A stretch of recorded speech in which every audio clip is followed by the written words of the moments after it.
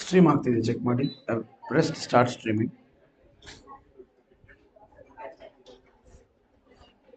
So 30 seconds.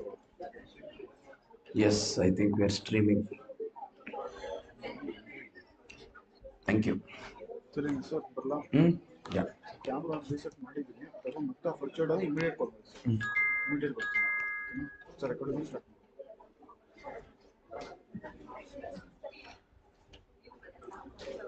One second, screen alignment ಒಂದು ನೋಡ್ತೀನಿ ಅಕಸ್ಮಾತ್ ಹೆಚ್ಚು ಕಡಿಮೆ ಇದ್ರೆ. ಸರಿ ಇದೆ. Not a problem. Thank you.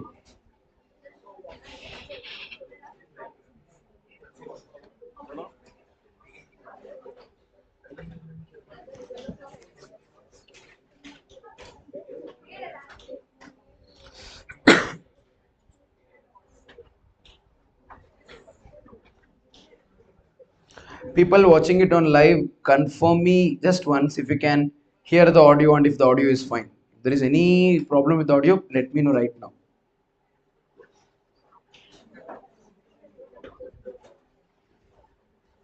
Is the audio fine? You are able to hear clear? There's no problems with the audio, no? Good.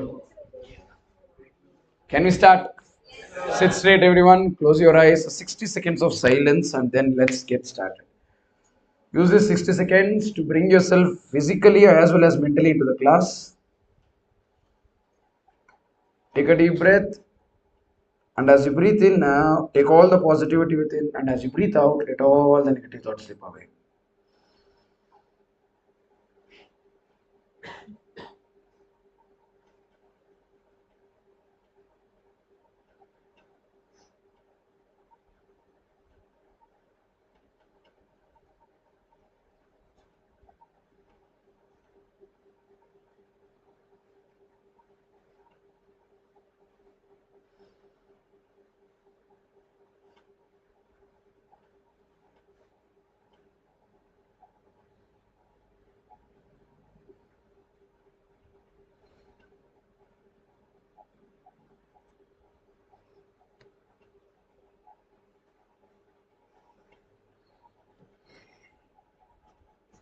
Set a goal for the day and think of all the tasks you want to get done by the end of the day.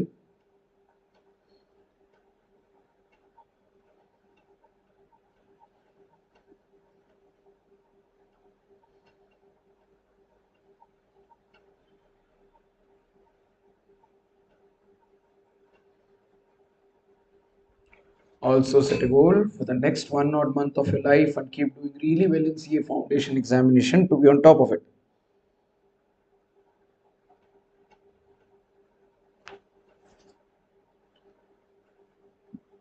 Believe that you have everything it takes to reach there.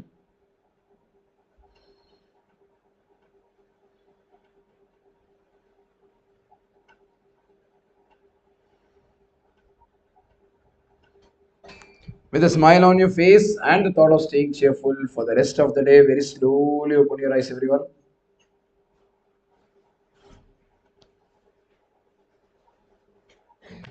Good morning, everyone. Yes, it's indeed a very good morning. Welcome back to CA Foundation Accounting. We are going to revise the entire syllabus of Foundation Accounting in these 2 dates. And why waste time? Let's begin. Beginning with the word accounting. We should try and understand the meaning of the word accounts before we go deep into the word of accounting and deep into the world of accounting. To begin with, the origin of the word accounts goes long ago, very long back, so long back that we were not there. We were all early men on the trees. So we're going so back in time. So when you go so much back in time, when we were all in the caves, we used to draw lines on the walls of the cave to keep track of number of cattle we have, maybe number of days we lived, number of wheels you made, or maybe number of kids we have also. So what started that way went on little more in detail. They started writing better pictures to keep track of the cattle or something of that type. So starting from then to the modern times where we are flooded with, right now a lot of people are watching this class on their YouTube account, Gmail account basically, or you might have got to know about this lecture on your Instagram account, or you got to know like you are not paying. If in case you would have charged, you would have paid money from your bank account to watch this lecture, because this lecture is no free. You use this money and then save it up in your investment account or your demat account. So starting from the time where early man wrote the lines on the cave to the modern time where we use bank account, where we use Instagram account, so for so-called things that you people use Snapchat account. So all of these are accounts. We've been flooded with accounts all our life. But one question that's left unanswered is, what do you mean by the word accounts? The meaning of the word accounts is lying in the question all by itself. If you closely observe the word account, it is a count. What is it? A count. A small pause between the first letter and the rest of the word gives you a clear understanding of the word accounts. What is accounts? It is a count. I would say a detailed track record of particular things. So if we keep track of number of mails you receive, number of mails you send, it becomes an email account. If you keep track of amount received and amount paid, it becomes bank account. If you keep track of investments purchased and investments sold, it will become an investment account. So keeping systematic record or track of things basically summarizes the word accounts. So just in case someone asks you what is accounts, so don't tell them accounts is systematic record. No, tell them accounts is an ocean. We're flooded with accounts. Starting from the morning Instagram message that you open, ending with that end of the day where you close your message or say email account. We have been flooded with accounts. We've been seeing accounts at every phase of our life. But this is not what we are expected to write in the exam. If you've been asked what is the definition of the word accounts, you'll write the definition given by AICPA, American Institute of Certified Public Accountants. It says that accounts is an art of recording, classifying, and summarizing in a significant manner and in terms of money thereof, transactions and events which are in part or at least of financial characters. And after we record, classify, and summarize them, further we are going to analyze them, interpret them, and communicate the results thereof. Too much to process, no? Too big a definition. You read this for 2 marks in your second PUC to write if the question is what is accounting. Here you would definitely not got a question where you would have to write the meaning of the word accounts or definition of the word accounts. That would never come in the foundation examination. But the next 1.5 hour discussion is going to be on the terms that you see in this definition. In the next 1.5 hour, we'll discuss what is recording, what is classifying, what is summarizing, what do you mean by a transaction, what is an event, how are they different, what do we mean when we say it is of financial character, how do we summarize them, how do we analyze, interpret, and communicate. That is what we're going to discuss in the next 1.5 to 2 hours. So this this accounting definition, what is there, is not something that you can discuss in one go. Parts of it will be discussed in the entire chapter 1 and chapter 2 of our syllabus of accounting. Can I go forward? Very good. Let's now focus on the word transactions and events. What word are we focusing on? So we'll focus and understand what do we mean by transaction and what do we mean by event. Transaction and events origin happens with human activity. Like you wake up in the morning, you come to the class, that is an event that's happening in your life.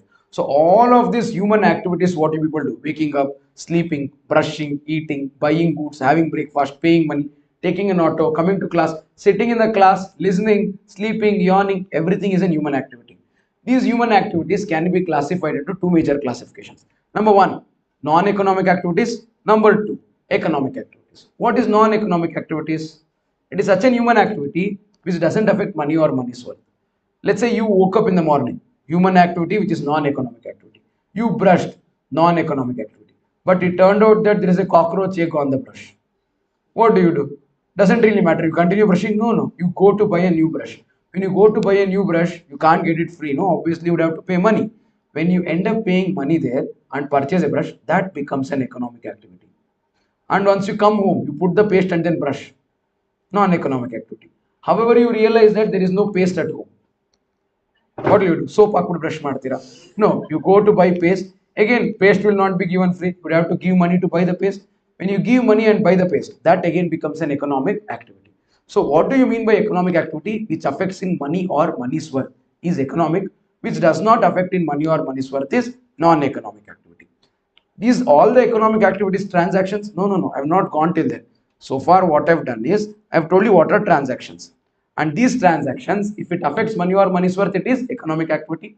If it does not affect money or money's worth, it is non-economic activity. Going slightly further, these economic activities we have to further check. Does it affect business or does it not affect business? When I go buy a brush, am I buying a brush to sell it?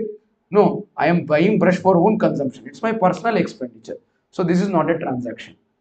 However, I am a dealer in brushes. I buy brush, I sell brush. I buy brush, I sell brush. Do I also brush? Yeah, that is none of your business. So my business is buying the brushes and selling the brushes. So if I, in order to sell the brush, if I buy the brush, it is a human activity which is affecting in money or money's worth. So it's a human activity which is an economic activity which is also relating to business. Then it will become a transaction. So for a specific activity to become a transaction, it has to fulfill three conditions. Number one, it's a human activity. Number two, it is an economic activity. Number three, it relates to business. What if it's no for any one of this? It is a non-economic activity. Immediately, it's not a transaction. If it is an economic activity but not relating to business, again, it is not a transaction. So what are transactions? These are human activities which affect money or money's worth and are related to business. I repeat, it is a human activity which is affecting money or money's worth and it relates to business. That's when it will become a very good. That's when it will become a transaction. So what is a transaction? It is an economic activity in relation to business which affects money or money's worth. When we say economic activity, it is affecting money or money's worth. Not every transaction will be affected in cash. Something equivalent to cash is also considered to be an economic activity. Did everyone have a fair understanding now as to what is economic activity and what is transaction? Very good. Now you might have heard of this famous like dialogue. No, is it event or not an event? All transactions are event. All events are not transactions. All our events are transactions. All transactions are not events. Something crazy like that.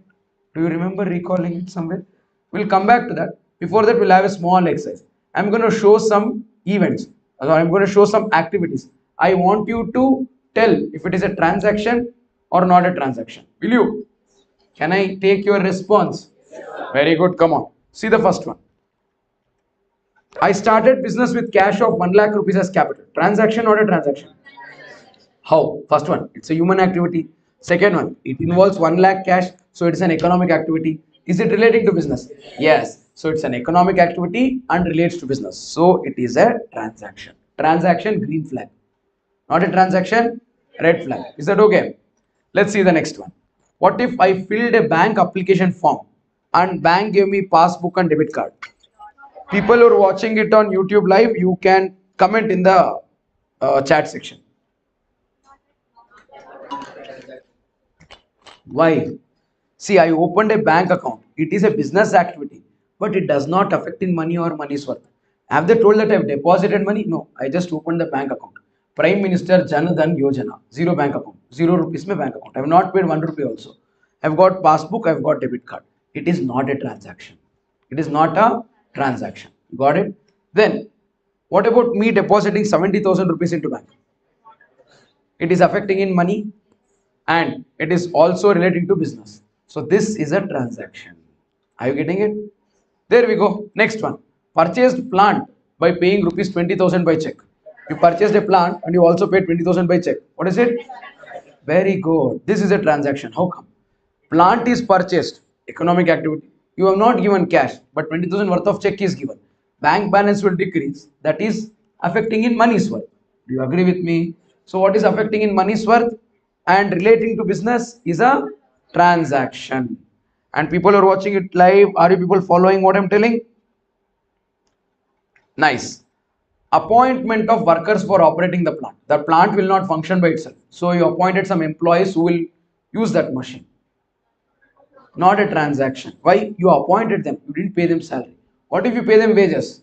Then it will become a transaction. I hope you understood this. So appointed workers for operating a plant is not an economic activity, but still relating to business. So it is not a transaction.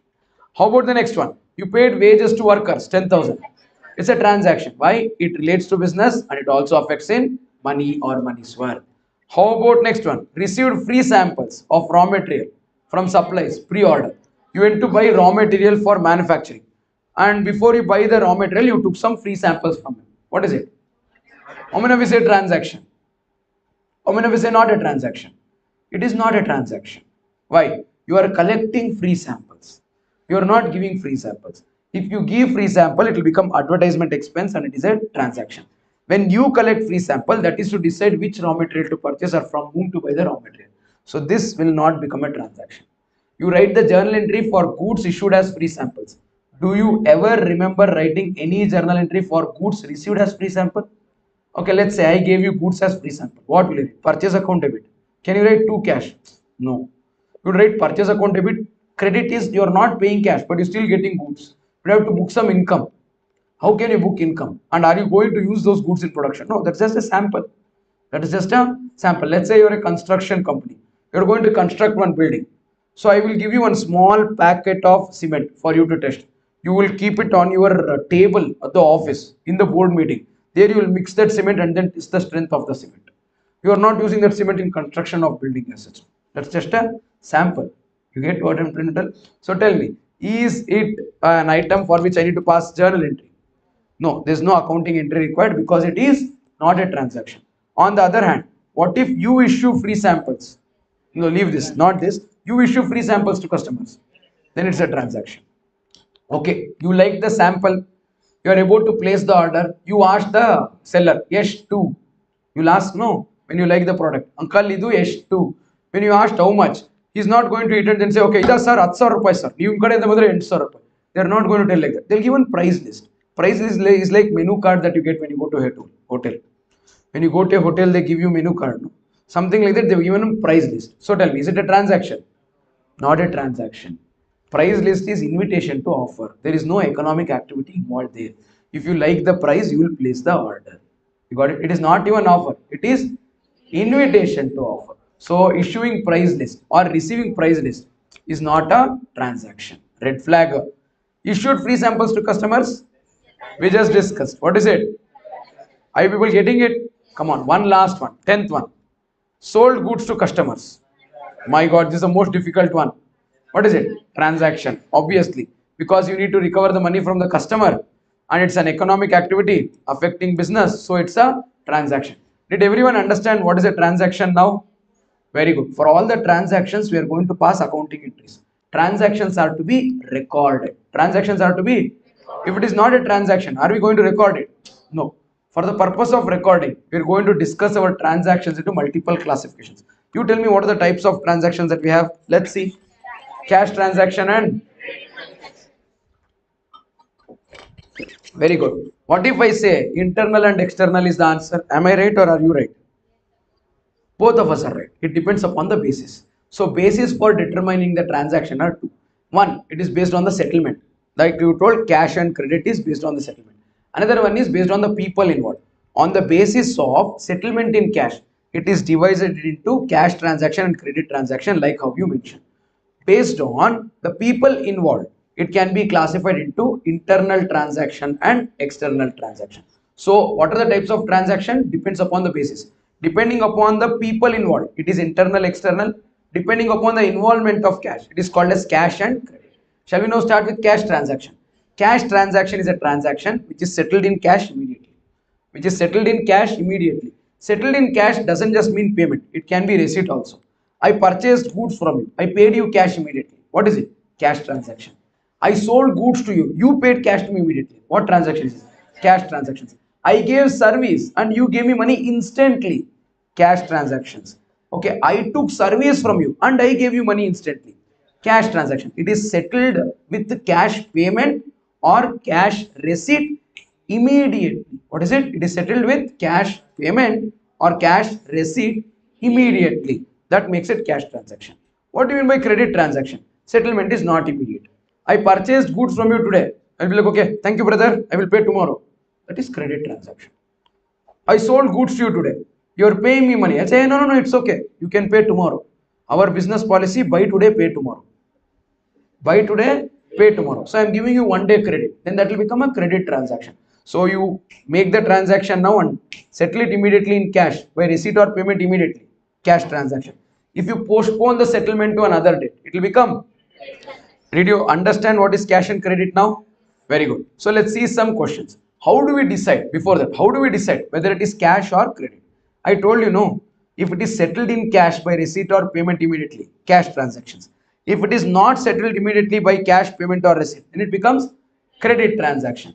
But how do we decide whether it is cash or credit when the question is given? You might have doubts sometimes. Should you write purchase account debit to Ram or should you write purchase account debit to cash? When to write Ram, when to write cash?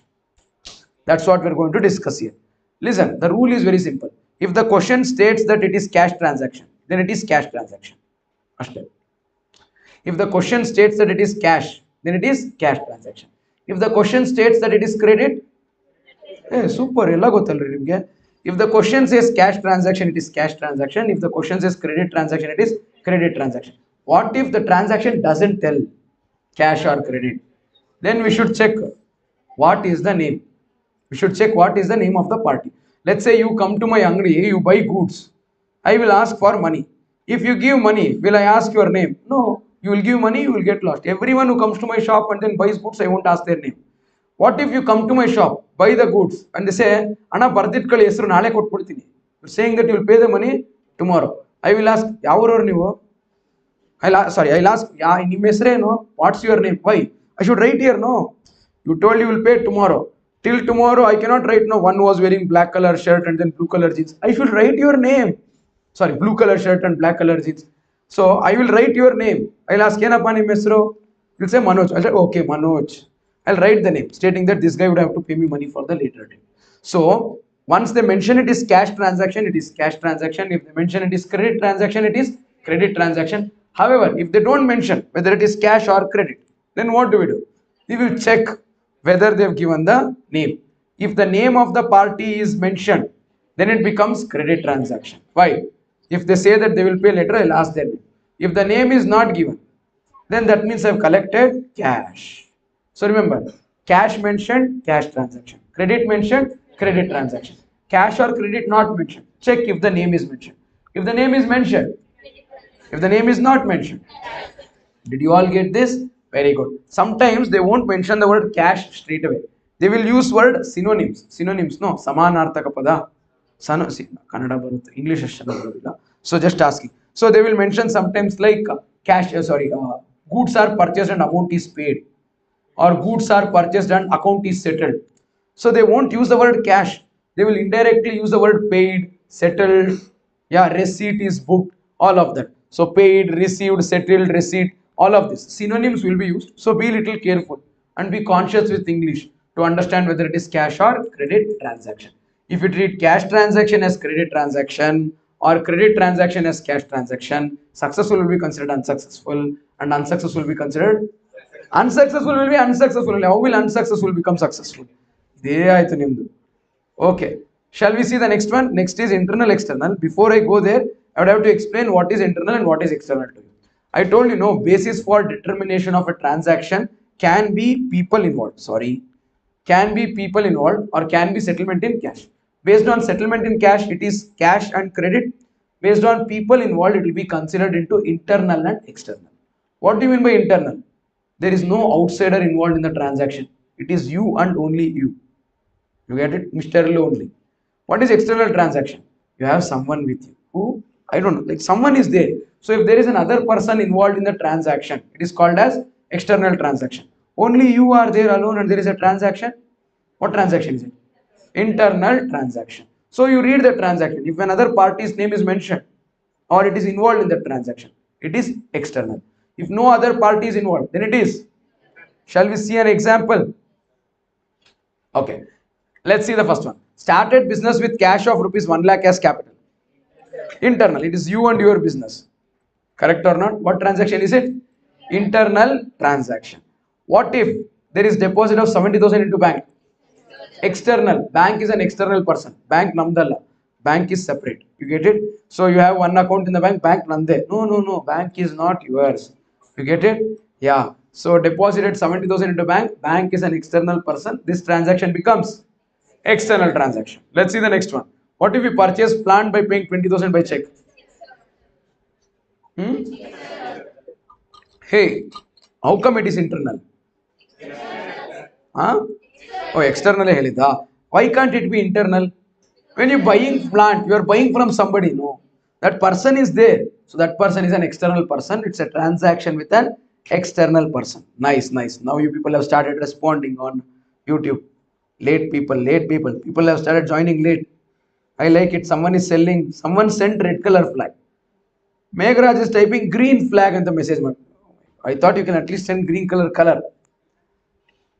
See the next one. You paid wages to workers 10,000. You paid wages. Workers is another person involved. No, it becomes an external transaction. Yeah, Inappa. After that, what if you purchase goods for 2,500? Why? There is again an external person involved in this. It's an external transaction. What if goods are destroyed by fire and there is no insurance? Internal. See you there and there is fire inside. Sorry, fire on your goods. That's it. So there is no other person involved. What if the same goods are destroyed by fire and it is insured? External. Why? There is involvement of insurance company. They would have to pay you claim. Correct or not? You'll write insurance claim account debit to purchase. No? So because you are going to involve an external party into this transaction, it becomes an external transaction. What do we have after this? Next, depreciation is charged on the plant at 10%. Internal. It's you alone. There is no other party involved. Internal transaction. What's the next one? After this, I think you have now understood what is internal, what is external, what is cash transaction, what is credit transaction, how to check whether it is internal or external. Okay. So they're sending hearts, green color hearts, red color hearts, green color heart, green color Kit Kat. Have you seen green color Kit Kat? It's interesting. So following transactions, you would classify them into cash and credit. Will you? Very good. So come on, let's start. Started business with cash of rupees 1 lakh as capital. Cash transaction. Immediately settled by cash. It's not like I started business but will bring capital after some time. Deposited 70,000 into bank. Cash transaction. Cash is involved. How about purchased plant by paying 20,000 by check? Check. You pay by check, you pay by phone pay, Google pay, whatever pay you pay. You paid no cash transaction. You get what I'm trying to tell? GPay, Paytm. Yeah, not every time Paytm. Sometimes you go and then say buy something and then say Uncle Paytm. They'll say TM Pay. Sometimes. Then you pay no. That will become again a cash transaction. If you know it, you know it. If you don't know it, then ask your friends later or check in the comments. They would have typed. Yeah. After this, what if you pay wages to workers? You paid no. Yeah, you cannot say okay, wages to worker has worked very hard. You take my heart. No, that is not considered. That is not allowed. You would have to pay them by cash on. Can you say your workers that you pay them in kind? No, you can't. You'd have to pay them by cash on. Correct, Alva? Yes. Correct. You would have to pay by cash on. Kaas kodbeku. Yeah, they'll say kaas kodu mama. Correct. You give them kasu, then that will become a cash transaction. What if wages are outstanding? Outstanding means employees have worked. Sorry, wages have worked. Laborers have worked. You didn't give them cash. They're standing outside asking for money. Outstanding wages. It will become what transaction? Credit. Because it is not immediately settled. It is outstanding. Instead of writing wages account debit to cash, you have written wages account debit to outstanding wages. Amele, when they come inside, you will write outstanding wages account debit to cash. Inside they'll come, collect the cash and go. Okay. If you don't give the cash, inside they'll come and they'll give and go. Not cash. Okay. Shramadana. Purchased goods on credit. See, the transaction itself is saying credit. So it is credit transaction. Meaning you have purchased goods, but you are not paying the money immediately. You get this? So the shop where you went and then bought goods, they have not put the board. No credit. They have not put the board. Sala keli sneha kaladu kollabe. They put that board. No. Don't ask for loan. Customer is the king and the king doesn't bargain. And king doesn't ask credit. Like now king alap. Namak sala saku. Then what if you purchase goods from Kiba? See, they have not mentioned whether it is cash or credit. Then we'll go to the next one. Have they mentioned the name? Yes. So you purchase goods from Kiba for 3,000, cash transaction. Sorry, credit transaction. What about the next one? You sold goods to Sakura for goods Ravasamitho. Why? They haven't mentioned cash or credit, but they have mentioned the name of the party. Because the name is mentioned, it will become a credit transaction. What if you sold goods to Sasuke for cash? credit name is mentioned, no? Cash is also ಎರಡು mention ಮಾಡಿದ್ರೆ first ಯಾವ್ದು mention ಮಾಡ್ತಾರೆ ಅದು ತಗೋಬೇಕಲ್ಲ. Cash, you should have to take cash. What if wages and salary? Where do you write wages and salary? Is wages and salary and wages same? They are different. Both are same. They would have to give wages and salary separately. Just because they don't give it separately and give it together, wages and salary andre trading account debit ante, salary and wages andre P&L account debit ante. Yavan helide? Wages and salary is not the correct thing. You should give wages separately, salary separately. But people who made the question are mad. They've given it together. What do? We would have to actually split it and write. If we don't have reasonable basis, we can assume it to be wages or assume it to be salaries, our choice. But usually what would we do is wages amount will be much more than the amount of salaries. So the assumption is that wages is more and salary is less, so it is considered as wages. Alternatively, you can take the entire amount as salaries also. In a real world, what do? When the client says wages and salary, you will say, tell me how much wages, tell me how much salary. You will ask, you should know how many wages, how many laborers are there, how many employees are there, you should compute and take. You got it? Okay. Purchase goods on credit, purchase account debit to creditors account. They have not given the name. Or you can write better name. If you don't like the word creditors, that's not much clear, no, creditors. You can write purchase account debit to Sundri creditors account. That's it. So you can't do anything after. They would have to actually mention the name of the party. If they don't mention Sundri. Okay. Sundri is a common word. Sundri means it's in the normal course of operations. You get what I'm? Yeah. Sun dry, yeah. Then batte onagakoda. Sunny dry mado, sun dry creditors. Oh God. Good. Did you understand sold goods to Sasuke for cash? Did I answer your question? Very good. Then, now you understood the word transaction. Correct, Alva? Now, there is one more thing that you should have focused here. What is the word event? So far, we've understood no transactions. What is a transaction? We've understood transaction to be a human activity which is economic in nature and relates to business. Only then it will become a transaction. Further, we discuss transaction in detail. Transaction can be classified into two categories: cash and credit based on settlement, external and internal based on people involved. You understood the word transaction in detail now. Next thing is event. Event is a result of a transaction. What is event?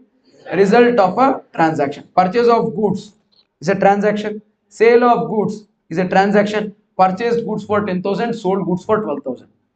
What did you make? Profit of 2,000. Purchased goods for 10,000. Sold goods for 12,000. Purchased goods for 10,000. Sold goods for 12,000. You made 2,000 profit. That is the result of these two transactions, and that profit of 2,000 rupees is an event. What is it? Did you understand this? What is event? Event is a result of a transaction. Let us say you purchased 100 units and you sold 80 units. You are left with 20 units. Purchasing 100 units is a transaction. Selling 80 units is a transaction. You are left with 20 units closing stock. That is an event. What is that? You pass accounting entry for transaction. You adjust and then record events. Events, there is no journal entry. Please tell me, what is a journal entry for gross profit that you determine in trading account? Trading account debit to gross profit carried down. See, Angela, journal entry illa. It is adjusted and then recorded. There is no double entry system for that. There is double entry. You write it at both places. Trading account debit side, P&L account credit side. But there is no accounting entry. What is a journal entry for closing stock? There is no entry. Why? These are events. What are these? Events are adjusted into books of accounts. There is no accounting entry. Transactions are recorded by way of journal entry. So events are results of transactions. What are events? Once you record transactions, the result of that is basically event. I hope you got the answer. Very nice. So far we've understood the meaning of the word transaction and event from the definition. Now shall we see another small part? Usually this is what we discuss in a regular class. Who is the father of accounting? So the father of accounting father of modern method of accounting is Luca Pacioli. So usually this is the picture. Luca di Pacioli. Can you see? Gogaya idangidalla. So Luca di Pacioli. So he's a Franciscan friar. He's like a mathematician who wrote a book by name Summa di Arithmetica Geometria Proportiani et Proportionalita. That's the name of the book. You want to see the cover of the book? Not like the fancy New Times, but this is the cover of the book. See, summa di arithmetica geometria proportiani et proportionalita. So this is the cover of the book, and this is the closest reference that we can find to the modern method of accounting. He did not invent the method of accounting. There was already, it was in practice. Whatever the methods of accounting and the accounting practices, what was there at that time by the businessman, he wrote it into a book, and then that's the reason we call Suma our Suma ಅಂತಾನೆ ಬರುತ್ತೆ ಹಳೆ school friend so Luca Pacioli is considered as the father of modern method of accounting. Did you understand this? However, if you remember, there was an Indian scholar by name Chanakya. Yeah, Chanakya wrote this book called as Arthashastra.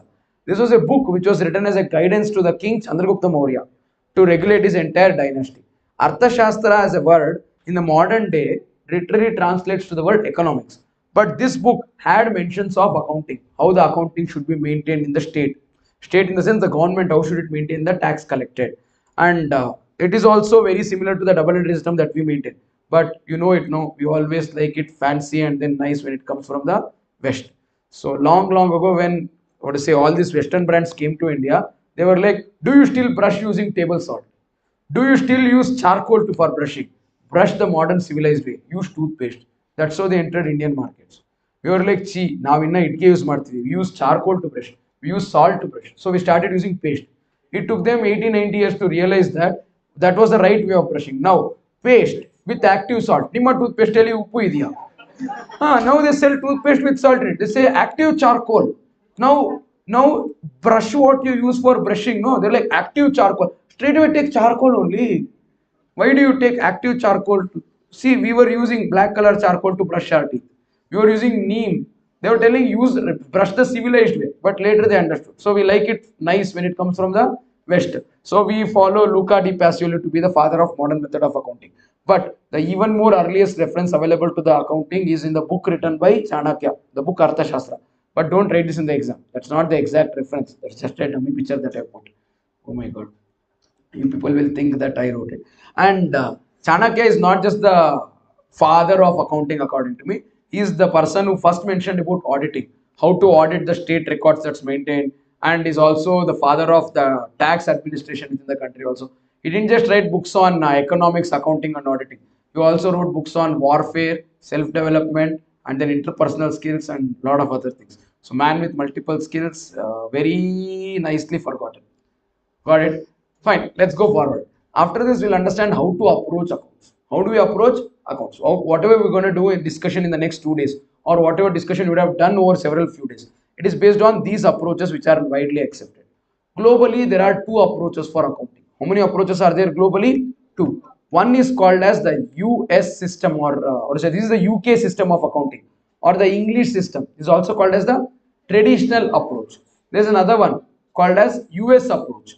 It is also called as modern approach or American approach. US, American or modern approach, UK, English, British or traditional approach.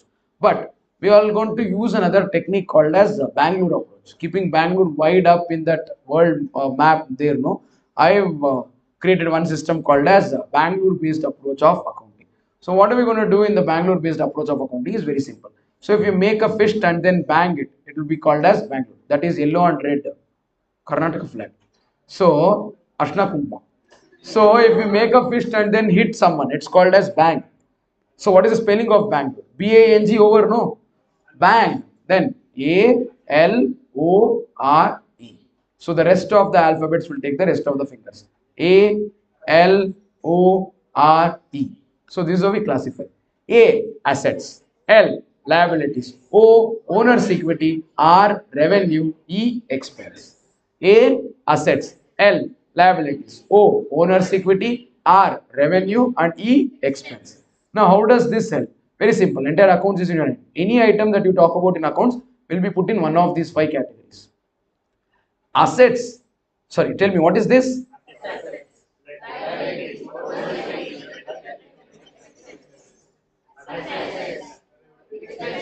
Listen to me, like liability and without even I showing the figure. Assets and expenses. This asset and expense, if it is increasing, it is called as debit. If you keep it up like this, it's called as debit. This asset and expenses, if you keep it down this way, it's called as credit. So what is this? Debit. What is this? Asset and expense increase debit, asset and expense decrease credit.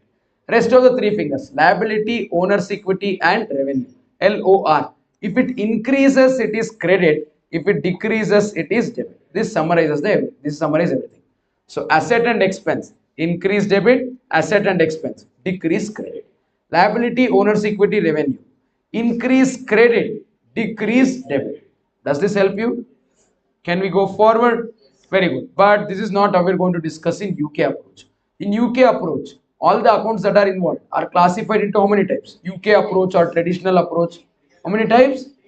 Very good. Wrong answer. Answer is two. Two types. Personal accounts and impersonal accounts.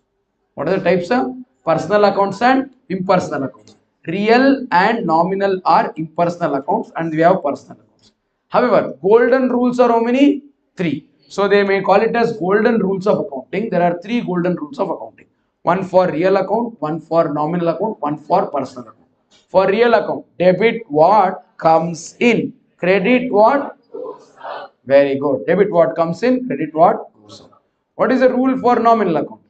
Debit all expenses and losses, credit all incomes and lastly, what is the rule for personal account? Debit the receiver of benefit. Don't write debit the receiver, credit the giver. It is debit the receiver of benefit and credit the giver of benefit. Complete the rule.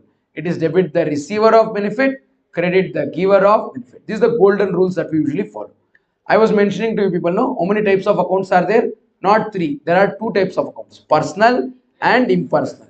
Personal accounts are further classified into real personal, artificial personal and representative personal account, and impersonal accounts are real account and nominal account.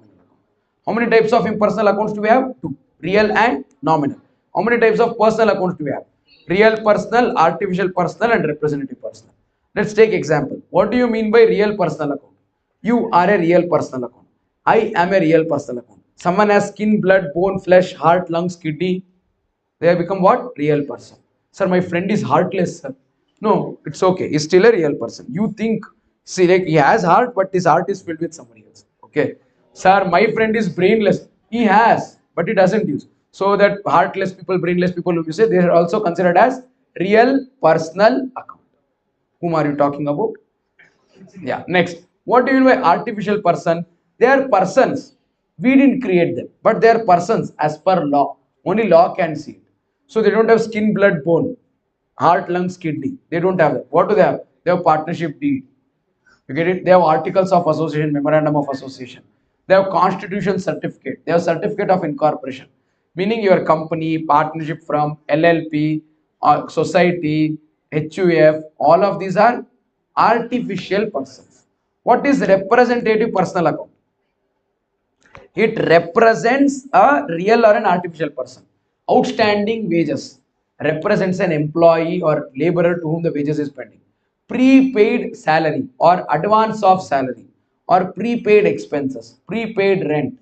Prepaid rent represents the landlord or landlady to whom you paid the money in advance. So representative personal account represents a real person or an artificial person. Example, outstanding rent, prepaid salary, salary advance, prepaid expenses, or accrued interest, all of them become what accounts? Representative personal accounts. What are real accounts? Real accounts are accounts of assets. Real accounts are accounts of assets, plant, building, machinery, furniture, all of that. What about nominal? Expenses and incomes. Did you understand? Am I going fast? Yes, we have to. We're doing marathon revision. So accounts of both tangible and intangible assets, real. Accounts of expenses and incomes, nominal. And personal account, though, you understood. Have you understood? Real person is an account of natural persons. Your name, my name, all of us. What is artificial person? Persons created by law. LLP, partnership firm, company, HUF, associate, union, body of individuals, association of persons, all of this. And bank account is also an artificial personal account. Remember. Last one is representative personal account. This outstanding expenses, prepaid expenses, accrued incomes, all of this will become representative personal account. Can we go forward? Yeah, Manjunath is saying call. Call madbeka. Call ide author call. Okay, he's talking about call. Call. Call yeah. ಅರ್ಥ ಆಯ್ತಾ? I'll tell you something. Let's see if you'll understand. ಕಾಲ್ ಇಲ್ಲ ಅಂದ್ರೆ balance ಮಾಡೋಕ್ಕಾಗಲ್ಲ, balance ಇಲ್ಲ ಅಂದ್ರೆ ಕಾಲ್ ಮಾಡೋಕ್ಕಾಗಲ್ಲ ಅಲ್ವಾ? Did not understand. Not required. Not required. You can skip this part. Yeah. Then observe. Hey, yaar, the local art. Okay, then US or American are also called as our modern approach. Yeah. So what is US or American or modern approach? This is similar to our Bangalore approach. Namde kadbutavre. No.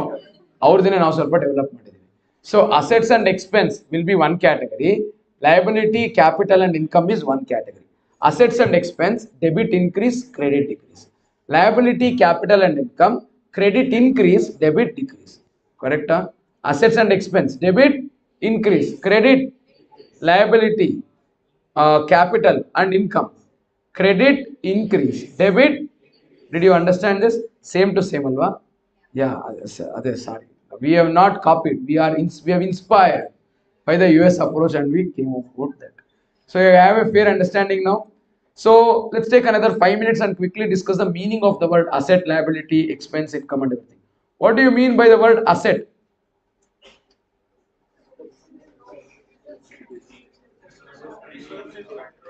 Resources. Account, sorry, asset is a resource.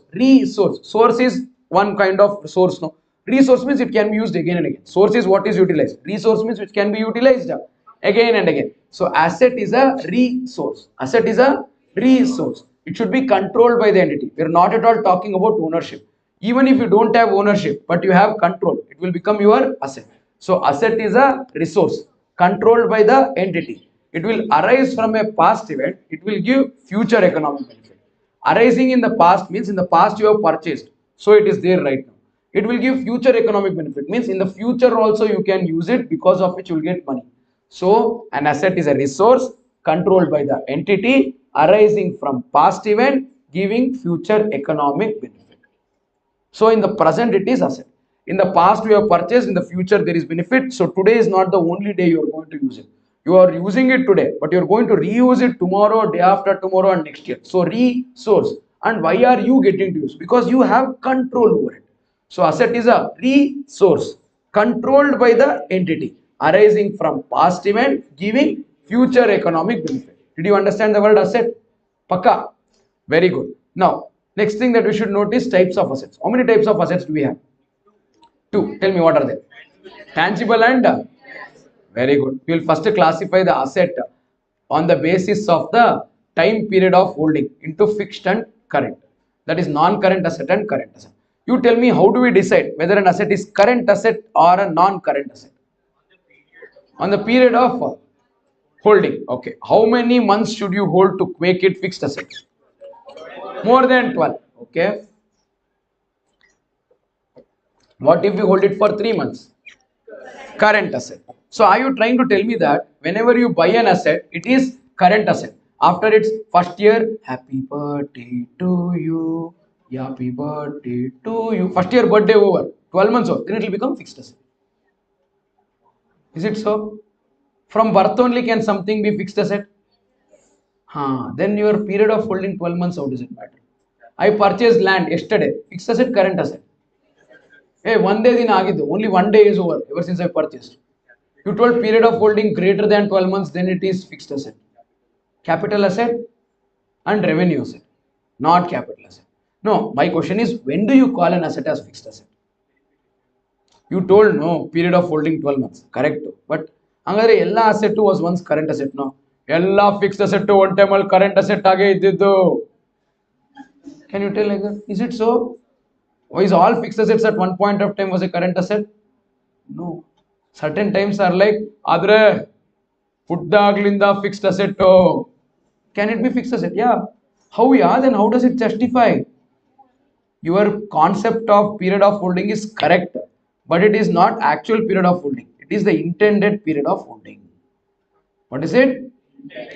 If you buy an asset with an intention of holding it for more than 12 months, it is fixed asset. If you buy an asset with an intention of not holding for more than 12 months, it is current asset. You buy inventory with an objective of selling it immediately, current asset.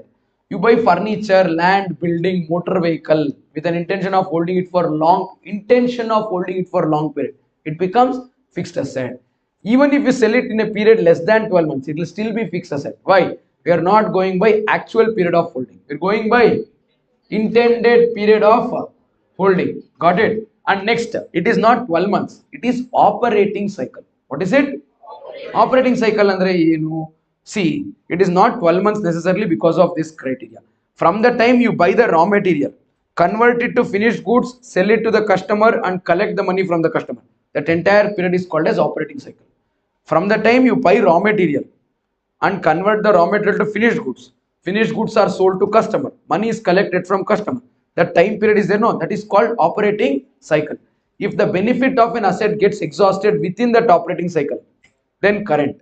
If the benefit of that asset gets extended beyond the operating cycle, then it is fixed asset, that is non-current. Are you getting it? What if my operating cycle is 3 months and I buy an asset for 4 months?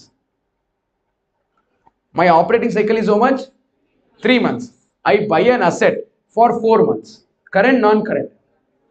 It is non-current or current? It is still current. Why? It is operating cycle subject to minimum of 12 months. Sir, ಏನು ಹೇಳ್ತಾ ಇದ್ದೀರಾ? I'll tell once again. Listen. We need to consider operating cycle subject to minimum of 12 months. My operating cycle is 3 months. 3 is lesser than 12. I'll consider 12 months to decide whether an item is current or non-current. What if my operating cycle is 18 months? From the time I buy the raw material till the time I convert it to finished goods and then sell, I'll take 18 months. Then what do I take? 18 months I should take. Sir, basically, are you telling we should take whichever is higher? Yeah. I'm telling we should take whichever is higher. Let us say, from the time I buy the raw material, manufacture it to finished goods and then sell, I'll take 18 months. How many months? There is one asset I purchased. This is for 14 months. Current asset, non-current asset? Non-current. Current. Why? 18 months is my operating cycle. That benefit of that asset will get exhausted within operating cycle. Current. Are you getting it? What if it is 19 months? Then it is non-current. So how do we decide whether an item is current or non-current? It is subject to operating cycle with a minimum of 12 months. Now, I run Golgappa shop. I make puri in the morning, alugade palya in the afternoon, sell everything by evening. Tonight stock is over. I take kali butti with me, go back home. Again, tomorrow I'll get one entire butti of puri, one entire box of alugade. And tomorrow again I'll sell Golgappa. My operating cycle is 1 day. My operating cycle is 1 day. What if I have an asset which will last for 5 days? Will it become fixed asset? No. It is still current asset. So it is operating cycle subject to minimum of 12 months. If my operating cycle is less than 12 months, how many months should I consider? 12 months. If my operating cycle is more than 12 months, then consider operating cycle. And it is not actual period of holding. It is intended period of holding. It is not actual period of holding. It is intended period of holding. See this. How do we decide whether an asset is current or non-current? Based on operating cycle subject to minimum of 12 months. What is operating cycle? Read. Time between purchase of raw material to sale of finished goods and collection of money from customer. If you don't know this basis, no, if you keep on telling 12 months, no, you will survive foundation, but you will get stuck at inter. Like one this answer, your inter faculty will make fun of you. You got what I'm trying to tell? So, me only. I'm trying to tell you for that reason only. So try and figure it out here. So what is it? It is time period from the time you buy raw material till the time you sell the finished goods, subject to minimum of. Very good. So you should basically take operating cycle at 12 months, whichever is higher. Okay. So now you know fixed asset and current asset. Next, further fixed asset can be classified into two. tangible asset and intangible asset. What are the two classifications? Tangible and intangible. Tangible means what? It has physical existence. It can be touched, it can be seen, it can be felt. What is intangible? You can't touch because you can't see, you can only feel it. You got it? So that becomes our intangible asset. Physical existence idre tangible. Physical existence illa andre intangible. Shall I further classify my current assets also into tangible, intangible? No, no, no. Current assets cannot be classified into tangible, intangible. See, fixed assets is like building, land, goodwill, license, patent, all of this. That you can classify. Tangible, intangible. Current assets is debtors, bills payable, all of this. Can you go to your debtor and then say, can I touch? Why? I want to know, are you tangible or intangible? Kapala koditara. You can't do that. You get it? So only fixed assets are classified into tangible, intangible, not current assets. Did everyone understand this? Example for tangible assets: land, building, plant and machinery, motor vehicle. Intangible assets: goodwill, copyright, patent, license, know-how. All of these are examples for intangible assets. Okay, now, yeah. After this, let's go to the next one. Liability. Asset over, no? A over. Next. L. What is L? What do you mean by liability? What do you mean by liability? Yeah, come on. It's a very good. Arising on. Okay, final closing statement. Resulting in outflow of resources. Focus on this. So, what is a liability? Liability is a present obligation. Today, right now, I have an obligation. Obligation means I might have to perform an act. I might have to pay money. So, it's a present obligation of an entity. Why is this arising? Because of a past event. In the past, last month or last day or last year, I have purchased goods or I have taken service or I have borrowed money. Because of that, I need to pay money right now. In the past, something has happened. Because of that, today I have an obligation. And this is going to result in outflow, not necessarily of cash, can be non-cash consideration also. So it might result in outflow of resources. So what is a liability? It is a present obligation arising because of past event. I repeat, it is a present obligation arising because of a past event, resulting expected to be resulting in outflow of what? Resources. So it's a present obligation arising from past event expected to result in outflow of resources, and that becomes liability. Understood? Liabilities also will be classified into current and non-current. Current and tangible, intangible, tangible, intangible parala. Only current and non-current based on operating cycle subject to minimum of 12 months. Understood that? Then we are finished with assets. We are finished with liabilities. Next we'll discuss owner's equity. Now tell me, what is owner's equity? Owner's equity is capital and reserves together. Money that we owe to the owner. The money that we owe to the owner is because of the money that they've already contributed and the money that we have earned, which we have to give back to them only. So it is opening capital plus additional capital, like initially they have given or they have given later. From this, money that's already returned to them will be deducted by way of drawings. And from this, if you also deduct the loss and add the profit, that will become your owner's equity. So what is owner's equity? Amount invested by the owner, that is opening capital plus additional capital. From this, we deduct the drawings made by the owner. To this, we add the profits if any. Sir, what if there is loss? Loss is minus 1. So opening capital plus additional capital minus drawings plus profit minus loss will become our owner's equity. It is also called as capital plus reserves. Then we'll discuss the last two. A over, L over, O over. What are the last two? R and E. Revenue and expense. What is R for revenue? What is E for expense? Revenue is sum of all the benefits that is sold, goods sold or services given. You have sold goods to somebody, that is revenue. You have given benefit to somebody, service is entered. Then it is again, what is it called as? Income or revenue. It is value of all the goods sold or services rendered by the entity. It is sum of all the goods sold or services rendered by the entity. On the other hand, what is expense? It is value of all the goods purchased or services taken by the entity. Observe, what is the last one? Expense. It is sum of all the or value of all the goods bought or services taken by the entity. Now, do you know all of them? What is this?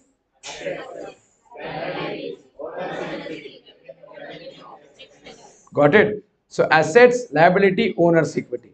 This will become your balance sheet. Assets, liability, owner's equity. What is all of these three together? Balance sheet. Am I right? So, what is this? Revenue. What is this? Expense. These two together. P&L account. So, what is this?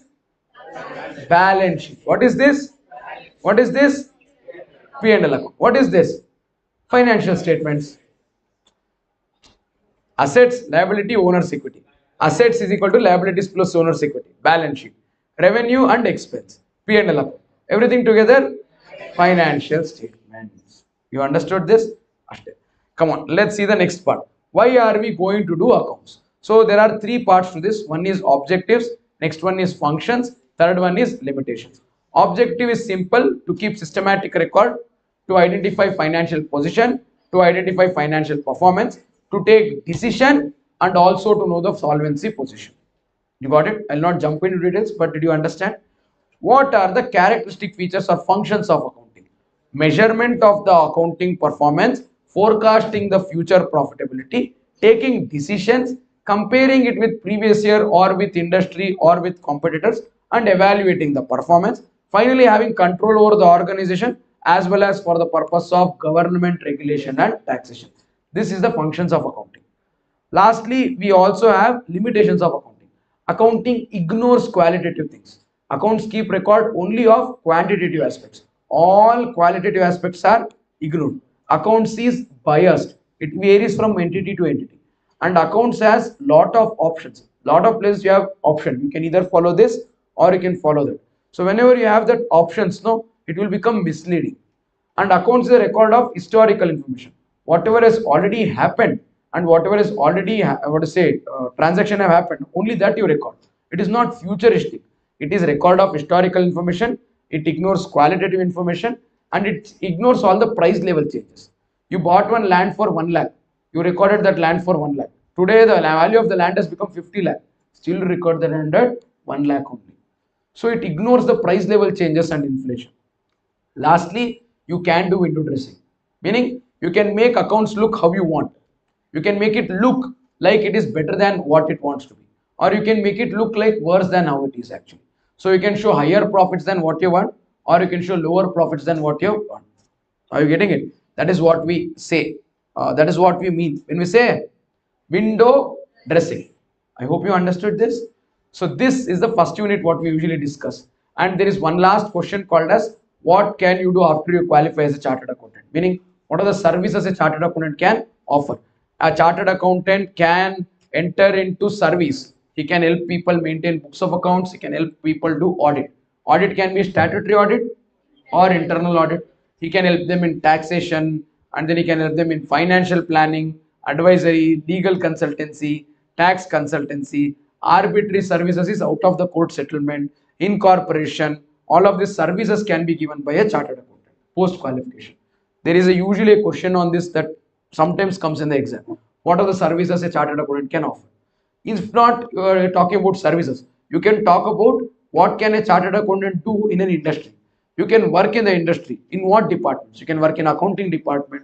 You can work in costing department. You can work in finance department, budget department, treasury department. These are the departments in which chartered accountant can work in industry. After you finish service and industry, then you have something called as you can work in public sector enterprise also. PSUs. There also you can work in similar departments: finance, budgetary, audit, account, reporting. You can work in these departments. If in case you end up not working in all of this, you are not giving services, you are not part of industry, you are not part of PSU. You can start helping the government frame the fiscal policies. When they come out with budget, when they come out with policies, those policies are framed no in the meeting before the budget. That is not done by the finance minister. There are team of people who work for the finance minister. That team definitely involves someone like a chartered accountant. Or you can contribute to nation development by your own way. You can become an entrepreneur and help for the economic growth of the country. This is the role of a chartered accountant in the society. So this is one part what I want you to read today. because sometimes you might end up getting a 4 or 5 mark question on this. If they say role of an accountant, you can write service, industry, public sector, framing fiscal policy, economic growth. Sometimes they straight away ask the question, what are the services what a chartered accountant can offer? In that case, you straight away write what is there only here. Just this. Got it? By this, we have successfully completed the theoretical framework introduction. Now, let's understand and then do concepts and conventions. Shall we? Very good. Give me a moment. Let me start with concepts and conventions. We're going to go slightly slow in the beginning till the time we finish off that first one and a half chapter. Once we finish that, then we're going to go at a different pace. Is that okay? First chapter will go slow.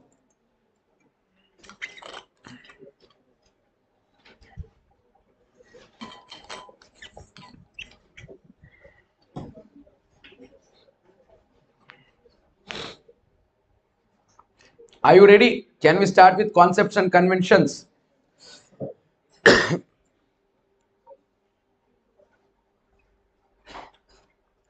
Let's now start with accounting concepts and accounting conventions. Are you ready? First we'll discuss accounting concepts, then we'll come to accounting conventions. So what do you mean by an accounting concept? Accounting concept andre enu? Don't give examples of accounting concepts. Meaning of the word accounting concept. So imagine you have an idea, that is accounting policy. Imagine you have an idea. So like, oh, why can't we do like this in accounting? You get that idea and only you follow. It will become concept. However, that idea what you got, I also like. I told my friends, they also like. We told it to group of people who are doing business. Everyone likes it. Now everyone who's doing business is following your idea, your I want to say that concept that you came out with to do accounting. So that idea which everyone has started accepting globally becomes an accounting concept. So it's an idea or a notion which has global acceptance.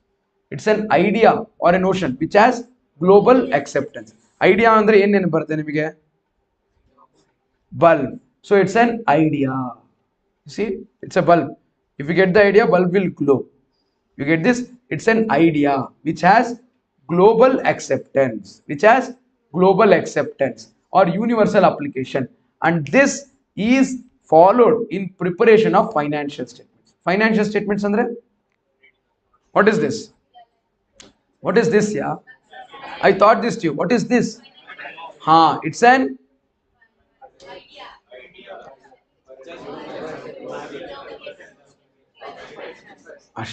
see this.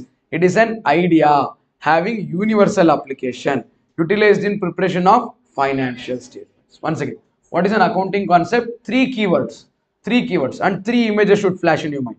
One, it's an having followed in preparation of, it's an accounting concept. So it's an idea having universal application which is followed for preparation of financial statements becomes accounting concept. You got this? So how many accounting concepts do we have? We have 10 of them. How many of them? 10 of them. So there is the list. So entity, money measurement, periodicity, accrual, matching, going concern, cost, realization, dual aspect and objective evidence. So these are the accounting concepts that we have. So which one do we start with? We'll start with going concern concept. So what do you mean by going concern concept? See, you need to remember the statements for these concepts, conventions, meaning of concept and everything from chapter 1 and 2 very clearly. Because when you get those 2 marks, true or false questions, it will be from this. And at the end, you will get short notes questions exactly from this. You will write the same words, same to same, without even changing the one letter. And I'm not going to make you remember 8 lines, 9 lines, 10 lines. No, 2 lines only. How many lines? 2 lines. Maybe when you go back home, you can watch this part of this YouTube lecture once again if you want, till the time you recall it. Got it? So let's start with the going concern concept. What do you mean by the word going concern concept? So I'll teach you how to remember going concern concept. Shall we go into going concern concept? See, hange nodta iri ola gottogona. So going concern concept andre ಏನದು ಹೋಯ್ತಾ ಇರೋದು. You got what I'm trying to tell? So going concern concept says that, follow me, okay? Keep your hands free. An organization, first I'll tell, then you'll tell after me, okay? An organization neither has an intention nor a necessity to close down its operations in the near future. This is going concern concept. What is it? Now you will tell after me. An organization, after me andre after I tell you tell. An organization, hands. Adu kelide, hands free. Organization, neither as an intention nor a necessity to close down its operations. Lazy people, close down its operations. Assume that you have two hands. Assume. Idya, but use ಮಾಡಿ. Okay, an organization, neither as an intention nor a necessity to close down its operations in the near future. What is it? See, an organization neither has an intention nor a necessity to close down its operations in the near future. What does this become? Going concern concept. Everyone got this? So next time exam only one question, the answer is going concern. Your friend is there, you are here. What will you tell? Going, yeah. If not like concern, it's difficult. Can you communicate? No.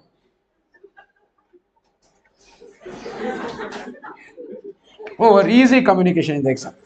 Yeah, see, this is last minute examination tips, how to perform well in the examination. See, this is fundamental accounting assumption. Every entity is assumed to be a going concern. You get what I'm trying to tell? We do balance sheet, no. We do it only because there is going concern. If there is no going concern, there would have been no balance sheet. You get this? So financial statements are prepared because there is going concern. Got it? Then let's go to the next concept. Shall we? Very good. After this concept, next one we're going to do is periodicity. I'm going to tick that going concern concept. Tick aitala. Next we'll go to periodicity. Observe periodicity number 3. Periodicity li O kanasta idya? O hange nodi. Okay, let's do periodicity concept. What does periodicity concept say? See, I told you an organization neither has an intention nor a necessity to close down its operations. So basically, organization is going to have a long life, no? Long business. That long life will be cut into small parts. That long life will be cut into small parts. And for each small part, no, we give one name. What is the name that we give to each small part? Accounting period. Let's say your business is going to run for 20 years. Can you do one balance sheet for 20 years? 20 ವರ್ಷಕ್ಕೆ ಒಂದ್ಸತಿ ಸ್ನಾನ ಮಾಡಿ, sorry, 20 ವರ್ಷಕ್ಕೆ ಒಂದ್ಸತಿ balance sheet ಮಾಡೋದು. Can you do that? No, you would have to do it for each year, no. So you divide the 20 years or 30 years of useful life into smaller parts. Each small part is called as accounting period. And for each accounting period, you prepare financial statements. Observe, entire life of the business is divided into smaller parts called as accounting period, and financial statements are prepared for each accounting period. I'll tell once again. Observe, later you will tell after me, then we will say together.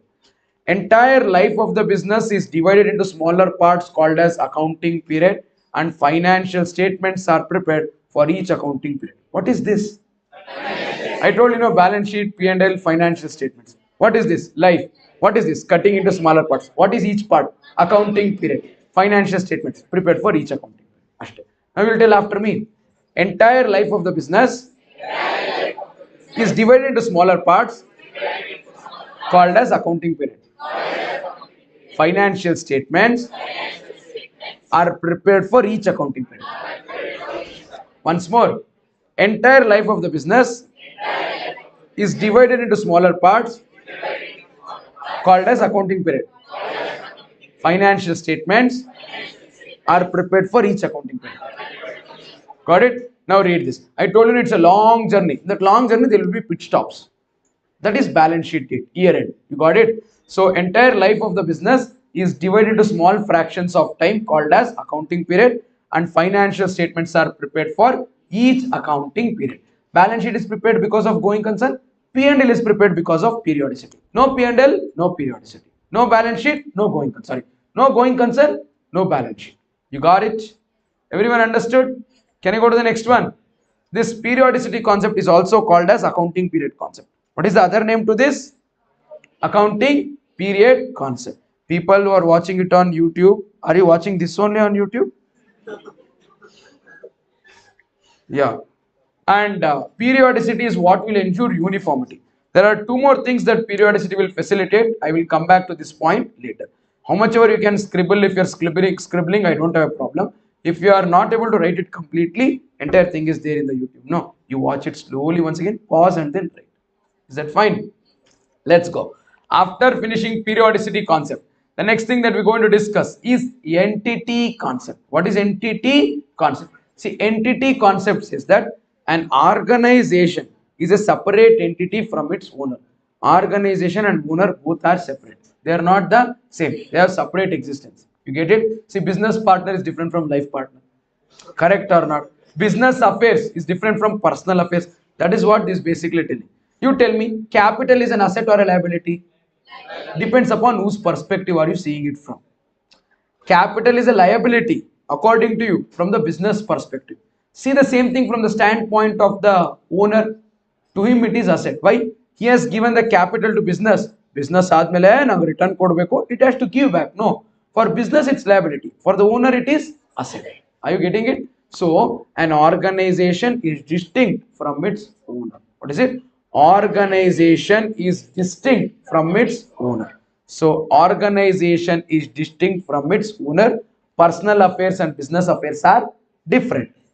Same capital which is liability to business is asset to the owner. You got it?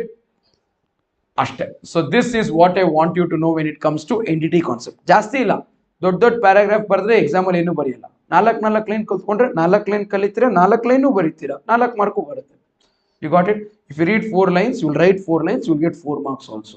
I'll discuss also a couple of RTP questions. They've asked some questions on concepts and conventions. Did you understand this? Can I take you all to the next one? After entity concept, I have a question to you all, but okay, you better be separate legal entity and this is same or different. Next, we'll discuss money measurement concept. What are we going to discuss next?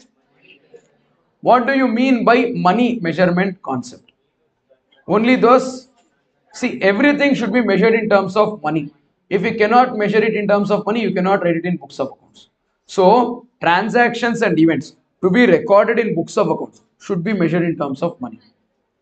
Transactions and event to be recorded in books of accounts should be measured in terms of, what if you can't measure it in terms of money? You cannot record it in books of accounts. Do you get what I'm trying to tell? Can you say expenses ಎಷ್ಟು ಇಷ್ಟು? ಅದೇನಿದೆ ಇಷ್ಟು? Assets ಎಷ್ಟು ಇಷ್ಟು? You can't write ಇಷ್ಟು and all. You need to write some number, 10,000, 20,000, 15,000, 4,000, 4 rupees, 50 rupees, 60 rupees. You have to measure it in terms of money. Everything, whether it is land, building, plant, machinery, expense, income, friendship, whatever it is, it has to be measured in terms, it has to be measured in terms of money. If you cannot measure it in terms of money, you cannot write it in the books, you cannot write it in the books of accounts. What is money measurement concept? It says that transactions and events to be recorded in books of accounts should be measured in terms of, one second, okay, now you will tell after me. Transactions and events. Transactions. What is it? Andre, you take something, you give something. That's the transactions and events to be recorded in books of accounts should be measured in terms of money. Once again, okay. Transactions and events. Everyone has hands. Okay, please use. Transactions and events to be recorded in books of accounts should be measured in terms of money. Observe this. Transactions to be recorded in books of accounts should be measured in terms of money. Money is the universal form of measurement. You get this? So universally accepted, it's a medium of exchange and it is of standard economic value. Expense also can be measured in terms of money. Goods also can be measured in terms of money. Service also can be measured in terms of money. Asset also can be measured in terms of money. Depreciation on the asset also can be measured in terms of money. So it's a medium of exchange. It is also of standard, it's of standard economic value. That is the reason money is considered as a measurement tool to record items. You got it? Very good. So did everyone understand money measurement? After money measurement concept, money measurement over, entity over, periodicity over, next one, accrual concept. What is it called as?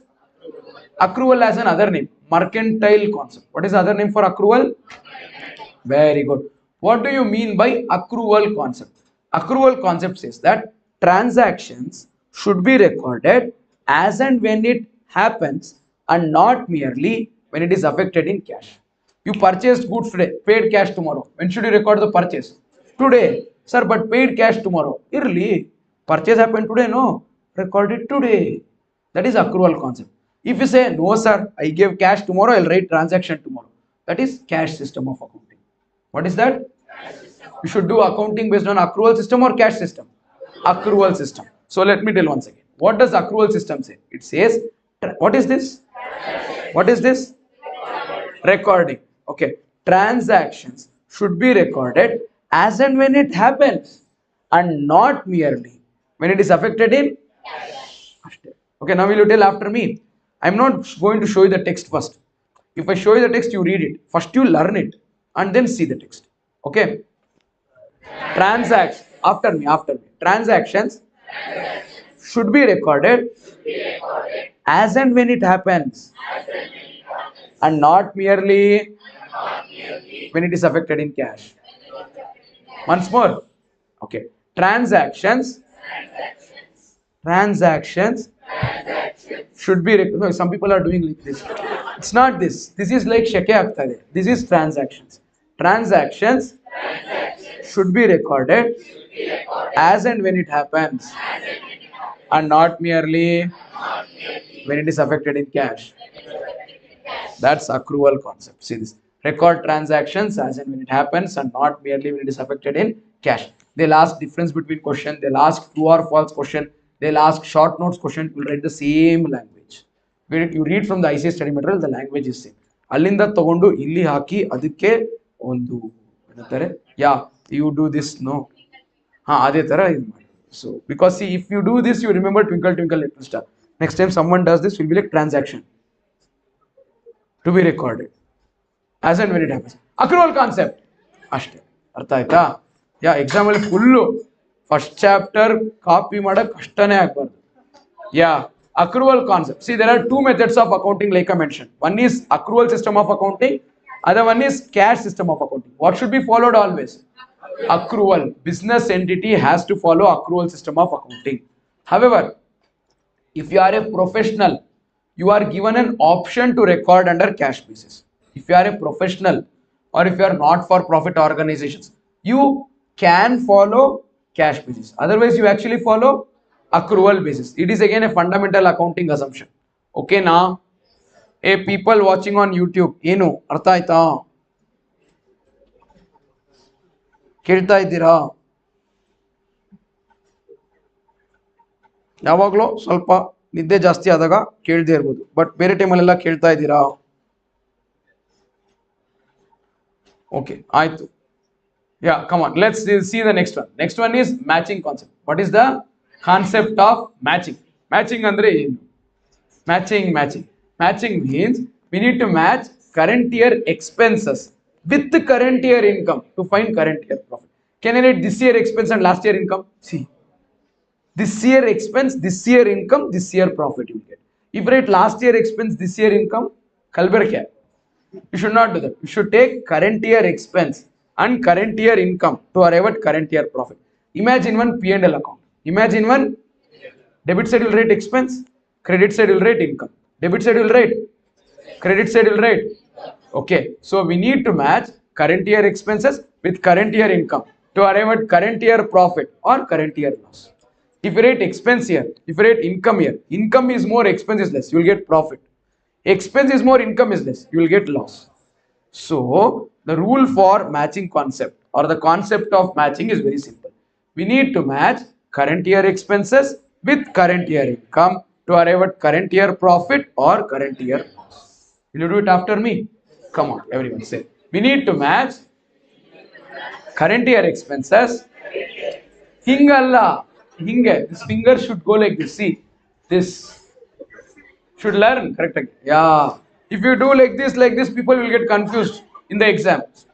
Correct. So what is it? We need to match current year expenses. Manoj tale illa hand matra movement. It's like ಅದಕ್ಕೊಂದು leg movement ಹಾಕ್ಬಿಡೋಣ, ಹೀಗೆ ಹಿಂದಕ್ಕೆ ಚೆನ್ನಾಗಿರುತ್ತೆ. So we need to match current year expenses with current year income to arrive at current year profit or current year loss. See, now I'm matching what Manoj did. Manoj is nodding it like this. ಹಾಗೆ ಒಂದು head nod ಹಾಕಿದ್ರೆ ಚೆನ್ನಾಗಿರುತ್ತೆ. That doll will come no ಹಿಂಗೆ ಹಿಂಗೆ ಮಾಡ್ತಾ ಇರುತ್ತಲ್ಲ. Like that. So what does matching concept say? Match current year revenue with current year expense to arrive at current year profit or current year loss. This entire concept is possible because of periodicity concept. This is possible because of very good. See, periodicity breaks the entire life into each accounting period. Within that accounting period, we'll take expense. Within that accounting period, we take income. That's how matching concept will come. And this is the reason why error rectification after final accounts will be routed through P&L adjustment account. Why? It is previous year item, not current year item. If you write that now, matching concept hard agbidutte. You got this? It is like super agi kesari bath ಮಾಡ್ಬಿಟ್ಟು ಮೇಲ್ಗಡೆ ಒಗ್ಗರಣೆಗೆ ಸಾಸಿವೆ ಮತ್ತೆ ಕರಿಬೇವು ಹಾಕ್ದಂಗೆ ಆಗುತ್ತೆ. Okay, ಕಡಲೆಕಾಯಿ ಬೀಜ also ಸರಿ ಆಗೋದಿಲ್ಲ. ಉಪ್ಪಿಟ್ಟಿಗೆ ಬೇಕಾದ್ರೆ ಗೋಡಂಬಿ ಹಾಕ್ಬೋದು, ಕೇಸರಿ ಬಾತ್ಗೆ ಕಡಲೆಕಾಯಿ ಬೀಜ ಹಾಕ್ಬಾರ್ದು. Got it? ಓಕೆ, ಅದು ಯಾವುದೋ ಒಂದು ನೋಡ್ತಾ ಇದ್ದೆ, ಬಿರಿಯಾನಿಗೆ ಕಡಲೆಕಾಯಿ ಬೀಜ ಹಾಕ್ಬಿಟ್ಟಿರ್ತಾರೆ, ನೀರಿಗೆ ಒಗ್ಗರಣೆ, ಕಾಫಿಗೆ ಒಗ್ಗರಣೆ ಹಾಕ್ಬಿಟ್ಬಿಟ್ಟಿರ್ತಾರೆ. ಒಂದು ಕುಕ್ಕರ್ ಅಲ್ಲಿ 3 ಗ್ಲಾಸ್ ಅಕ್ಕಿ 3 ಗ್ಲಾಸ್ ನೀರು ಅಂತ ಹೇಳಿ 6 ಗ್ಲಾಸ್ ಇಟ್ಬಿಟ್ಟು ಕುಕ್ಕರ್ ಆಗಿ ಮುಚ್ಚಿಟ್ಟು. ಮೈ god. Let's go forward. Did you understand matching concept? So matching concept is based on which one? Periodicity and accrual. See, there is expense in current year, but payment is in next year. You should still record it in this year. Why? Accrual. That current year came into picture because of periodicity. So periodicity ಮತ್ತೆ accrual ilde matching concept ilve illa. You got this? So that current year is because of periodicity. And then revenue and expense are matched because of accrual concept. Irrespective whether it is paid or not, we take it in P&L. There is outstanding wages, still we write expense. Correct or not? Why? Because of accrual. So matching concept go periodicity concept go eno sambandha ide. See, periodicity concept alli last point, it facilitates uniformity and it also helps us match periodic revenues with expenses. Did you get it? Very nice. So let's go back. Matching over 6 concepts over. Next one is cost concept. What is the next one? Cost concept. Let us say I have a unit of product. Let's say I bought this for 40,000 rupees. I gave this to you for 30,000 rupees. How much profit did you make? I bought this. You didn't. I bought this for 40,000 rupees. I gave it to you for 30,000 rupees. How much profit did you make? Very good. Wrong answer. You should record the purchase at 30, not at 40. Like, sir, but cost is 40. Cost concept says record at cost. Cost al record mododilva. Nanige cost 40. Nimige cost 30. So I purchased this at 40. I sold it to you at 30. How much profit did you make? You did not make profit. But how much is the cost? 30 to you, 40 to me. So assets have to be recorded or items have to be recorded at cost price. At what price? Cost price is the price that you pay when you purchase the product. Get this? Bani sir, tulapara madsana. One kade takdil neevu, innond kade pink color hosa note. Get that? Like that. You keep the asset on one side and you keep cash on the other side. How much ever it matches, so much cash will record. That is cost concept. So value of an asset is recorded at what price? Historical cost. What cost? Historical cost is the amount paid when the asset was purchased. You get this? Correct or not? Black and white dunyadalli color pink color tulabara. So what is it? Value of an asset is recorded at historical cost. Historical cost is the amount paid when the asset was purchased. You get this? This historical cost is followed when the organization is going concern. When the organization is not a going concern, you don't have to follow historical cost concept. You will follow realizable value concept. What will you follow? We'll discuss this once again when we go to valuation principles later. Valuation principles I'll teach you later. Important in foundation, important in inter. Inter also chapter 1, 2, 3 when we do, we're going to discuss the same thing. Historical cost concept, realizable value concept. All of this will come once again. Okay, now come to going concern concept.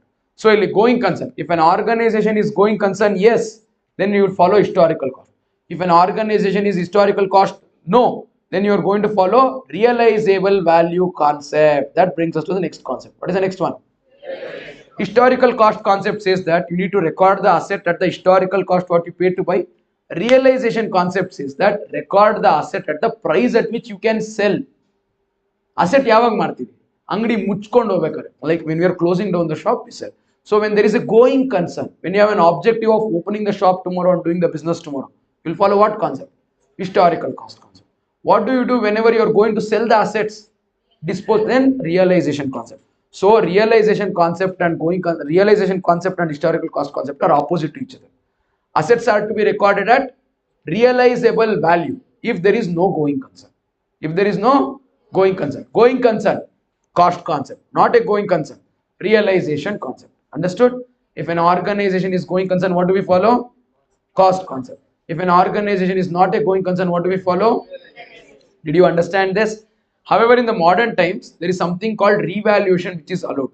So even if the organization is going concern, we do revaluation.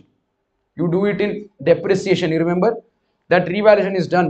That is also in line with realization concept only. ಇಷ್ಟೇ ಸಾಕು, ಜಾಸ್ತಿ ಹೇಳಕ್ ಹೋಗೋದಿಲ್ಲ.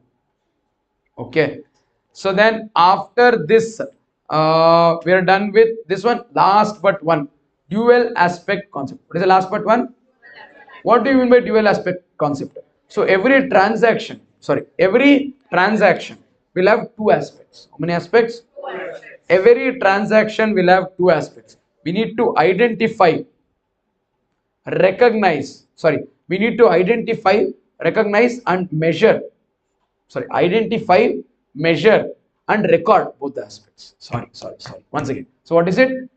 Every transaction will have two aspects. We need to recognize, measure and record both the aspects. What is it? Every transaction, after me, every transaction will have two aspects.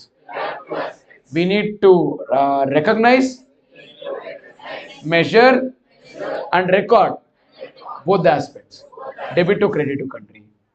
You got it? So debit to credit to ಎರಡು ಕಣ್ಣಿದ್ದಂಗೆ ಬಿಡಬಾರ್ದು. This is not part of your syllabus right now. So come to dual aspect concept. So every transaction will have two aspects. We need to recognize, measure and record. This is again the basis for your concept of accounting equation. Assets is equal to liabilities plus capital. You write no? That's because of this only. In accounting equation, you also tell this no. Whenever an asset is increasing, it will result in decrease in another asset or increase in liability. Whenever there is decrease in an asset, ಅದಕ್ಕೆ examples ಇದೆ, ಈಗ ಬೇಡ ಬಿಡಿ. Whenever, I'll show everything at once and then tell. Whenever there is increase in an asset, it will result in decrease in another asset or increase in liability. Whenever there is decrease in an asset, it will result in increase in another asset or decrease in liability. Whenever there is increase in liability, it will result in decrease in another liability or increase in asset. Whenever there is decrease in liability, it will result in increase in another liability or decrease in an asset. Do I have to give examples? I hope you people are smart enough to figure this part out. Let's teach the last part, objective evidence. This was previously there as an accounting concept in ICA study material. But in the new scheme of education, when they released the book, they have removed this. This says that every transaction that we are going to record should be backed by an evidence. When you say purchase, there should be purchase invoice. When you say sales, there should be sales invoice. There should be some document, payment receipt or invoice or voucher or any data. There has to be some supporting document. That is objective evidence.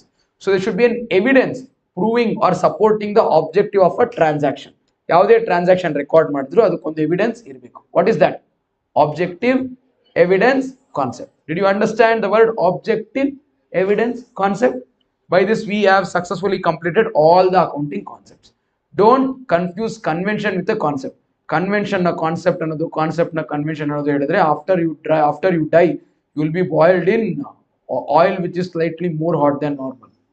So should not do this mistake. Concept and convention are different. They are not same. Okay na? Yeah, onion pakoda ಮಾಡ್ತಾರೆ ನಿಮ್ಮನ್ನ. Yeah, then let's discuss sir. ಮನೇಲಿ hand action ಮಾಡಿದ್ರೆ ಅಕ್ಕ black magic ಕಲಿತಿದ್ಯಾ ಅಂದ್ರು sir. Okay, that is the reason you should come to class. I don't understand why you don't come to class. Yeah, shall we do accounting conventions? At least tomorrow I expect people who are watching it live to switch to face class. Come, it's worth it. And it is not the same watching it at home and watching it what to say, live in the class. Shall we discuss accounting conventions? Oh my god, I told it's not the same and is giving warning. Let's discuss accounting conventions, shall we? See, concepts are fundamental basics. First we set the concepts, then we start accounting. And conventions are something that comes in usage and practice of accounting. What are accounting conventions?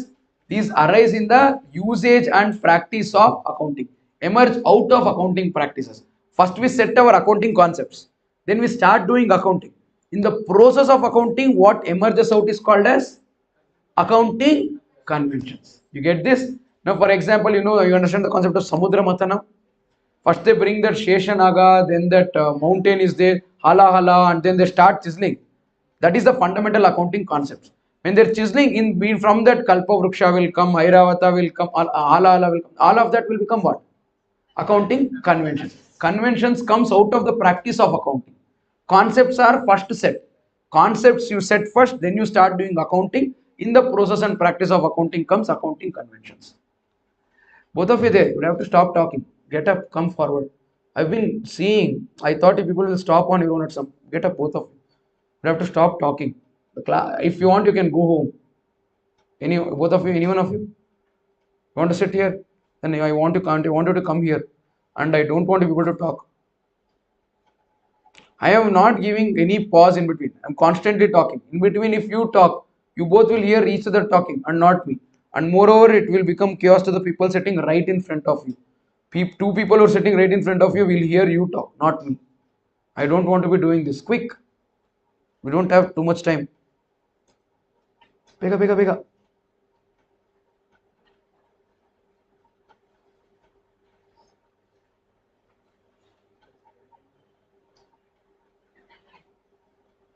Change of place because those two should not get disturbed.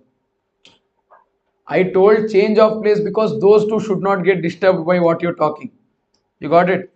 Yeah. So you understood accounting conventions. What is accounting conventions? These emerge out of accounting practices and this is derived by usage and practice of accounting. Got it? Very good. Then we'll discuss accounting conventions. How many are there? There are only 4. There are only 4. 4 of that. Yeah. ये फुफू करने में नहीं है. 4 में. What is it? 4? No, 2 Allah 4 अंते. What are they? Number 1, conservatism. Number 2, consistency. Number 3, materiality. Number 4, full disclosure. You guys can't and you guys should not. Yeah, you look like that guy who will take that pencil and then keep like this. That peppermint used to come with paper, you take out like this and then eat now. Hilva. Chocolate. That peppermint used to look like cigarette, you take the paper like this and then keep eating. School, you never did that. Huh? What is it called as? CC sticks. Don't know. Okay. Then it's okay. Try it later. CC sticks. Then we'll discuss accounting conventions. Let's start with conservatism. Shall we start with conservatism? Conservatism says that we need to account for all expected expenses and losses but not for expected incomes and gains. I repeat, account for all expected expenses and losses but not for expected incomes and gains. What is this? Conservatism convention. One. Bharate. So read this. I'll show conservatism. What does it say? Account for all expected expenses and losses but not for expected incomes and gains. So will you tell it after me? One nimisha.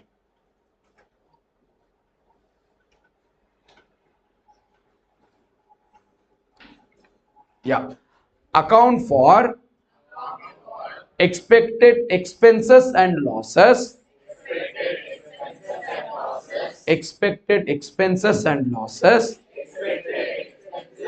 but not for expected incomes and gains. Did you understand? That's conservatism. Conservatism will result in overstatement of liabilities and losses, understatement of assets and profits. It can result so. So we need to do this with we would say with good judgment. We should not do this with an intention of doing window dressing. It should not be done with an intention of window dressing. It should not be done with an intention of showing unfaithful presentation. It should be done with an intention of prudent estimate, neutrality, and faithful representation. We'll discuss that in detail, but I think we're running short of time. Shall we run to the next convention then? You understood conservatism. Then comes the next one, consistency. What is the next one? What do you mean by consistency? We need to follow the same accounting policies and principles from one accounting period to another accounting period. What is it? Accounting policies and accounting principles followed by an entity should be consistent from one accounting period to another accounting period. What is it? Accounting policies, accounting policies and accounting principles followed by an entity should be consistent from one accounting period to another accounting period. Tell, accounting policies and principles should be consistent from one accounting period to another accounting period. See, accounting policies and principles followed should be consistent from one accounting period to another accounting period. ಹೇಳೋದೇ ಬರಿಬೇಕು, ಬರೆಯೋದೇ ಹೇಳಬೇಕು. You got it? ಹೇಳ್ದಂಗೆ ಬರಿಬೇಕು, ಬರ್ದಂಗೆ ಹೇಳಬೇಕು. Correct or not? Yeah, because ನುಡಿದಂತೆ ನಡೆದಿದ್ದರೆ ಹೇಳ್ತಾರೆ ಮುಡಿ ಇಲ್ಲದ ಜುಟ್ಟಿಲ್ಲದ ಮುಡಿಗೆ ಮಲ್ಲಿಗೆ ಹೂ ಮುಡಿದಂತೆ ಅಂತ ಹೇಳ್ತಾರೆ. ನಡೆ ಇಲ್ಲದ ನುಡಿ ಬಿಡಿ ವಚನ ಇದಲ್ಲ. If you don't do what you tell and if you don't tell what you do, basically it is like for a bald head you keeping mallige flower. How does it look? So basically they describe it that way. Yeah, they say the same thing. And Jadra Dasimaya tells it little differently. It says that if you don't follow what you preach to others and if you don't give your 100% in the work that you do, it is like Talavadada Kumbadali Sujalava Sumbidante. Like in a pot which has a hole at the bottom, you are filling fresh water. It's of no use. So different people have told differently, but everyone is telling the same thing. Follow what you preach. Yeah.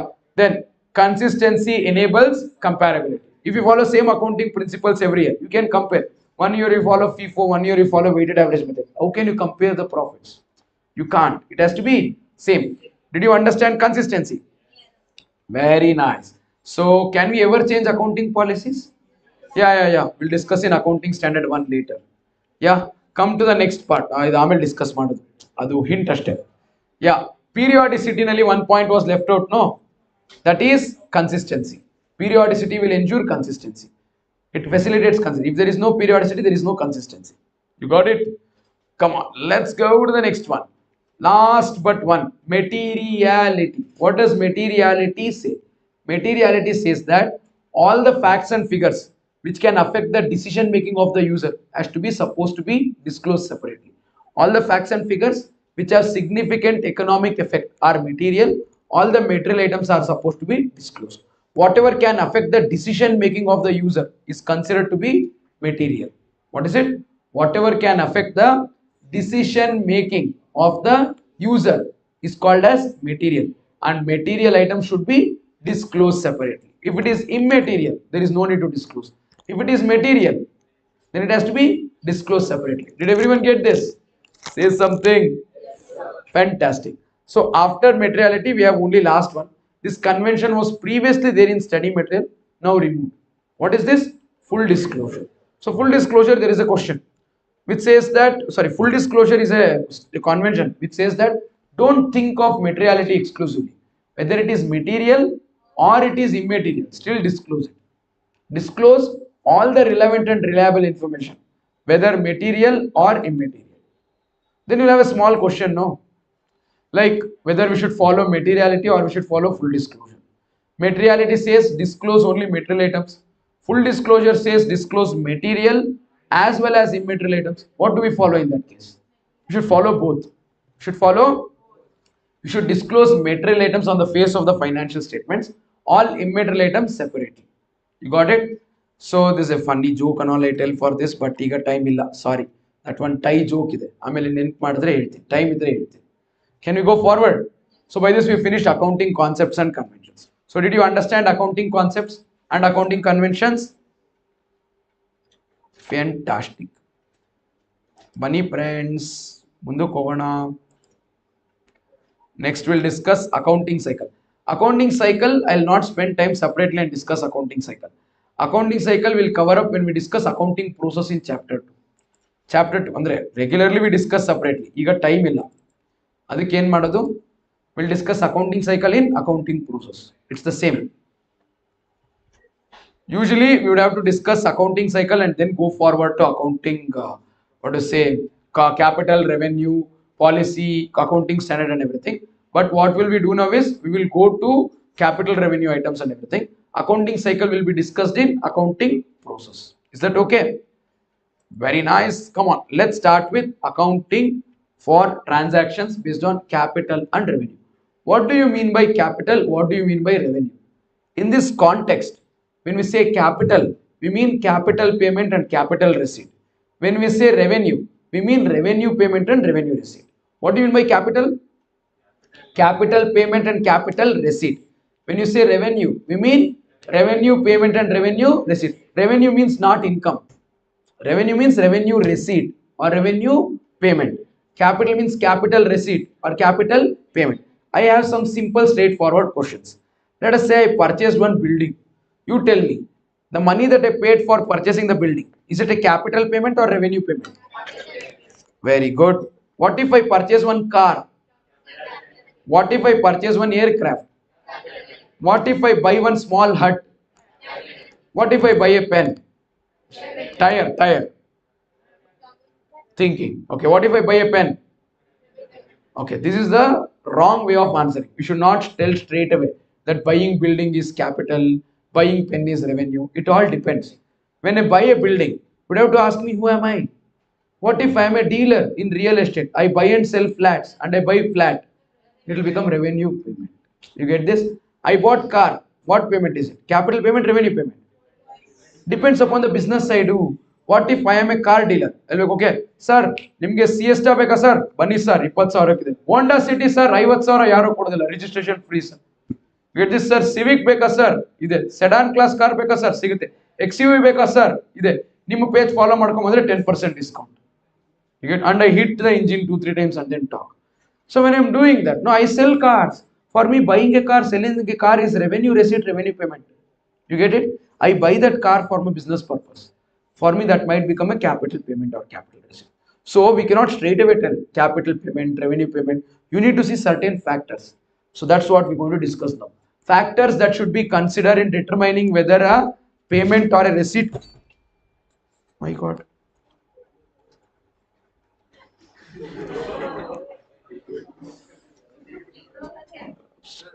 Screw ಚುಚ್ಕೊಳ್ತು. ಏನಾಯ್ತು? ಹಿಂಗ್ chair ಹಿಂಗ್ ಈ ಕಡೆ move ಮಾಡೋಣ ಅಂತ ಹಿಂಗೆ ಎತ್ತಕ್ ಹೋದೆ.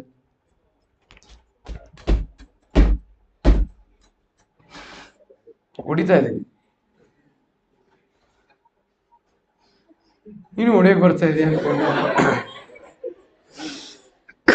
Okay, so what are the considerations based on which we will decide whether it is capital payment or revenue payment or capital receipt or revenue receipt?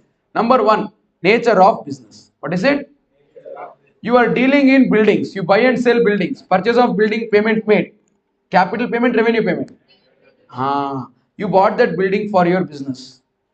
See, I am Shobha developers, or I am Mantri developers, or I am DS Max developers. I purchased one, I constructed this building. To construct the building, I made payment. Capital payment, revenue payment. Revenue payment, capital payment. Depends. If I'm buying it or if I'm constructing it to sell, it is revenue. The purpose is the second important thing. What if that is my corporate office? Then it will become capital. You get this? I am Tata Motors. I manufactured one car. Or let's say I am that car seller. Okay, I purchased one car. For that I made payment. Capital payment, revenue payment. Depends upon nature of business and purpose. Purpose. Why did I buy that car? To sell again. Revenue. I purchased that car for me to use. Are you getting it? It depends upon purpose. And it is not just nature of business and purpose. The next important thing is about recoverability of the expense. If that expense is incurred again and again, again and again, again and again, again and again, again and again, repetitively, it becomes revenue. If it is incurred only once, capital. You get this? So recoverability is also a factor. Then we have two more things. One is materiality. It also affects us to how much money are we paying for that item. I buy a pen. You told it is revenue. What if that pen is 10 crore rupees? Then you won't write it in P&L account as expense. You'll write in balance sheet as asset. Then it will become what item? Capital item. Are you getting it? Why is it so expensive? That pen was used by Tipu Sultan. So what will I do? That second Anglo Mysore War Ali treaty sign ಮಾಡಿದ pen ಅದು. So I keep that pen with me. Now what will I do with that pen? That pen I'll keep in the middle of the room and transform this room into a museum. Charge people money to come and see the pen. You get it? I bought that pen for only 1000 rupees. But still it is capital. Why? That pen is generating revenue. And the pen is, for seeing that pen I'm charging ticket, no. Am I right? When the pen is generating revenue, pen can no longer be revenue. When the pen is generating revenue, pen can no longer be revenue. You get it? So I am a car dealer. I bought a car with an intention to sell. No one is buying the car. Now I started giving the car on rent. That car purchase payment is there. No, that is not revenue payment. That will become capital payment. Why? That is generating revenue. No, when that is generating revenue, it can no longer be revenue. Alva. ಅದು ನಾಯಿ ಮರಿ till the time it is ಮರಿ ಅದು ಮರಿ ಹಾಕಿದ್ರೆ ಅದು ಮರಿ ಅಲ್ವಲ್ಲ. When that ನಾಯಿ puts ಮರಿ, it is no more ನಾಯಿ ಮರಿ, it's ನಾಯಿ. ಏ ನಾಯಿ, ನೀನು ನಾಯಿ ಯಾಕೆ ನೀನು ಹಾಕಿದ್ಯಾ ನಾಲ್ಕು ಮರಿ, ನೀನ್ ಹೆಂಗ್ ಹಾಕ್ತೀಯ ಮರಿ? Get it? So when that starts generating revenue, it will no longer be called as revenue, it should be called as capital. You get this? So what I taught you so far is how to classify the items into capital and revenue. What is the basis for classification? Number one, nature of business. Number two, number three, number four, number five. So these are the basis to determine whether an item is capital or revenue. Why are we segregating as capital and revenue? Because the accounting treatment is different. If an item is capital in nature, it will be shown in balance sheet. If an item is revenue in nature, it will be shown as expense in P&L. Then you need to know one last thing called as deferred revenue items. What is it? Deferred revenue items are actually not revenue items. Are actually revenue items, but they make you feel like they are capital items. See, now you pay rent of 10,000 rupees every month. What is it? Revenue. You purchase the building by paying 20 lakh rupees. What is it? Capital. What if you pay 15 months rent together? You paid 1,50,000 one shot. Capital or revenue?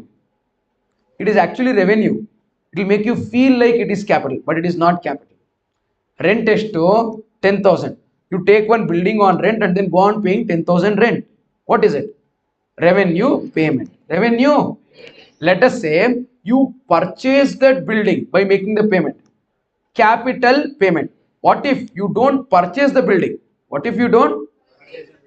But you paid 15 months rent one shot. It is revenue, but it will look like capital. So it is called as deferred revenue expenditure.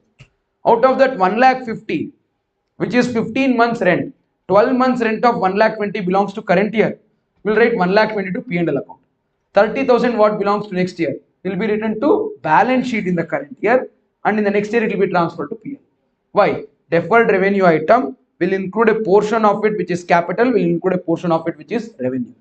To the extent it is revenue, P&L, to the extent it is capital, balance sheet.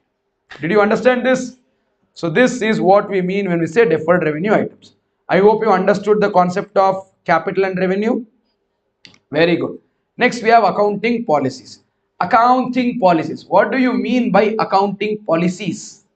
It is accounting principles and methods of applying these accounting principles in preparation of financial statements. What is accounting policies? Accounting principles and methods of applying these accounting principles in preparation of financial. I will skip the story that I usually tell to make people understand accounting policies. Yeah. And examples are plenty. We have plenty of examples. Inventory method and recognition of revenue, government grant, valuation of investments, all of these are examples. Depreciation is not an accounting policy. That is the reason I have clearly written and then strike it.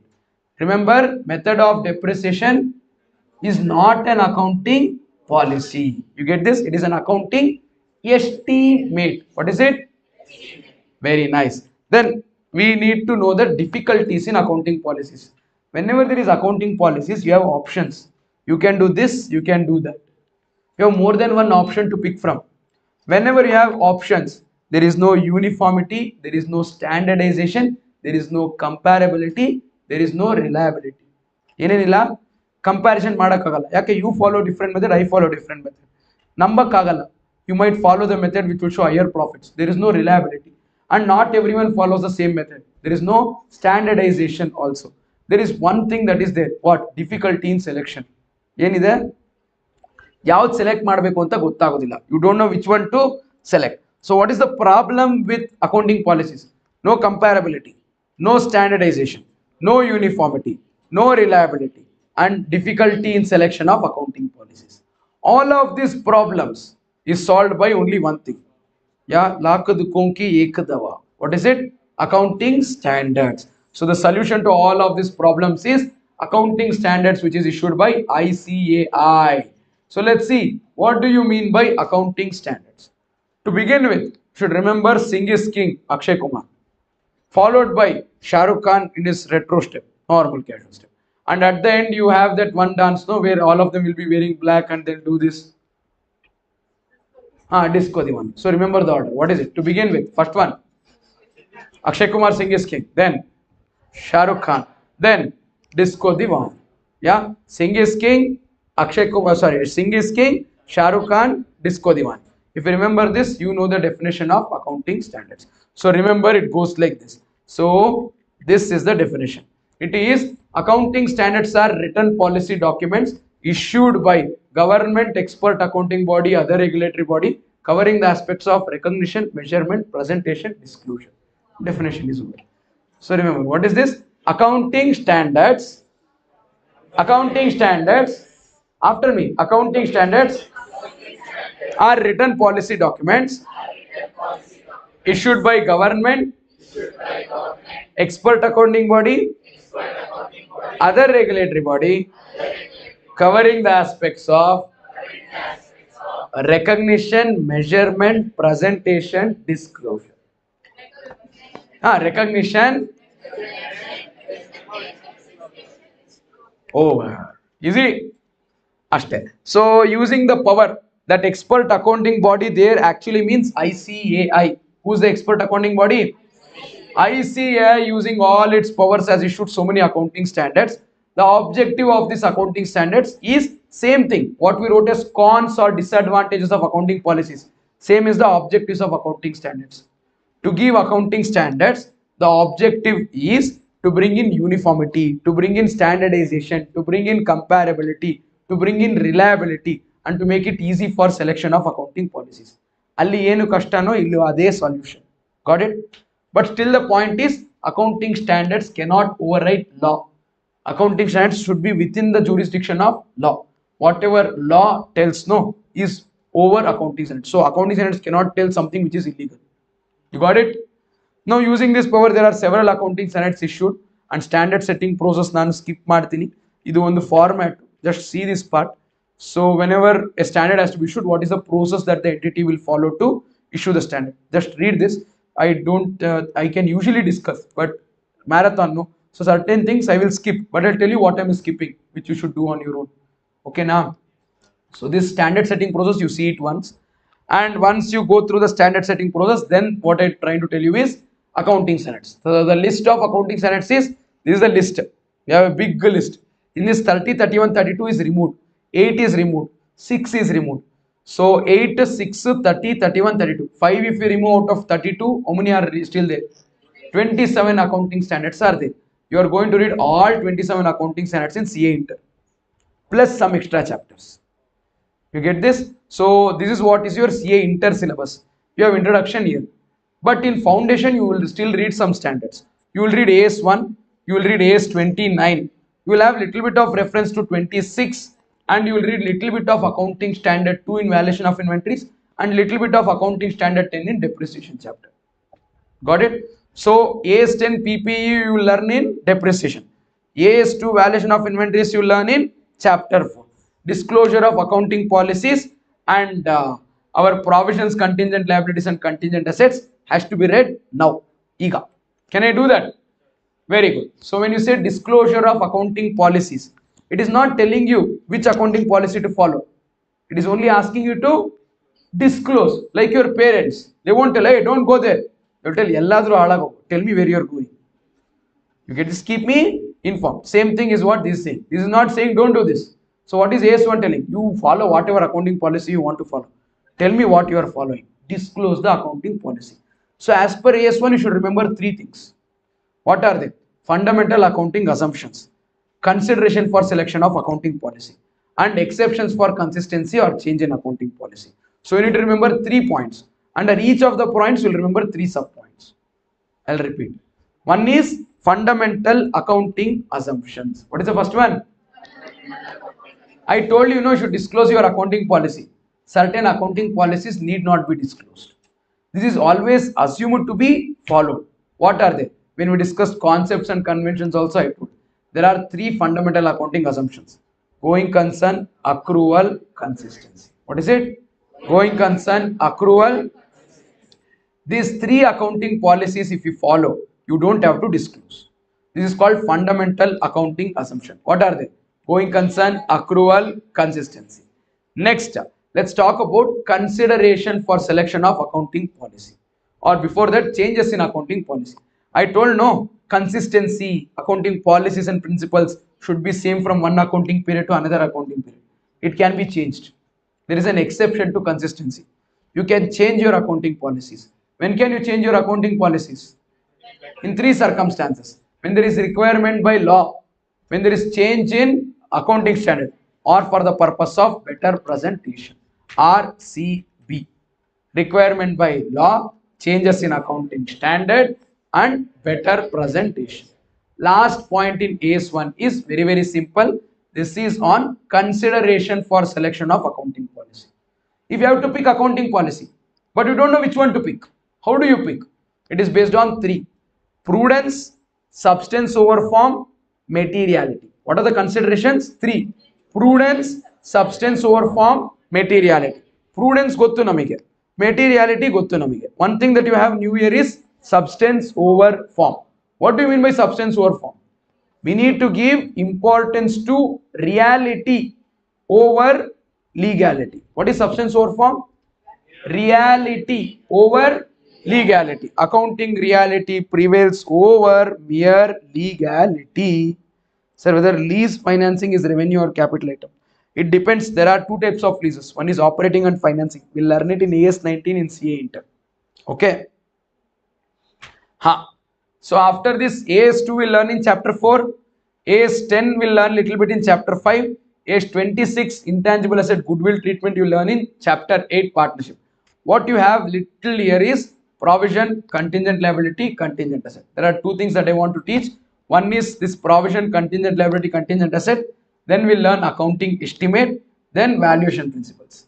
If you finish this much, then we'll be done with chapter 1. First chapter, ಸ್ವಲ್ಪ weightage early and I did it in detail. Second chapter onwards will go slightly faster. Don't worry, you're in safe hands. Not the first time marathon revision. ತುಂಬಾ ಸತಿ ತಗೊಂಡಿದ್ವಿ. Yeah, so don't worry. Let's start. AS29. Provision, contingent liability, contingent asset. You know what is provision? Provision is a present obligation from past event which against which the result in outflow of resources embodying economic benefits is probable and a reliable estimate of the amount can be made. This is the definition. Little difficult, no? Contingent liability is a possible obligation that arises from past events whose existence is confirmed on occurrence or non-occurrence of one or more future uncertain and uncontrollable events. ಸ್ವಲ್ಪ tricky answer. So it's bit brain. We'll not read these definitions first. Okay. First, let's come to understand the word contingency. What do we understand? What do you mean by contingency? Yeah, it is an event which is dependent upon happening or non-happening. We should not use the word happening. We should say occurrence or non-occurrence of one or more future acts.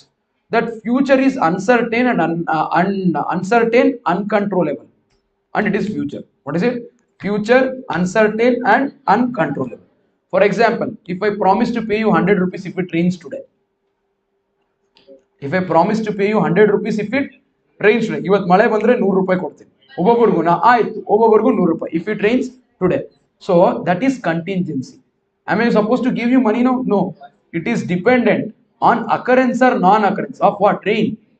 And that rain is future. We are not talking about right now if it's raining. I'm telling today.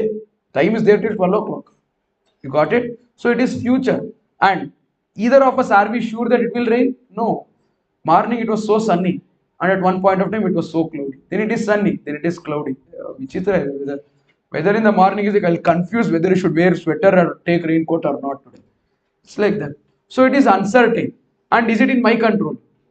Nothing is in my control. Nothing is in your control. You get it? You know, so what is it? It is uncertain and uncontrollable. So me giving that 100 rupees to you, it is dependent upon occurrence or non-occurrence of one or more future uncertain and uncontrollable activity. So that is what is contingent liability to me, and it is contingent asset to you. Do I have an obligation to pay? I have a possible obligation. What do I have? I might have to pay. And when will that possible obligation will become obligation? Dependent on occurrence or non-occurrence, or it is confirmed on occurrence or non-occurrence of one or more future uncertain uncontrollable events. To you it is contingent asset, to me it is contingent liability. Nodi illi contingent liability andre ಏನು? It is a possible obligation that arises from past events, and their existence will be confirmed only after occurrence or non-occurrence of one or more future events. So it is a possible obligation. I might have to pay 100 rupees to you. Why? Because in the past I told you that I will give 100 if it rains. Should I pay? No. It is confirmed on occurrence or non-occurrence, raining, not rain, of one or more future events which are not completely in control. To me it is contingent liability. To you it is contingent asset. Nodi, contingent liability, contingent asset. Definition is same to same. There you wrote possible obligation, here you wrote possible asset. Observe. See, contingent asset is a possible asset, arises from past events. Existence is confirmed only after occurrence or non-occurrence of one or more future. Did you understand contingent asset? Very good. So contingent assets and liabilities are not assets and liabilities. Are they assets and liabilities? No, it can become asset. It can become liability. For example, your girlfriend or boyfriend is not husband or wife. Can become husband. Boyfriend can become husband. Girlfriend can become wife. Contingency. Dependent on occurrence or non-occurrence of wedding. Correct? No. Wedding is in the future. It is uncertain and not in your control. So contingent liability, contingent asset is like boyfriend, girlfriend. Asset and liability is like husband, wife. Husband and wife you will write in balance sheet. That's like home. Contingent asset, contingent liability. Mane karkondu hogilla ಹೊರಗಡೆ ಮಾತ್ರ. Should write outside the balance sheet. So assets and liabilities will be taken to balance sheet. Contingent assets and liabilities will not be taken to balance sheet. It will be disclosed at the bottom of the balance sheet. You get this? Correct or not? Usually disclosure is made only of contingent liability. Contingent assets will not be disclosed. Contingent assets will not be disclosed. Why? Conservatism. Why? Conservatism. Are you getting it? See, certain people only will disclose. Okay. Some people are like, madve kardagle gottagode ellaru friends ಗೆ. It happened with one of my friends also. One guy came to invite for the wedding. 3-4 of them had come. ಅದಕ್ಕೆ ಓ congrats ಮಗ ಅಂತ ಹೇಳಿದ್ರೆ ಪಕ್ಕದಲ್ಲಿ friend is there. She is the bride. We did not know only. We were together for 3 years 4 years. ಒಂಚೂರು doubt ಬರಲಿಲ್ಲ ಇವರಿಬ್ಬರದೇ ಮದುವೆ ಅಂತ ಹೇಳ್ಬಿಟ್ಟು. ಅದು ಇತ್ತು ಮಗ ಆಗ್ಲಿಂದನೇ ಯಾರಿಗೂ ಹೇಳಿಲ್ಲ ಅಷ್ಟೇ ನಾವು. ಸುಮ್ಮನೆ ಹಾಗೆ ದೃಷ್ಟಿ ಆಗುತ್ತೆ ಅಂತ ಹೇಳ್ಬಿಟ್ಟು. ಸೇ ಹಾಗೆ some people want disclose. So if it is contingent asset it should not be disclosed. Contingent liability disclosure has to be made. I told you no. Can you take liability to balance sheet? Sorry, can you take liability to balance sheet? Yes. Can you take contingent liability to balance sheet? No. But You are excited. I want to show the house. See, this is our dining room. This is our living room. This is terrace. Yeah, you want to show the house. This is kitchen. You want to show. But manel entry illa. Correct or not? If you tell, okay, Amma, my girlfriend. If you tell, Ange chappal stand in the chappal ella tegistare. They won't let that person come home. Correct or not? What will you tell? Will you tell girlfriend then take home? No, like just friend. Just that best friend is not a problem. This just friend is slightly complicated. So same thing. If you want to take contingent liability into balance sheet, there is no entry. Can you take contingent liability into balance sheet? No way. Chance illa. So what do you say? Hey, contingent liability Allah, just provision. What is it? Just a you will tell one lie. So can provision be taken into balance sheet? Yes. But if you take that person into the house, no. What if that just a friend of yours has come with like full bag, toothbrush, and then he'll chape, and then like all the pack of shoes and all the clothes. What does that mean? That person will come and then stay here, no, will not go. Will they be allowed? No. They should come for a short period of time. They should come there with a what to say probability of going out. Only then they'll be allowed. Atara. You should be able to tell the time also. Someone told 10 minutes. You should be able, like, yeah, if you bring friends home, no, parents will ask, yeah, no, they'll say, worry 1 hour, man, in a class, miss agide, notes kalaspadti. So they should come with an intention of going back, and they should come for a specified, reliable estimate of time. So if it fulfills two conditions, contingent liability will be brought into the balance sheet in the name of provision. What are the two conditions? Number one, probable outflow. Second one, reliable estimate. So see this, whenever there is a contingency, it is an event dependent on happening or non-happening of one or more future uncertain uncontrollable activities. If this results in outflow, contingent liability. If this results in inflow, contingent asset. Assets and liabilities will be taken to balance sheet. Contingencies will not be taken into balance sheet. Contingent liability has to be disclosed separately. For contingent liability, you will create provision. For contingent liability to create provision, it has to fulfill how many conditions? How many conditions? Number one, probable outflow. Number two, reliable estimate. So from possible obligation, it should become present obligation. From possible obligation, it should become, I told you, no, I will pay you 100 rupees if it rains. After I tell that, it is still possible obligation. It's not a present obligation. Suddenly, I can see lightning. After 10 seconds, I can hear sound also. Thunder, correct? First you see the lightning, no? Then you hear the sound. Okay? Kan munde ide. Kivi hinde ide. Solpa time agate sound to come. So, yeah. So now thundering happened, lightning happened, and I can smell the sand now. Mand smell barta ide. Male barakinta munche smell barutta. And jora gali barta ide. So what happened? Probably it's going to rain. I might have to pay you 100 rupees. So probable outflow. And I'm counting 1, 2, 3, 4, 5, 6, 7. How many people are there? About 50 people. Oh my god, 50 people into 100 rupees. Reliably, I estimated the amount. You get that? That will become, from contingent liability, it will become provision. So when do you create provision? When there is probable outflow and reliable estimate, you create provision. So for a contingent liability, there is a plausible obligation. When it becomes a provision, there is present obligation. See here, contingent liability is plausible obligation, provision is present obligation. You get this? And in this entire thing, if you observe, there are two words. One, probable outflow. Second one, reliable estimate. Nodi illi? Probable outflow, and second one, reliable estimate. Rest everything is same as definition of contingent liability. Did you understand? So when do we create provision for contingent liability? On fulfillment of two conditions. What are they? Number one, probable outflow. Number two, people who are online are asking, sir, online people again? Yeah. You send your QR code, I will scan and pay. Or I will send one link. Click on that link and then tap OTP. Payment automatically in bank account baratte. Hey, I am kidding. I never send link to anyone and ask them to click on the link. Yeah. So you understood I would say accounting standards. No. Internationally there is something called as IFRS. We have done our own version of that IFRS. It's called as Ind AS, and that's what is implemented at the corporate outset. We'll do little bit of it introduction in CA intermediate. In depth we'll read it in CA final. Then valuation principles. There are 4 valuation principles. How many? 1. Historical cost. In the past, when I purchased, what I paid is historical cost. In the present, if I'm going to buy the same product, what will I pay is current cost. If I sell, what I get is realizable value, and if in case I use it, the cashes I will generate will be present value. I'll repeat. I purchased this phone for 50,000 rupees in the past. 50,000 rupees is historical cost.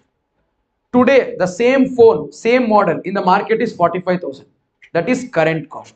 If I sell this phone, I will get 30,000. That is realizable value. Using this phone, whatever the benefit that I will generate, I'll accumulate all of them together. That is present value of future cash flows. I repeat, what is historical cost? Amount paid when I purchased. Current cost, amount that I should pay if I have to buy it now. Realizable value, amount that I will get if I sell. Present value, using this asset, how much value will I generate? Present value. So these are valuation principles. Any item to be recorded in books of accounts should be measured using valuation principles. Sir, what if valuation principles fail? If valuation principles fail, then we follow accounting estimate. What do we do? Accounting. What is accounting estimate? It is ascertaining the value of the asset and liabilities when valuation principle fails. So, understood? How do we make accounting estimate? Based on the past experience and present situation.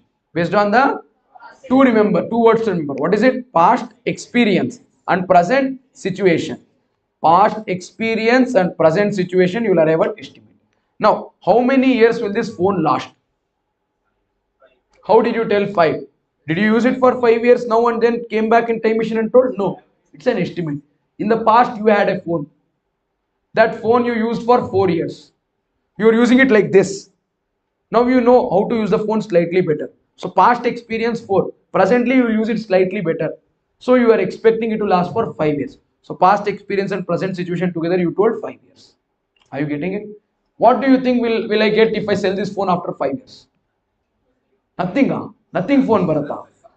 Some money will come. How much money will come? Scrap value ಎಷ್ಟು ಅದೇ 7,000. That 7,000 is scrap value. That is accounting estimate. That is accounting estimate. You tell no provision for debtors 2%. What is that 2% provision for debtors? Provision for doubtful debts. Estimate. Yenge. Last time when you sold goods, no, out of 100 people, 2 people pangnama hakutru. So you have an experience of 2 people cheating out of 100. So 2% of the debtors will turn bad, no? What is today's debtors? 1,50,000. On 1,50,000 you compute 2%. So past experience of 2%, you apply it on present situation of 1,50,000. That is accounting estimate. Did you understand the word accounting estimate now? Read this. In such a case, we measure it based on the estimation based on existing situation and past experience. Example is depreciation, amortization, impairment loss, useful life, residual value, provision. All of this is our accounting estimate. Pakka. Depreciation is also an accounting estimate. Did everyone get this? Fatafat. What we are going to do now is we'll see our September 2024 RTP. September 2024, this is your RTP. ಈ RTP ನಲ್ಲಿ ಒಂದಷ್ಟು questions ಇದೆ. We will see the questions and see if we know the answers to these actually for the questions that is from the topic that we just discussed. ಇವಾಗ ಏನು discuss ಮಾಡಿದ್ವಿ? Theoretical framework. Shall we see if we can answer all the questions from theoretical framework? ನೋಡೇ ಬಿಡೋಣ ಬನ್ನಿ.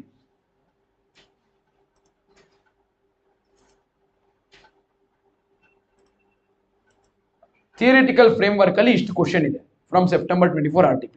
1A, 1G, 2, 3B, 18.1 and 18.5. Shall we see? First one, theoretical framework in the true or false questions ಅಲ್ಲಿ 2 is there. One is A, other one is G. A and G ನೋಡೋದಾ? A read ಮಾಡಿ. Accrual concept implies accounting on cash basis. False. Okay, now false ಆದ್ಮೇಲೆ ಏನು ಬರೀಬೇಕು? False everyone will tell. Free? Sure, reason ಬರೀತೀರ ನಾ ಬೇರೆ ಬರೀತೀರ ಅನ್ಕೊಂಡಿದ್ದೆ ಛೇ. Hey, what is the reason? Transactions should be recorded as and when it happens and not merely when it is affected in cash. That is accrual concept. As per cash concept, transactions will be recorded only when it is affected in cash. Reason understood? Everyone? So what is the answer? Transactions should be recorded as and when it happens and not merely when it is affected in. This is the reason. Understood? And you know the answer also false. After 1A, what is the next one? 1G. 1G ನೋಡೋಣ ಬನ್ನಿ. 1G. G. The provision for discount on creditors is often not provided in the keeping in mind the principle of conservatism. Okay, discuss ಮಾಡೋಣ. Discount from creditor. Creditor ಯಾರು? Creditor is the person from whom you have purchased goods. You have purchased goods from creditor. You are supposed to pay him money. He is giving you discount. That is discount received or discount allowed? Discount received. Discount received is income or expense? Discount received is income. Provision andre ಏನು? Discount ಇನ್ನ ಕೊಟ್ಟಿಲ್ಲ. You are expecting that they will give discount. Have they given discount? No. Provision for discount means you are expecting that they will give discount. If you think that they will give discount, should you write? No. Why? Conservatism. What does it say? Account for all expected expenses and losses, but not for expected incomes and gains. So the answer is true. Provision for discount on creditors is often not provided because provision for discount is income. Sorry, discount on creditors is income. It is provision. So it is expected income. Expected income should not be accounted. Did we discuss the answer also? We did not discuss little bit of account chapter 1. We discussed full chapter 1. You ask any question from anywhere. We have discussed all the concepts. We have not skipped one page also of our study material. Ella cover agide into it. 1G also you understood? Will you be able to write the answer? What is the answer? Answer is true. Reason? We should account for all expected expenses and losses, but not for expected incomes and gains. Usually people 2 marks question they will miss out because the reason is incorrect. Sometimes reason is too lengthy. Sometimes reason is not to the point. Reason ಹೆಂಗಿರಬೇಕು ಅಂದ್ರೆ ಏನಂತಾರೆ point blank ಅಲ್ಲಿ gun ಇಟ್ಟು shoot ಮಾಡ್ದಂಗಿರಬೇಕು. You should not miss the target. Should hit exactly bullseye. You get what I'm trying to tell? Lot of times you know the reason, but ಅದು ಬರಿಬೇಕಾದ್ರೇನೆ ಏನೋ ಅದೇನೋ ನೋಡಿದ್ರೆ ಏನೇನೋ ಅನ್ಸುತ್ತೆ, ಬಟ್ ಹೇಳ್ಬೇಕಾದ್ರೇನೆ ಗೊತ್ತೇ ಆಗೋದು ಏನು ಹೇಳು. ಅದೆಲ್ಲ ಬೇಡ. ಬಾಯಿ ಮುಚ್ಕೊಂಡು ಕರೆಕ್ಟಾಗಿ ಬರಿಬೇಕು. ರೀಸನ್ 2 ಲೈನ್ಸ್ ಇದೆ, 2 ಲೈನ್ಸ್ ಹೇಳ್ಬೇಕು. ಕತೆ ಎಲ್ಲ ಹೊಡಿಬಾರ್ದು. ಅದು ಫಸ್ಟ್ ಟೈಮ್ ಮೀಟ್ ಮಾಡಿದ್ವಲ್ಲ ಆವಾಗ ಆಕ್ಚುಲ್ ಆಗಿ ಮತ್ತೆ ನಂಗೆ ನೆಕ್ಸ್ಟ್ ಟೈಮ್ ಮೀಟ್ ಮಾಡಿದ್ರೆ ಅವಾಗ ಮತ್ತೆ ರಾತ್ರಿ ಎಲ್ಲ straight away you tell whatever is the reason. Straight line, no, 2 lines you write and then close it. Point blank. You get what I'm trying to tell? Conservatism means what? You should record for expected expense and losses, but not for expected incomes and gains. Provision for discount is expected income, not to be accounted. Answer is true. Okay. Yes. He's looking at him. You're telling him now. No, arey, not that, yeah. Reason. Huh? ಹೇಳ್ತಾ ಇದೆಯಾ? ಆಮೇಲೆ ಹೇಳ್ತೀಯಾ? ಛೀ, ಏನ್ ಮಾಡ್ಬೇಕು ಅಂತ ಹೇಳ್ತೀರಾ ಅಷ್ಟು ಬೇಗ? 1A 1G over. True or false? Next thing that is there in RTP is question number 2. Question number 2 concepts and conventions ಮೇಲೆ ಕೊಟ್ಟಿದ್ದಾರೆ ನೋಡಿ. Explain cash and mercantile system of accounting. Mercantile means accrual. Cash system of accounting. Transactions are recorded whenever it is affected in cash only. Mercantile system. Transactions should be recorded as and when it happens and not merely when it is affected in cash. Ashte. You take any chapter 1 questions today. See, I've done RTP of September 24. Go home today, do June 24 paper, do RTP of June 2024. You'll be able to get all the answers. There would not be any difficulty. Next, 3B. 3B one question is 3B nododa. What is there in 3B? 3B. So we are now doing question 3B from our September 2024 RTP. Classify the following expenditures as capital or revenue. The first one, we have traveling expense of the directors for trips abroad for purchase of capital asset.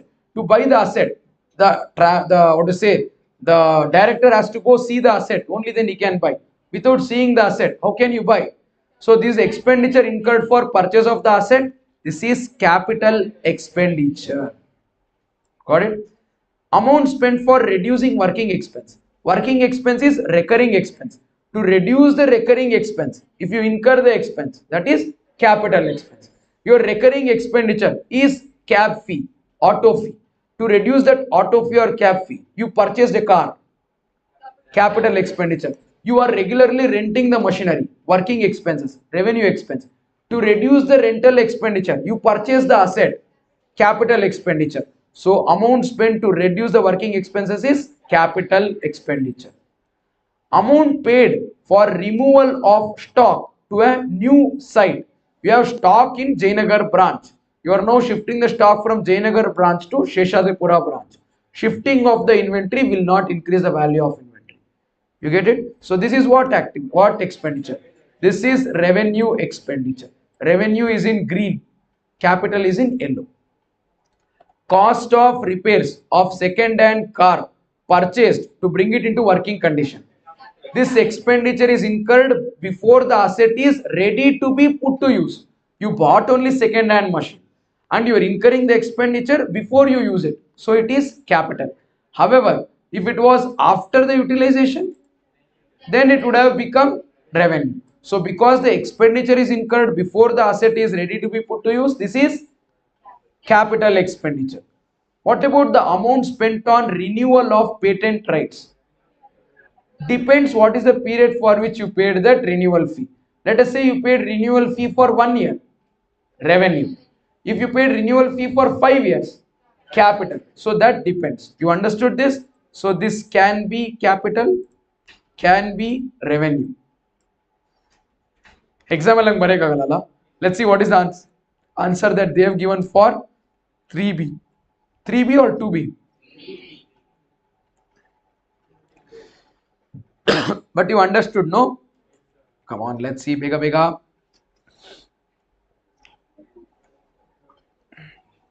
Three A is journal, 3B, there we go. It is revenue. They have not told that renewal is for long term. So assume it to be short term and it will become revenue. Do you all get the answer? Fantastic. Is there anything left? Yeah. 18.1 and 18.5. 18 ali 1. 18.1 is you tumba. Mail over. 18th one, 18th one, 18th one, 10, 11, 12, 13, 14, 15, 16, 17. 18th one. Write a short note on accounting conventions. We just read. What is accounting convention? Accounting conventions arises out of accounting practices. In the process of usage and practice of accounting, what will come? Accounting conventions will come. How many accounting conventions do we have? Conservatism, prudence, conservatism, consistency, materiality. Full disclosure you can write or you can choose not to. Got this? Did you understand this short notes question?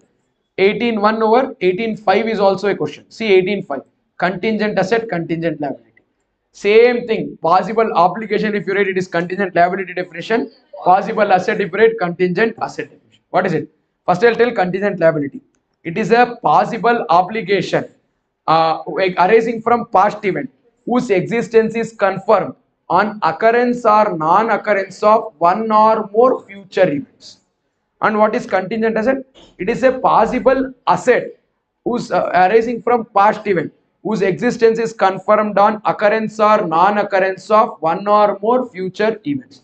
That's it. By this, we haven't just finished discussion of chapter 1. We've also finished discussion of all the questions from chapter 1 in our most recent September 2024 article.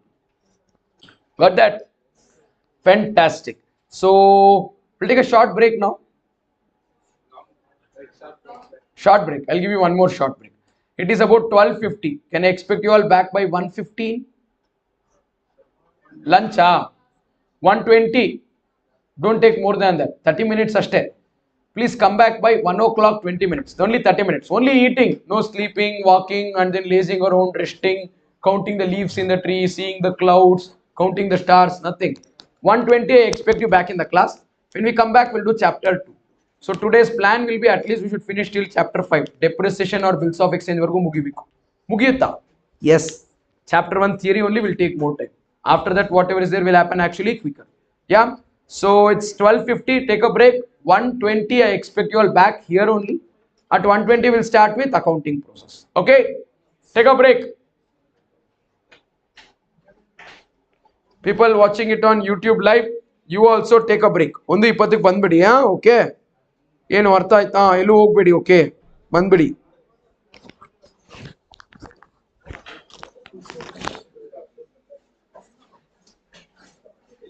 ನಮ್ಮ ಮನೆ ಹತ್ರ ಮಳೆ ಬರ್ತದೆ sir, ₹100 ಕಳಿಸಿ ಅಂತ.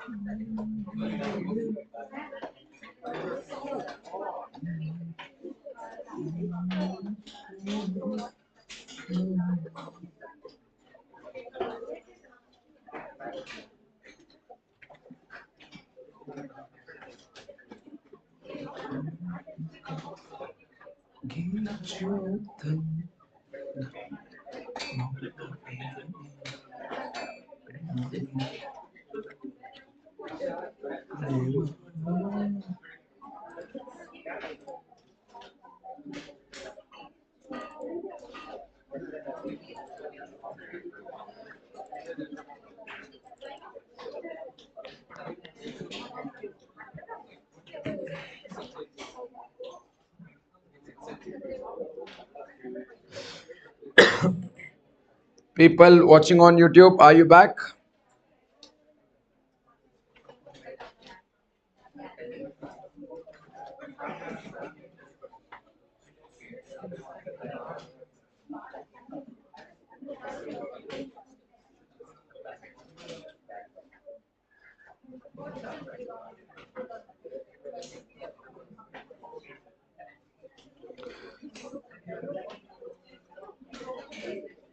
Okay, sir, we will send the link ante.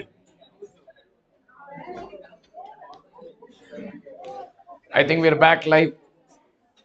Can we start? Did you people have lunch? ಇನ್ನ ತಿಂತಾ ಇದ್ದೀರಾ? ಆಯ್ತಾ? ಕಾಲೇಜ್ಗೆ ಹೋಗಿ ಬಂದಿದ್ದ?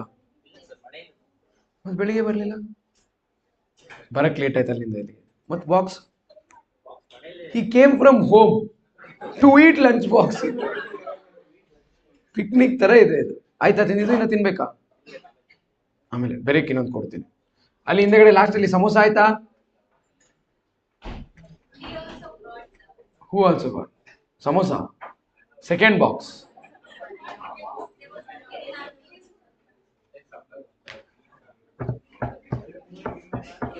Sit. Beto ji. They're not moving.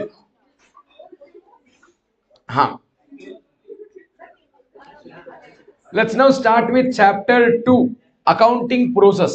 We did not do chapter 1, unit 3, accounting cycle, saying that it will be compensated here. And let's start with accounting process here. So when you say accounting process, if you remember in the definition, we discussed the same, no, recording, classifying, summarizing, analyzing, interpreting, communicating. Same is what we are going to do here. To begin with, we'll start with recording. Recording is done in journals. Where do we record the transactions? Journals. So what are journals? Journal is a day book. What is journal? Journal is a day book. Journal, the word journal is derived from a word jour, Joure, which means day. So daily whatever happens, if you write in a book, it's called as journalizing, and the entries what is made is called as journal entries, and the book in which you write is called as journal book. You got what I'm trying to tell? Jour means day. So day to day whatever transactions are happening which are written in a book called as journal, the entries in that book is called as journal entries, and the process of writing the entries is called as journalizing. Understood this? After this, you need to remember that the transactions are recorded in journal in chronological order. Chronological order means what? In the order of happening. In the order of, like history, you know, chronological order you should read. Same thing here also. Let's say there is one transaction in April, there is one in May, there is one in June. First you write April transaction, then you write May transaction, then you write June transaction. You need to record them in the order of happening. Got that? Then, so this is how the format of journal looks like. And I am not teaching this to you for the first time. So what will you do? I usually take some entries and then teach you what are the steps that you should follow to pass the entries into journal. Should I tell identify the accounts involved in the transaction, categorize them, then see whether they're increasing, decreasing, debit, credit. I think you are all very good with it. So let's not waste time on that part. But however, what we are going to do is we'll do fatafat one question from our CA Foundation September 2024 RTP. There's one question that was given in the RTP and this question is on journals. So one question ಮಾಡಿದ್ರೆ ಒಳ್ಳೆ practice ಆಗ್ಬಿಡುತ್ತಲ್ವಾ immediately. Please come.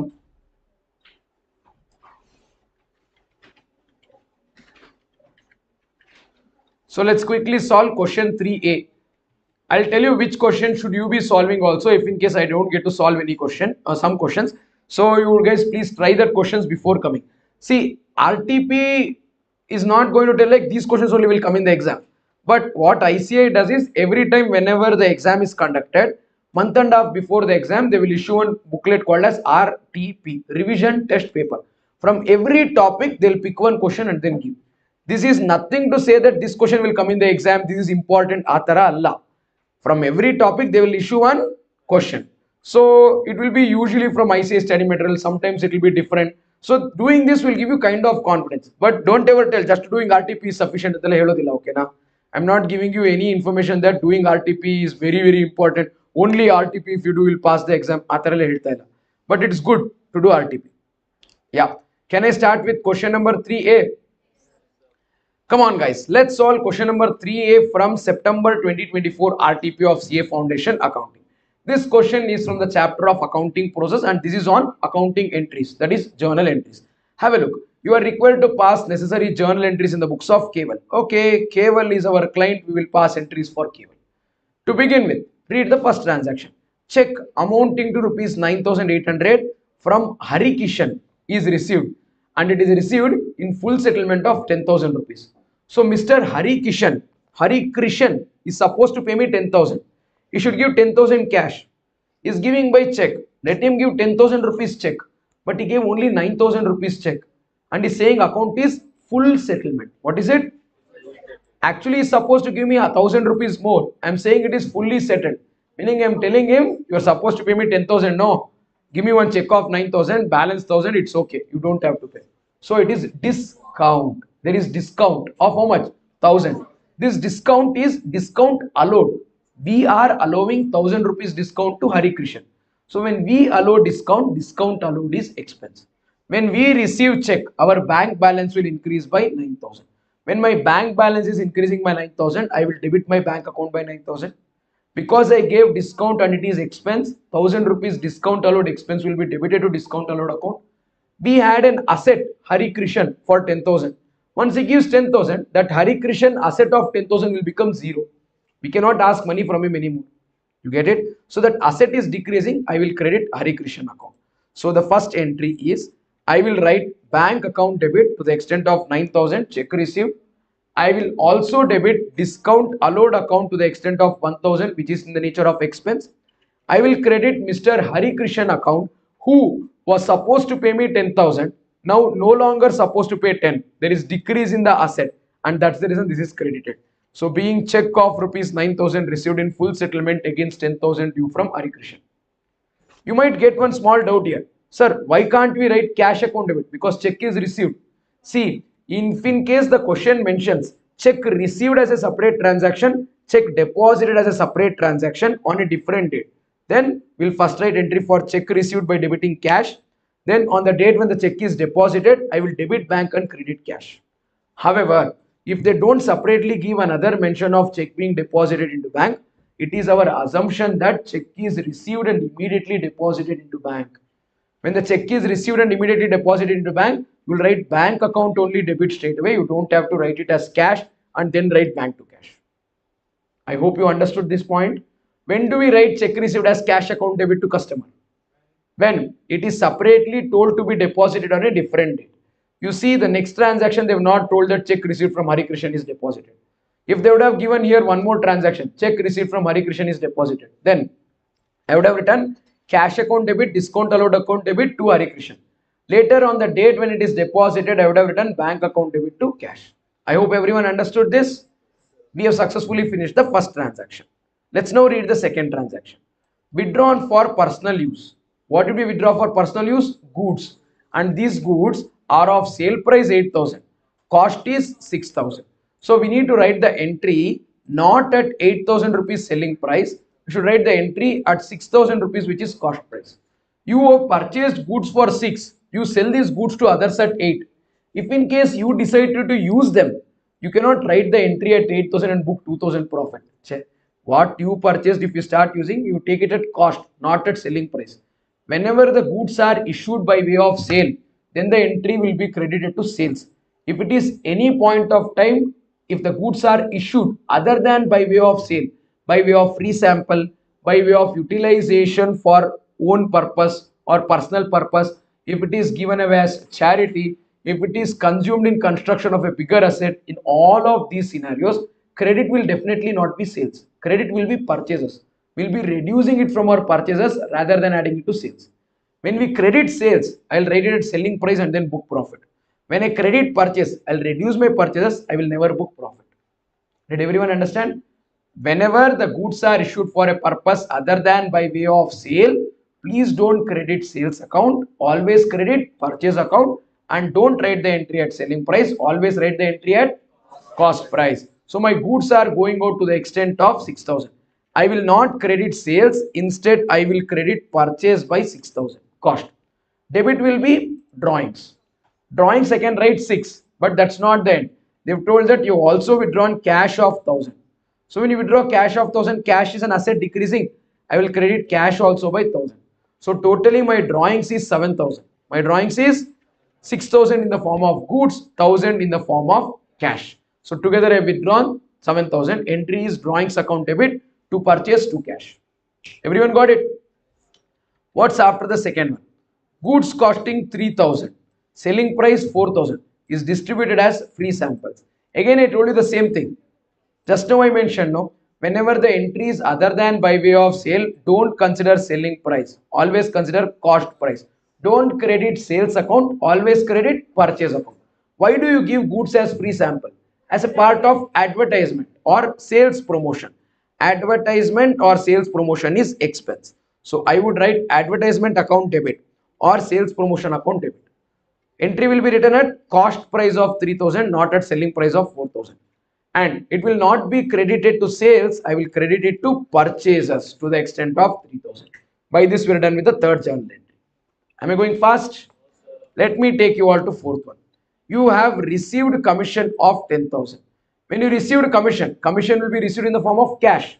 So cash account debit and commission is income. Commission account credit.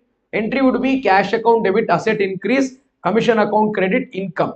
But half of which does not relate to current year. Half of the amount relates to next year. So it is commission received in advance. Commission received in advance means you have not given the services yet, but you have already collected the money. It is liability. Why? If in case you don't give that service to earn commission, you might have to reimburse that money. You might have to repay that money back to them. So you have received 10,000. In that 5,000 you have earned. 5,000 you have not earned. You have received how much commission? 10,000. In that 5,000 you have earned. 5,000 you have not earned. 5,000 what is earned will go to commission income account.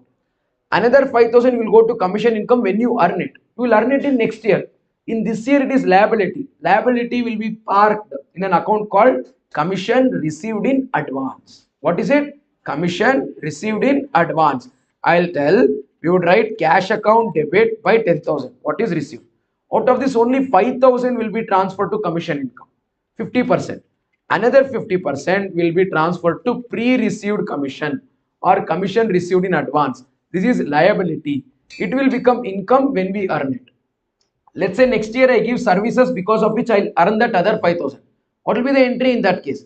In that year I would write the entry pre-received commission account debit to commission income account.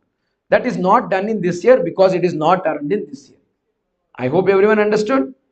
Can I take you all to fifth one? Fifth one. Purchase second-hand machinery from Jawahar Industries for rupees 3 lakh. This is asset purchased. And There is CGST and SGST at 6% each. I am assuming input tax credit is available. If input tax credit is not available, this 6% SGST, 6% CGST will be included in the cost of the machinery or that asset. I am assuming that I can take input of this GST. So I will not include the GST in the cost of the asset. I will write cost of the asset 3 lakh. Input CGST, input SGST, I will write it separately. Are you getting it? So let me write that I purchased a machinery for 3 lakh. And on that 3 lakh, 6% CGST, 6% SGST. 3 lakh into 6%, 18,000. I have paid this GST and I will take input of this GST when I make sales and collect GST. I hope you are aware of it. I'll write input SGST and input CGST 18,000, 18,000. Sorry, 8,000, 88. Sorry, 18,000, 18,000. So together 3,36,000 is supposed to be paid to Jawahar. Is it told that it is paid or is it due? Paid rupees 1 lakh immediately. 1 lakh I paid immediately by check. If I pay by check, my bank balance will decrease. By how much? 1 lakh. Why? I paid 1 lakh rupees. How much am I supposed to pay? 3 lakh 36. In that, how much did I pay by check? 1 lakh. What is the balance to be paid? 2 lakh 26,000. So balance to be paid after 2 months. So if it is paid after 2 months, right now it is liability. I am supposed to pay this money to Jawahar Enterprises. I'll write to Jawahar Industries. How much? 2 lakh 26,000 Jawahar Industries. 2 lakh, sorry, 2 lakh 36,000 to Jawahar Industries. After 2 months, when I pay, entry will be Jawahar Industries debit 236 to bank account 236, 2 lakh 36,000. This is when it is paid. You got this? This is based on the assumption that input tax credit is available. If input tax credit is not available, I would have debited machinery account with 3 lakh 36,000 and credited bank 1 lakh and Jawahar Industries 2 lakh 36. Did everyone understand? Very good. So by this we are done with that journal question. So nimge ಒಂದು journal ಒಂದು overview ಅರ್ಥ ಆಯ್ತು ಅಂತ ಅನ್ಸುತ್ತೆ. Can we go forward? Yeah, journal entries part is over. So let me take you slightly ahead in the unit of this one. So we know how to pass journal entries now. Do we know it? Yes, I'll skip all of this. After you prepare journal, next what you do is these journal entries will be posted to ledger. Ledger is derived from Dutch word leggen, Leggen, which means to classify.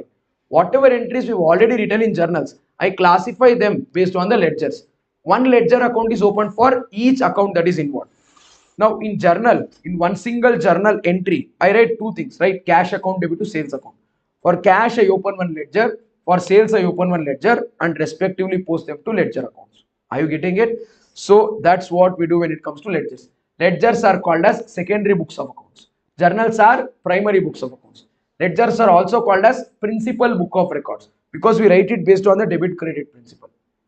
Second important point is in journal we do chronological order.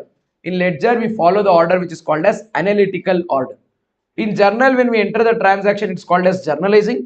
In the ledger when we record the transaction it is called posting of journal to ledger. And what we do with regard to these ledgers at the end of the accounting period is we classify these ledgers into two categories. One, real and personal, one category. Other one is nominal. All the nominal ledgers are closed by transfer to trading P&L. All the real and personal ledgers are closed by balancing into next year. If there is asset account, I'll write balance carried on, balance brought down. I will take it to next year. If it is sales account, I'll write transfer to trading account. If it is purchase, I'll close it by transfer into trading. If it is asset, I will balance it. I'll write balance carried down, balance brought down. Do you understand? At the end of the year, what do we do with ledgers? It will be balanced or it will be transferred. Which ledger will be balanced? Which ledger will be transferred? Nominal accounts will be closed by transfer to trading or PL. Whereas real and personal accounts will be balanced by carrying the balance to next year. Are you getting it? You might be wondering, sir, why are we stressing on this theory? This is a theory which will be questioned usually in the exam. Sir, are you kidding? No, I am not kidding. Have a look. There is question here, 18.3 from our recent RTP. You know what does it talk about? It talks about rules of posting items for ledger. how to post one journal to ledger and how to close the ledger. There is a theory question in our RTP. Please go home today and then read this question from your RTP. It's a small theory question, 4-5 lines, all answer will be there. So please do read it so that if in case a similar question comes in the exam, you will be good enough to answer that question. Will you do that? So what is the homework for today? Question number 18, sub question 3 from September 2024 RTP. It talks about rules for posting journal to ledger. Will you read that? Very nice. So after I talk about this, I don't think I should teach you how to post journal to ledger. Should I teach? Okay, done. So once we do this, next after ledger, we prepare trial balance. What do we prepare after ledger? All the ledger balances will be posted to trial balance. Balance and figure in the ledger. It might be balanced, it might be closed by transfer. Either ways, even if you close the purchase account by transferring to trading, it will still come in trial balance. Even if you carry down the balance in furniture account, it will come to trial balance. So what is trial balance? Trial balance is an extract of all the ledger balances. What will trial balance have? Extract of all the ledger balances. All the ledger balances should go to final accounts. ಒಂದೊಂದೇ ledger ನೋಡ್ತಾ ಕೂತ್ಕೊಳ್ಳೋಕೆ ಆಗಲ್ಲ. So whenever you close the ledger, that balance you write in trial balance. So trial balance is a statement which will comprise of all the ledger balances. Trial balance is a statement. It will comprise of all the ledger balances on a specific date. And this trial balance will help us prepare final accounts with ease. If you look at trial balance, preparation of final accounts will become easy. The objective of preparation of trial balance is two. Number one, it will help us prepare final accounts with ease. Number two, it will also help us identify if there is any arithmetical errors. If the trial balance doesn't tally, then we'll easily get to know that something is wrong. Are you getting it? So there are two important objectives of trial balance. One, to help us prepare final accounts. Two, to help us identify if there is any errors, to get to know whether the statements are mathematically accurate or incorrect. When do we prepare trial balance? Not at the end of the year. Trial balance will be prepared just before preparation of final accounts. When do we prepare trial balance? Just before preparation of final accounts. Let's say after 3 months in the year, you want to prepare final accounts. Should you prepare trial balance? Yes. You want to prepare accounts only once a year. You do trial balance only once a year. You want to do accounts every 3 months. You do trial balance every 3 months. Whenever you want to do final accounts, you should first do trial balance and only then you will do final accounts. Did everyone understand the concept of trial balance? Pakka? Okay, there are 3 types of trial balance that we can prepare. One is under balance method, second one is under total method, third one is under total and balance method. Let's say I'll teach you how that works. Fatafat ಹೇಳ್ತೀನಿ ಬನ್ನಿ. See, look at this ledger now. In this furniture ledger, opening balance is 10,000, closing balance is 10,000. So if I write closing balance of 10,000, ಅದು same ಬರುತ್ತೆ. Here it will not become nice to understand. Look at this cash ledger. Can you see a cash ledger on the board? Total of the cash ledger on the debit is 50. Credit side before writing the balance is 13. So balance in figure is 37. So usually what do we write in trial balance? 37,000. That is balance method. You will write 37,000 debit. That is balance method. Under total method, what you do is you will not write 37,000 debit. You will write total on the debit side 50, total on the credit side 13. 50,000 debit, 13,000 credit, both you will write in trial balance. 50 debit, 13 credit is nothing but 37 debit, no? How much is the total on the debit side? 50,000. Before you write balance in figure, what is the total on the credit side? 13,000, 1-3. So you find balance in figure of 37 and then write in the trial balance, it becomes balance method. If you choose to write 50,000 on the debit side, 1-3, 13,000 on the credit side, that becomes balance method. Sorry, that becomes total method. What method? If you write both, it will become total and balance method. I will show. Wait. I'll show both the methods cup trial balance here once for all. Observe. Yeah. See, under balance method, you write cash 37,000 debit. Artha. Under total method, what do? You won't write 37. You write cash 50 debit, 13 credit. Net difference is 37 debit.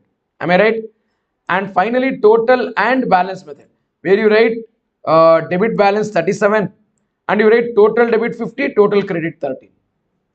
Did you understand the difference between total method, balance method and total and balance method of trial balance? Yes or no? What is usually followed and then given to us in the questions is balance method. But there are a lot of scenarios where the entity will prepare trial balance under total method also. Not very difficult. It's quite easy. You understood this? Should I repeat any part of trial balance? Not required? Very good. So what if trial balance doesn't tally? What do you do? If the trial balance doesn't tally, trial balance is prepared just before preparation of final accounts. Am I right? If trial balance doesn't tally and you try to find where in trial balance something has gone wrong, our preparation of final accounts will become difficult. So what do we do? Immediately we want to close trial balance so that there is no further delay in preparation of final accounts. So we put suspense account. The moment we put suspense in the trial balance, that trial balance will be no longer called as normal trial balance. There is a new name for the trial balance. The name of the trial balance will become adjusted trial balance. What will be the name of the trial balance? Very good. And why do we open suspense account? Don't tell to tally trial balance. That's the wrong answer. Suspense account is not open to tally the trial balance. Suspense account is open to ensure that there is no further delay in preparation of final accounts. Why do we open suspense account? To ensure that there is no further delay in preparation of. Did you all get it? Very nice. So that's with regard to trial balance. There is one question on trial balance from our recent RTP. Fatafat, let's see. See here. Accounting process 18.2. The question is on objectives of trial balance. What is the objective of trial balance? To help us summarize the entire, what do you say, ledger balances. To help us in preparing financial statements. To check the arithmetical accuracy. Am I right? Have we discussed all three? That is the purpose or objective of trial balance. So that's a theory question. These questions do come. Theory comes for good amount of marks. Don't tell 5 marks 15-20 marks baratte. Usually it comes. Check your any attempts paper if you want. See how many questions have come from chapter 1 and 2. Chapter 1 and 2 comes for good amount of marks. Don't take theory lightly. Okay, now please don't skip it. Please don't skip it. Yeah, there cannot be difficult adjustments in theory. Straightforward question. Someone has said, bro, ye vaya tandane tane tane tandane tane nane na. Bro, what did I tell which makes you tell tandane tane? Yeah, let's discuss the next part, which is subsidiary books. Any problem? You are also feeling tandane tane tane tane? No. Feeling like, okay. Next is subsidiary books. Subsidiary books are also called as special journals. What are they called as? If the entity is really small, you prepare journals. If the entity is big, it is too difficult to write too many journals. No, next door. It is too much time taking to write too many journal entries and then post them to ledger. So what you do is, you do journals in such a way that ledger will become easy. That is subsidiary books. First you should write journal entries and then post them to ledger. Time taking, no. So what you do is, journals is day book, where you write all the items together. Ledgers ಅಲ್ಲಿ classify ಮಾಡ್ತೀವಿ. Initial recording is in one place. Later when we are recording in ledger, we classify. So now what we do is, we prepare one special journal or subsidiary book. What happens in special journal or subsidiary book is, at the time of recording only we'll do classification. At the time of recording only we'll do classification. We'll write sales and all at one place, purchase all one place, cash transactions one place, and then bills of exchange transactions at one place, bills receivable one place, bills payable one place, petty cash transaction one place. I'll start classifying them at the time of recording. That's our subsidiary books. Did you understand the concept of subsidiary books? Why do we do subsidiary books? Very simple. If there is only one book, in that only journal entries has to be written. Let's say he is our accountant in the company. There is one book journal, he has to write all the entries in that. At one time, only one person can write in one book. So if there are 1,000 transactions, if it's taking 2 minutes per transaction, I need 2,000 minutes to enter 1,000 transactions. So what do? I'll open 10 books. One the sales book, one the purchase book, one the bills receivable, one the bills payable, one the cash, one the petty cash, on the purchase return, on the sales return, on the journal proper. I open so many books and keep. If it is purchase transaction, he will write. If it is sales transaction, she will write. Purchase return only, sales return only. So 1,000 transactions are not split into 10 people. And he is writing purchase transaction, at the same time she is writing cash transactions. Simultaneously, 2 transactions can be entered into books of accounts. And because he records only purchase transactions, he will become expert. His possibility of doing mistake will become less. And let's say there is something wrong. I am inspecting something. I can inspect only purchase book. Rest of the books can still continue to making the entries. So it will give rise to expertise. It will become flexible for us to identify, and it will become easy to prepare ledger also later. And that is the beauty of subsidiary books. Observe, what are subsidiary books? These are primary books of record. These are called as special journals, and these are alternative to journals. Why do we prepare subsidiary books? Like I told, no advantages. What advantage you get? Instead of one person doing, burden of work will be divided. They can do specialization, and we can save time. These questions will come. Objectives of subsidiary books, disadvantages of subsidiary books. Write a short note on subsidiary books. They'll ask, be ready. Okay, now after this, availability of information also will be available with ease, and checking also becomes easy. These are objectives of subsidiary books. When do we prepare subsidiary books? If the entity is small, journal. If the entity is big, then subsidiary books. ಅದು ಮೊದಲನೇದಲ್ಲ, ಅದು ಚಿಕ್ಕದು journal, ಇದು ಎರಡನೇದಲ್ಲ, ಇದು ದೊಡ್ಡದು, ಇದಕ್ಕೆ subsidiary books. ಅವ್ರವ್ರ ಮಧ್ಯದಲ್ಲಿ understanding ಇರುತ್ತೆ. ಅರ್ಥ ಆಯ್ತಾ? ಮತ್ತೆ ಇಯರ್ ಎಂಡಿಂಗ್ ಅಲ್ಲಿ ಏನ್ ಮಾಡೋದು, ಸಬ್ಸಿಡರಿ ಬುಕ್ಸ್ ಕ್ಲೋಸ್ ಮಾಡಿ ಬ್ಯಾಲೆನ್ಸಸ್ ನ ಲೆಡ್ಜರ್ ಅಕೌಂಟಿಗೆ ಕಳಿಸಿ, from ledger it will go to. Very good. Did you understand this? Actually, I should have discussed this once in accounting cycle, and second time I'll do it here. That is the reason I put there saying, do you remember discussing the answer in accounting cycle? But here only I discussed it for the first time. How many subsidiary books we have? Same thing what I told you before. Sales book, purchase book, sales return book, purchase return book, bills receivable book, bills payable book, cash book, petty cash book, and journal proper. This is the subsidiary books. Understood? Can I start with discussion of one at a time? Let's say we'll start with sales book. What do you record in sales book? Name only says, no, sales. But it should fulfill two conditions. Number one, it should be credit. Number two, it should be goods. Number one, it should be. Number two, it should be. What is entered in sales book is record of goods sold on credit. Record of goods sold on. If it is assets sold on credit, no entry. If it is goods sold on cash, no entry. It should be goods, it should be credit. Obviously sales, it should be goods sold, and it should be on credit. Only then you'll write it in sales book. At the end of the year, total of sales book is taken to sales account. Same to same. As the class ended, hey class, I am there, na ille idini. ಕಾಣುತ್ತಿಲ್ಲವೇ ಕಾಣುತ್ತಿಲ್ಲವೇ ನಿನ್ನ ಹಾಗೆ ನಾನು ಕುಳಿತಿಲ್ಲವೇ ಒಂದೇ ಸಮನೆ ನಿನ್ನ ನೋಡುತ್ತಿದ್ದರುನು. Class is happening, it's live streaming. This guy is texting, is the class ended? Okay, why does that come here? Yeah, so purchase book, what do you record in purchase book? Same again, purchases, but it should be goods purchase, not asset purchase, and should be purchased on credit. At the end of the year, purchase book total will be transferred to purchase account. Purchase account will have credit purchases and cash purchases. Purchase book will have only credit purchases. Understood? If you have previously entered a transaction in sales book, and if those goods are returned by the customer back to you, it will be called as return inwards or sales return. We had sold the goods, we wrote it in sales book. They returned the goods, I will write it in sales return book. Understood? Now think and tell me, what is the journal entry that you will write when you sell the goods to me? Credit sale. Cash, cash, cash. Credit sale. What is the entry you will write? Debtor account debit to sales. Am I right? Debtor account debit to. Now sales return will be ulta. Sales return account debit to debtor. Correct? Sales return account debit to. When I return the goods to you, you pass that journal entry sales return account debit to debtor.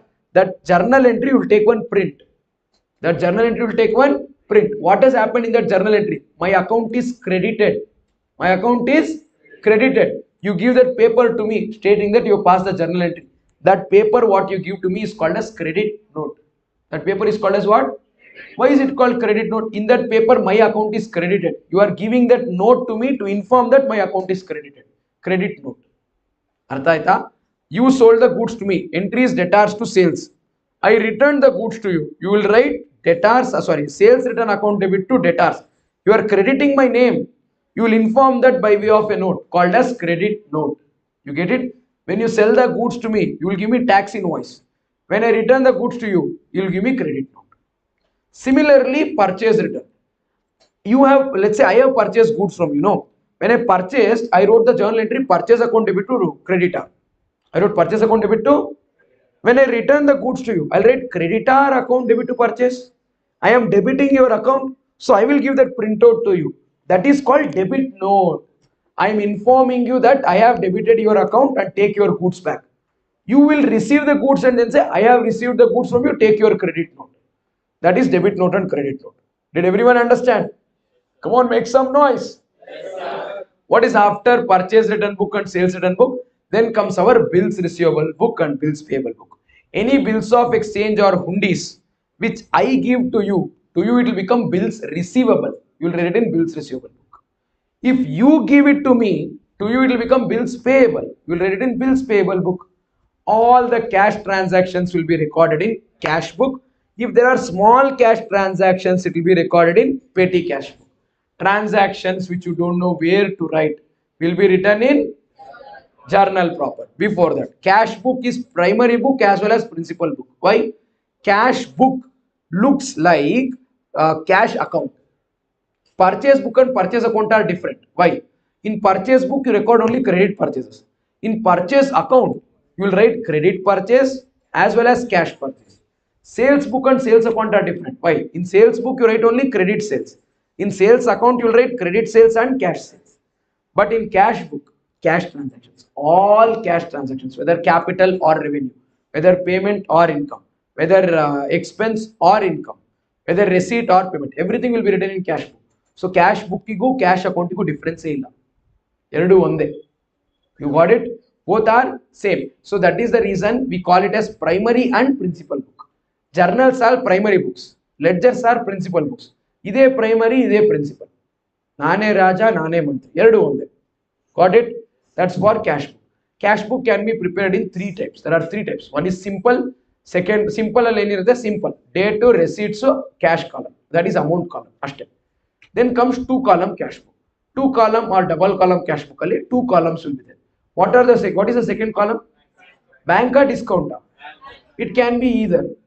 It tells two columns. The second column can be discount. Second column can be bank. Three column cash book. We will have all the three: cash, bank, discount. What if my business bank account is only not there? Then my two column cash book will be cash and discount, not cash and bank. What if I don't deal with cash only? My one column cash book will be bank column. Two column cash book will be bank and discount. What if in my business discount ella ilve illa ಎಷ್ಟು ಹೇಳ್ತೀವೋ ಅಷ್ಟು ಕೊಟ್ಟು ಹೋಗ್ತಾ ಇರಬೇಕಷ್ಟೇ cash and bank, there is no discount column. So two column cash book doesn't mean cash and discount, doesn't mean cash and bank. It can be cash and discount, it can be cash and bank. Okay, now very good. This is with regard to cash book, what I would want all of you to know. And whenever the transaction is happening between two items within the cash book, it is called as contra entry. What is it called as? Contra entry. And in the ledger folio for that transaction, you write the letter C. One thing that you know, but I would want to tell again, whenever a check is received, we have to debit bank. But if the check is received today, deposited tomorrow, today you will write it to cash. Tomorrow when you deposit, you will write it to bank. Did everyone understand this? And at the end of the cash book, don't ever balance the discount column. Balance in figure kandidi bedi discount column ali. For discount, we'll open one separate ledger. Discount received is a separate ledger. Discount allowed is a separate ledger. We are not allowed to net off it as per AS 5. Should not do netting off. Balancing figure kandidi bardu discount column. In fact, total madbudi hage bitbudi. You can do total, but my problem is if you do total, you will find balance and figure. So don't do that. It is mistake to find balance and figure in discount column. Mistake. Tappu. It is not like, okay sir, ಮಾಡಿದೀವಿ marks ಕೊಡ್ಬಿಡಿ. Marks ಕೊಡೋದಲ್ಲ, cut ಮಾಡ್ತಾರೆ marks. ಎಲ್ಲ correct ಮಾಡಿ discount column balance and figure ಮಾಡಿದ್ರೆ 1 mark cut. Should not do. Why? It is not an item to be net off. Discount received is separate income. Discount allowed is separate expense. It will go separately to P&L debit and credit. You cannot write net off discount. Okay na? Idu chikdu petty cash. What is this petty cash? You don't want to write all the major payments in the main cash book. So you open one small cash book called as petty cash book. Let us say you have one bank account. In that bank account 10 rupees payment to 5 rupees payment ella Google Pay madiro 5 ರೂಪಾಯಿ 2 ರೂಪಾಯಿ ella ಇದೆ. And when you imagine just passing journal entries, you are like, hey, ಯಾವ ಇವೆಲ್ಲ 2 rupees, 5 rupees. What do? You open two separate bank accounts. One for all the major transactions, thousands, 10,000s. One for all these car GPG small transactions. You get this? So that small one box you maintain, that is petty cash. You get it? So what you do is lot of money, 500 rupees notes to 2000 rupees notes you get, no, that you keep in one main box, that is main cash. You keep one small box. In your home also they would have kept, no, above fridge on sand box, children will be there, 2 rupees, 1 rupee. Whenever you want to go buy milk packet, children ತಗೊಂಡು ಹೋಗೋದಕ್ಕೆ. Suddenly to buy something they kept one box, no, ನಿಮ್ಮ packet ಮೇಲೆ ಅಲ್ಲಿಂದನೇ ಬರೋದಲ್ಲ. Daily 5 rupees, 6 rupees, 5 rupees, 6 rupees. 5 rupees, what do we get, sir? Nothing. You want that note only, no? So that is called as petty cash book, where all those petty payments will be written. This petty cash book is maintained under a system called as impressed system. What is the system called as? Andre 10,000 rupees will be transferred to petty cash. You go on paying money. When it becomes zero, you fill 10,000 again. That is impressed system. Did you understand? And if you would have followed mugging up one order of items in petty cash book in your PU, don't do that at CA Foundation. There is no need to mug up petty cash book. In the question there is expense, draw that column. In the question there is no such expense, don't draw the column. Don't waste time mugging up the format of petty cash book. They have not asked so far petty cash book in foundation. If they ask, they have never asked. Never till date in the foundation exam, they have asked. But if they ask, don't mug up the format. First conveyance, then cartage, then stationery, then postage, then veda. In the question there is postage. Draw a column of postage. In the question there is no postage item. Don't write. Wages kotre wages column haki. Kottilva baribedi ashte. Whatever item they give, you draw that column. If they don't give, don't write it. Okay, now that's it. This is what I want you to know when it comes to subsidiary books. Last one is journal proper. It is called as residuary book. A transaction, if you don't know where to write it, you will ultimately write it in journal proper. Like asset purchased on credit. You can't write in purchase book because it is asset. You can't write in cash book because it is not cash. Where do you write? Journal proper. Depreciation entry. Expense due but not paid. If it is paid, it is cash book. Because it is not paid, it will come in journal proper. So these entries are proper journal entries. So they are written in journal proper. They cannot be classified to any of the subsidiary books. Okay now? Everyone understood? Yeah. Next I need to go to only the last unit of chapter 2. What is last unit of chapter 2? Rectification of errors. So before I go to rectification of errors, I will do a question what is there in our material, sorry, RTP. On which topic? On which topic? Subsidiary books. Shall we? Come on, let's do subsidiary books question. Cash book one question ಇದೆ ಅದು ಮಾಡ್ಬಿಡೋಣ.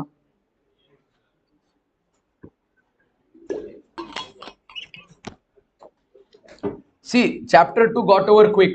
3 will get over even quicker. Chapter 3 will get over even quicker. Let's see. See, the question is this journal entry question we did, alva. Subsidiary books based question is there in 1B. Shall we discuss that 1B? Should I not discuss this RTP simultaneously? You, We'll discuss. No, you'll feel confident.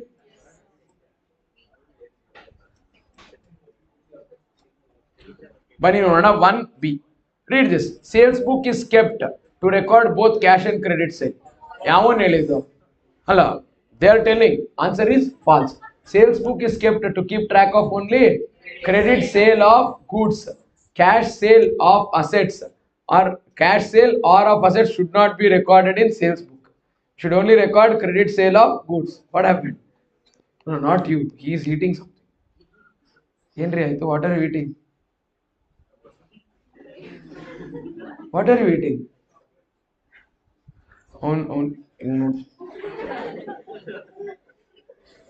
Why? Okay, so this is done. 1B over. 3A journal entries are also over, no? 3A, did we do the journal entry question? Yes. 4A madana, cash book. Then I'll explain you the concept of rectification of errors. After that, we'll do 4B. Come on, let's do 4A. Cash book. Yakri. You like cash book? You don't like cash book? Cash is important. Oh, hange. Cash tumba important, sir. Huh. One thing that I want you to note before you start cash book question. If you write, then it is called as cash book. If you write particular amount, it is called as cash account. ಹೇಳ್ತೀನಿ ಕೇಳಿ. If you write particular amount, it becomes cash account. If you write receipts and payments, it will become cash book. When you write the word receipt, don't write debit here. When you write receipt andre debit country, matte receipt anta bardu debit baribedi. If you write payment, don't write credit. If you write particulars, then you write debit credit. If you write receipts and payment, you should not write debit credit. Got it? Next thing, if you write it as cash book and you write receipts and payment, instead, let's say you'll write to debtor, by debtor, creditor, all of that. You don't have to write account. You don't have to write rent account. You just write to rent. Parvagilla. You can just write to rent, to interest, to rent, to sales, by purchase. It's okay. If you write the name as cash account, you must write by sales, to sales account, by purchase account, to interest account, by debtors account. You should write account. A/C is mandatory within these items. You understand when is it mandatory? Pakka. So if you write cash account, instead also everywhere you should write account. If you write cash book, here no need to write account. When you write receipts and payments, no need of debit and credit. When you don't write debit and credit, you have to write receipts and payment. If you write particulars, debit, amount, credit and everything, it will become cash account. If you write no debit, credit, write receipts, payment, it will become cash book. Too much? Understood? Very good. Come on, let's do. Hey, ishtitre kansata. Can you see if it is this or should I zoom? If you want me to zoom, I'll show the receipt side once and then payment side once. This is visible. Oh my God, surprisingly happy. I am very happy. Come on guys, let's now solve question number 4A from our September 2024 CA Foundation Accounting RTP. This question is from the chapter of accounting process and it is on cash book. Let's start reading 4A. Prepare triple column cash book. Okay. From the following transactions for Messrs Ram Agencies. Right, in the books of Messrs Ram Agencies, cash book, 3-column cash book. Receipt side you will have discount bank cash, payment side you will have discount bank cash. You can write it in any order: bank cash discount discount bank cash. There is no restriction. But whatever you write on the receipt side, write payment side also in the same order. Don't play there. And bring down the balance at the start of the next month. So current year balance carried on will be brought down for next year. Very, very important point. Don't find balance and figure for discount column. Balance and figure only for bank and cash. Got it? Yeah. If you do extra yearly ante vittu or innosati bariri anta ಹೇಳ್ತಾರೆ. So don't do this mistake. March 1st opening balance. How much kasu in kai? 30,000. How much is kas in bank? 1,20,000. I will write both as balance brought down. 30 and 1,20,000. Okay, let me write here, instead of writing every time 2024, I'll write in the heading 2024 once. It will be sufficient. I'll write 1st of March, balance brought down. You don't have to write balance brought down 2 times. Write balance brought down once, and bank balance 1,20,000 you write in bank column, cash balance 30,000 you write in cash column. Did you understand? I myself am feeling that it's too small. Pakka? Okay. Nice. Foundation students, no, your eyesight is nice. By the time you come to inter, you'll be like, so zoom. Yeah, second, finally you'll be taking binoculars to class. Yeah, paid into bank. What did you pay into bank? Blood. No, cash. Cash is paid into bank. Bank balance will increase. Cash balance will decrease. Receipt side, bank column. Payment side, cash column. I'll repeat. Receipt side, bank column. Payment side, cash column. And this is contra entry. What entry? Very good. Bank column only, I will write 10,000 debit. Amount is written in bank column. Particularly you can't write bank. So we'll write to cash. And it is contra. So I've written C. Date is 2nd of March. Same column, this side. Cash is decreasing, no. Payment side, I'll write in the cash column 10,000. If I write the amount in cash column, I can't write here by cash. I'll write by bank. Understood the logic? Don't forget to write the letter C. Why do we write C? So that you will see that it is contra entry. Okay, now. Very good. We are done with March 2nd transaction. After that, we have 5th of March. What did you do on 5th of March? You purchased furniture and issued by check. How much? 15,000. Furniture purchased, furniture account debit. Check is issued, bank account credit. Entry is furniture account debit to bank. This is like bank account. Here I'll write buy furniture.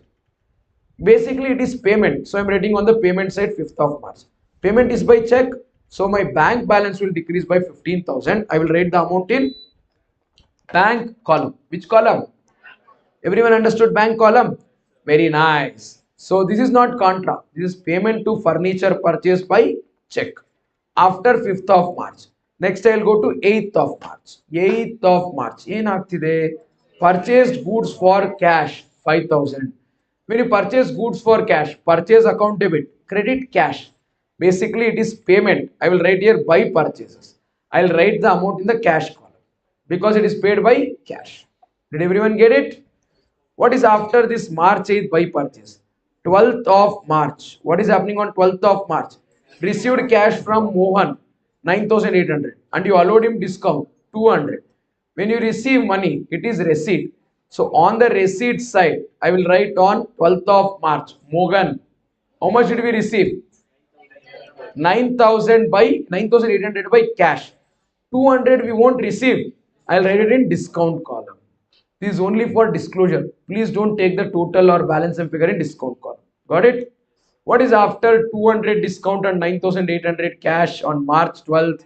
Then I'll go to 14th of March. What is it? Cash sales. Sir, how do they sell cash? Simple. 1,000 ರೂಪಾಯಿ note 1,000 ರೂಪಾಯಿ note ಎಷ್ಟು 1,000 ರೂಪಾಯಿ sir sir ಅದು 500 ರೂಪಾಯಿ note ಇದಲ್ಲ ಅದೆಷ್ಟು ಅದು 500 100 rupees not 100 rupees. They are not selling cash. They sold goods for cash. You got this? Yeah, and he was like, oh my god, this I was wondering all these days, how do they purchase cash? How do they sell cash? Oh my god. Okay, goods are sold for cash. So cash is received. Am I right? On the receipt side, I'll write two sales. 14th of March. How much is the amount? 50,000 in the cash column. Understood? What's after that? Paid to Lata by check. How much? 14,500 per. There is discount received per 500. So paid means payment, no? On the payment side, I will write 16th of March by Lata. How much? 14,500. Cash or bank? Bank paid by check. If you pay by check, you will write in bank column. 500 you will write in discount column. Discount galu, check galu, lata galu, payment galu. Okay, did you understand this? After this, then I will go to 19th of March. What's happening on 19th of March? 19th of March paid into bank. What did you pay into bank? Cash. Obviously, yeah. You cannot say, okay, 2 kisses, please deposit in my bank account. No, you should give cash, and cash is deposited into bank. You got it? 5,000. So when you do that, receipt side, you will write the item in the bank column. Bank balance will increase by how much? 5,000. Am I right? Yeah, you are not Ayushman Kurana. You will go to the bank and then say, Pani da, rang vekuke. Yes, bank alva. Ange aitu bank. 5,000 rupees debited to bank column. It is receipt in the bank column. When I write the amount in the bank column, I should not write bank. Bank ke bank ant parega. See. So when I write amount in the bank column, in the particulars it will be cash. Bank balance is increasing. Cash is decreasing. In the cash column, I'll write 5,000. This is by bank. Why have I written C there? Contra. Did you understand this? Very nice. After March 19th, 23rd of March. Yenayitu 23rd of March? Withdrawn from bank for private expenses. Basically drawings. It is payment. I will write it in the payment side. 23rd of March by drawings, by check or by cash. From bank, so I'll write 6,000 in bank column. Money is withdrawn from the bank for private purpose. If it was taken in cash, I would have written in cash column. Because it is taken from bank, I've written in a bank column 6,000. Did everyone understand this? What's after this March 23rd transaction? 24th of March, received check from Gupta. So Gupta gave us check secretly. So what do we write? We will write it in the receipt side. Which column? Bank column. But observe the next transaction. Deposited Gupta's check into bank. So the deposit they've given as a separate transaction. If they would have not given this 26th March transaction, I would have straight away written in bank column. Because they've given the depositing the check into bank as a separate transaction, I would first write the check received in cash column. Later deposit it into bank column. Okay now? ಏನು ಓಕೆನಾ ಅರ್ಥ ಆಯ್ತಾ Yeah, I'll write Gupta receipt. I will write it in cash column 14,300. Discount idya? Yes. How much? 200. Okay. This is 24th of March. Then we have another transaction happening on 26th. What are we doing on 26th? We deposited that check into bank. When we received that check is treated as cash receipt. Now when we deposit, bank balance will increase, debit the bank column or receipt side bank column 14,300. And when I write the amount in the bank column, here I will write 2 cash. And on the same date, I will write the amount as reduction from the cash balance 14,300. So I'll write by bank. So cash has reduced and bank balance has increased by 14,300 on 26th of March by way of contra entry. Okay now. After 26th, then 28th, withdrew cash, this time for office use. Why did we draw it? Office use. So bank balance will reduce, cash balance will increase. Receipt side, cash column. Payment side, bank column. Receipt side, in the cash column, I will write 20,000. When you write the amount in cash column, you would have to write 2 bank. Same thing, bank balance is reducing. In the bank column, payment, that will be written as by cash. 28th of March. This is contra entry. What entry? After 28th of March, last one, 30th of March, paid rent by check. Payment, no. Write it on the payment side. By rent. In which column?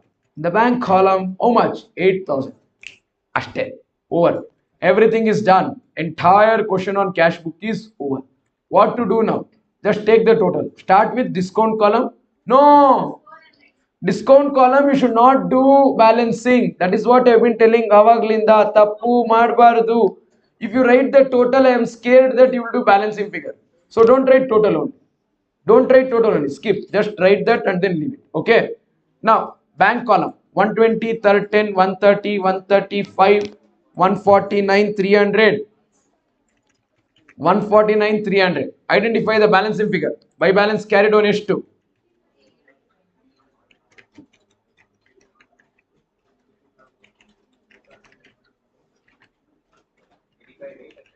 85. Very good. 85,800. Similarly, in cash column, cash can't be negative. Cash also will get positive balancing figure. You will get 89,800. These two balances, no, bring them down in the next period also. Right, 1st of April, balance brought down 85,800 and 89,800. This is mandatorily supposed to be written. Why? They have clearly mentioned in the question as to open the balancing figure for the next year. Is that okay? By this, can I say that we have successfully completed the question on cash book? Very good. Next, let us do rectification of errors. Rectification of errors concept ಮಾಡ್ಬಿಟ್ಟು we will immediately do RTP question from September 2024 rectification. Once we do that, it would be completion of chapter 2. Chapter 1 ಗೆ compare ಮಾಡಿದ್ರೆ chapter 2 we took lesser time. Chapter 2 ಗೆ compare ಮಾಡಿದ್ರೆ chapter 3 will take even lesser time.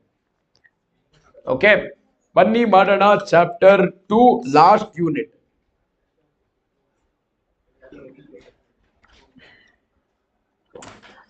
Oh, someone is telling Raju bhai, those who are sleepy, them remember 1,000 years of death. ಹೇ ಅದೆಲ್ಲ ಮಾಡಬಾರ್ದು, class ಇದು.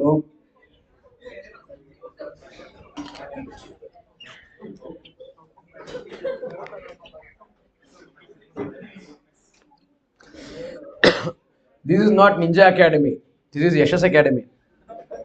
ಇಲ್ಲಿ ಕೆಲವೇ rules ಇದೆ, ಇಲ್ಲಿದೆ ಆದಂತ ರೀತಿ ರಿವಾಜ್ ಇದೆ. Can we start with rectification of errors? Is everyone ready? Very good. Rectification of errors. What do you mean by error? Mistake, galti se mistake. Like unintentionally, if you do a mistake, it becomes error. What is it? Unintentionally, if you do a mistake, it becomes error. Intentionally, madre scam. Unintentionally, if you do it, will be called as an error. Very good. Now focus on the word of error. There are two types of errors. How many types of errors? One, principal error. Other one is clerical error. Get this? Sorry, first one is clerical error. Second one is non-clerical error. Later we'll discuss the next one. So clerical error, non-clerical error, the clerk ಮಾಡ್ಲಿಲ್ಲ ಇದು error. You get this? Clerical error ಅಂದ್ರೆ clerk only made this error. So non-clerical errors are principal errors. What is it? Sir, idala. This is PAL. It is PLE. Principles and policies should be consistent from a principle.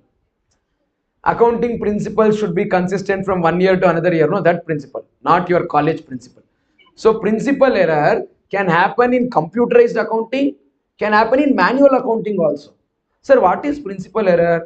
You treated capital item as revenue item as capital. Why?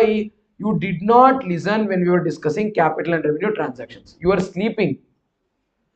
Because you were sleeping and you did not hear differentiation between capital transactions and revenue transactions, by mistake, unintentionally, you treated one capital item as revenue or you treated one revenue item as capital. That becomes principal error. Shall I tell once again? Let's say you purchased furniture as an asset.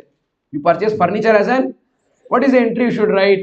Furniture account debit to cash. You wrote purchase account debit to cash. Purchase is for goods. Furniture is an asset. Asset now you recorded as goods. Or you incurred some repair expenditure for motor car. What is the entry? Repair account debit to cash. You wrote motor car account debit to cash. It is like you purchased one more motor car. That revenue item is wrongly treated as capital item, or capital item is wrongly treated as revenue item. That becomes principal error. What is principal error? Revenue item is wrongly treated as capital, or capital item is wrongly treated as, you remember that capital revenue principle? Same, no? We discussed them. I asked you questions, what is it, and all you were telling. That pen, you remember who used that pen? ತಲೆನೇ ಇಲ್ಲ, ಏನ್ ಡೋಂಗ್ ಬಿಟ್ರು ಕೇಳ್ತೇವೆ. When Tipu Sultan was there was no pen only.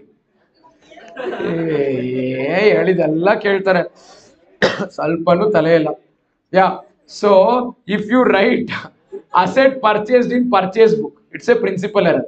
If you write repair expense debited to asset, again it is principal error. Are you getting it? See, principal error is happening because you don't know the principle of capital and revenue. This can happen in computerized accounting. This can happen in manual accounting also. This is not happening because of the clerk. This is happening because you don't know the principle of accounting. Do you get it? Then let's discuss clerical errors. Clerk mado tappugulu. What is clerical errors? Omission, commission, compensation, all of that. What is it? Three types of errors. One, error of omission. Second one, error of commission. Third one, compensating error. Error of omission can be further classified into two: complete omission, partial omission. What is it? Complete omission and partial omission. What is complete omission? Complete omission is purti. Like lunchtime, you add one roti and one palak paneer. Full palak paneer out. That is error of complete omission. What did you have? Sopsaro. See, that is the reason I discuss rectification of errors after lunch break and not before lunch break. Just imagine I discuss this and then give break. You go to the hotel and then sit there. That where I will ask, sir, palak paneer togoli sir, nam famous. Okay, next time you think of palak paneer, remember me and this guy. Okay, complete omission means what? transaction completely whack. You have not recorded. You have purchased goods. You should write purchase account debit to cash account. Purchase account debit madila, cash account credit madila, total ag entry parde illa. You did not write the entry only. What is it? Error of complete omission. Completely not recording the transaction in books of accounts. What is complete omission? Completely not recording the transaction in books of accounts is error of complete omission. It can be any transaction. It can be purchase, it can be sales, it can be depreciation, it can be expense, it can be income. See, example, asset purchased, not recorded. Repair expense, not recorded. Any transaction which is not recorded becomes error of complete. Everyone understood? Then error of partial omission. Error of, what do you mean by error of partial omission? Error of partial omissions means you have omitted full ಆಗಿಲ್ಲ ಸ್ವಲ್ಪ omit ಆಗಿದೆ ಅಷ್ಟೇ ಇನ್ನು ಸ್ವಲ್ಪ ಅಲ್ಲೇ ಇದೆ. It's still processing. Meaning when you have to write one journal entry, you have written little bit of journal entry. Other half you have not written. For example, let's say you purchased goods on Amazon or some online website, indiamart.com, you purchased goods online. What is the journal entry? Purchase account debit to bank when you made the payment online. You have purchased the goods, you wrote the entry purchase account debit. You should write to bank. They're like, yes sir, please come. Goods delivery bantu.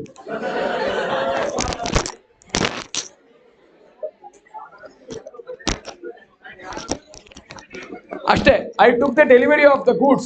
Now I am busy arranging the goods. Entry complete madila. What did I write? I wrote purchase account debit. I did not write bank account. Yes, please come.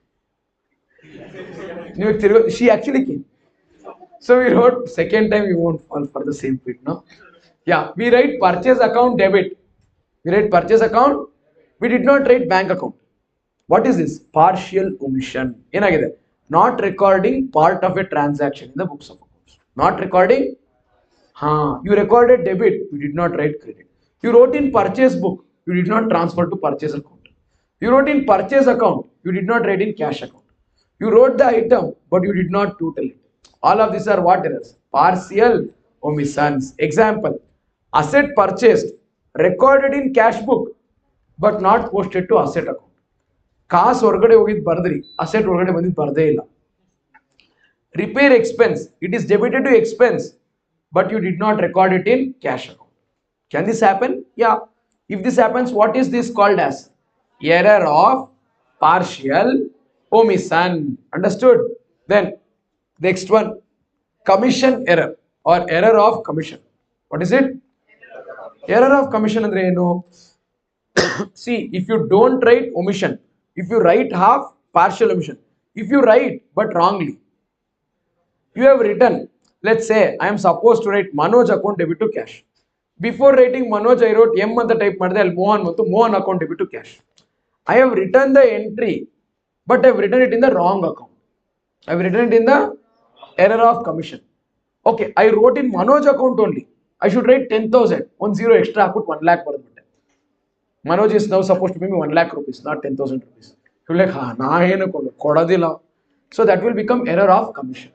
So error of commission is transaction recorded, but it is recorded in the wrong account. It is recorded in the, or it is recorded in the right account only, but at wrong amount. It is recorded in the wrong account or wrong amount. It is recorded in the wrong account or wrong amount. Then it will become error of. Everyone understood error of commission? What is error of commission? Transaction entered at wrong amount or in wrong account or wrongly balanced. Ella correct bardira, totally mistake. That is also error of commission. See the example. Goods purchased from Dolu wrongly credited to Bolu. Okay, you don't know who's Dolu, who's Bolu. Own Dolu, you cheddi, own shirt color, you cheddi color. Cheddi shirt color change to two different persons they made. So you are confused. Both look alike. No, you wrote it to other party's name. What is it? Error of commission. Or maybe you wrote it correctly. Yeah, you wrote it in Dolo account only. Purchase is 4,500, but you wrote 5,400. ನಿಮಗೆ numbers ಎಲ್ಲ dance ಆಗ್ದಂಗೆ ಅನಿಸ್ತಾ ಇದೆ. ಬೆಳಗ್ಗೆ ಬಿಟ್ಟಿದ್ದು ಕುಡಿದ್ಬಿಟ್ಟಿರ್ತಾರೆ, ಹಂಗೆ ನೀರು mix ಮಾಡ್ಕೊಳ್ಳದೆ ಕುಡಿದ್ಬಿಟ್ಟಿರ್ತಾರೆ. ಇದು ಏನು ಹಾಲು ಕಾಫಿ ಬೆಳಿಗ್ಗೆ, ಯಾ 4,500 has been wrongly recorded as 5,400. Then what is it? Error of commission. Error of. You understood error of commission? Last one, compensating error. Compensating error andre you made one mistake. To compensate that mistake, you did one more mistake. Basically, you made two mistakes. But it looks now doesn't look like you made a mistake. But it's actually two mistakes now. One error as compensated by another error. To make it look like there is no error, but there are actually two errors. You get it? For example, let us say you understood the concept wrongly that whenever cash is received, it should be credited. You have understood wrongly. When cash is received, what should you do? Credited. That is your logic. ನೀವು ಅಪಾರ್ಥ ಮಾಡ್ಕೊಂಡಿದ್ರೆ cash receive ಮಾಡಿದ್ರೆ ಏನ್ ಮಾಡಬೇಕು? Credit ಮಾಡಬೇಕು. Credit the receiver. Sir, credit what comes in. This is your logic. So I gave you 10,000 rupees. What is the entry you wrote? You wrote my name account debit to cash. Tappaita. Then you gave cash to somebody else. You are like, when I receive cash, I credit it. So when I give cash, I should debit it. So then you debited cash. So now what has happened? Two mistakes has happened. Totally net difference might be 2,000, but actually one 10,000 rupees entry is wrong, one 8,000 rupees entry is wrong. But actually net difference is coming to 2,000. That is compensating error. One error has compensated to another error to make it look like there is no error, but there is more than one error. This is in fact one of the difficult type of error to identify. What has happened here? Effect of one error is cancelled out by another error. Example, asset purchased is credited and asset sold is debited. Yeah, cash received is credited, compensated by cash payment debited to cash account. This is the errors. These are the types of the errors. We should rectify this error. What should we do? Now, how do we rectify this error? Now, to rectify the error, errors will not be classified into omission or commission or Allah. Errors are classified into only two categories. One-sided, ಇನ್ನೊಂದು two-sided. For the purpose of rectification, remember this, for the purpose of rectification, errors are classified into how many categories? One-sided. Second one, what do you mean by one-sided? One-sided means affects only one side of trial balance. Affects only one side of the ledger account. Two-sided means affects both the sides. You got it? So let's see, impact of this errors on trial balance. That is another way of saying one-sided and two-sided. So one-sided means impacts only one side. Two-sided means impacts both sides. If it is one-sided error, because of this error, trial balance will not tally. Trial balance will not tally, or trial balance will not agree. If it is two-sided error, in spite of this error, trial balance will still tally, or trial balance will still agree. What do you say? Trial balance will still tally, or trial balance will still agree in spite of these two-sided errors. Did you understand this? Now our question is very, very simple. What is one-sided error? What is two-sided errors? Avagale we discuss, no? Principal was, what to say, partial omission, complete omission, commission, compensation. Let's put heading to all of those as one-sided, two-sided, one-sided, two-sided, one-sided, two-sided. Shall we? Bunny, first start madana. Principal error, one-sided or two-sided? Come on everyone, answer helbeko.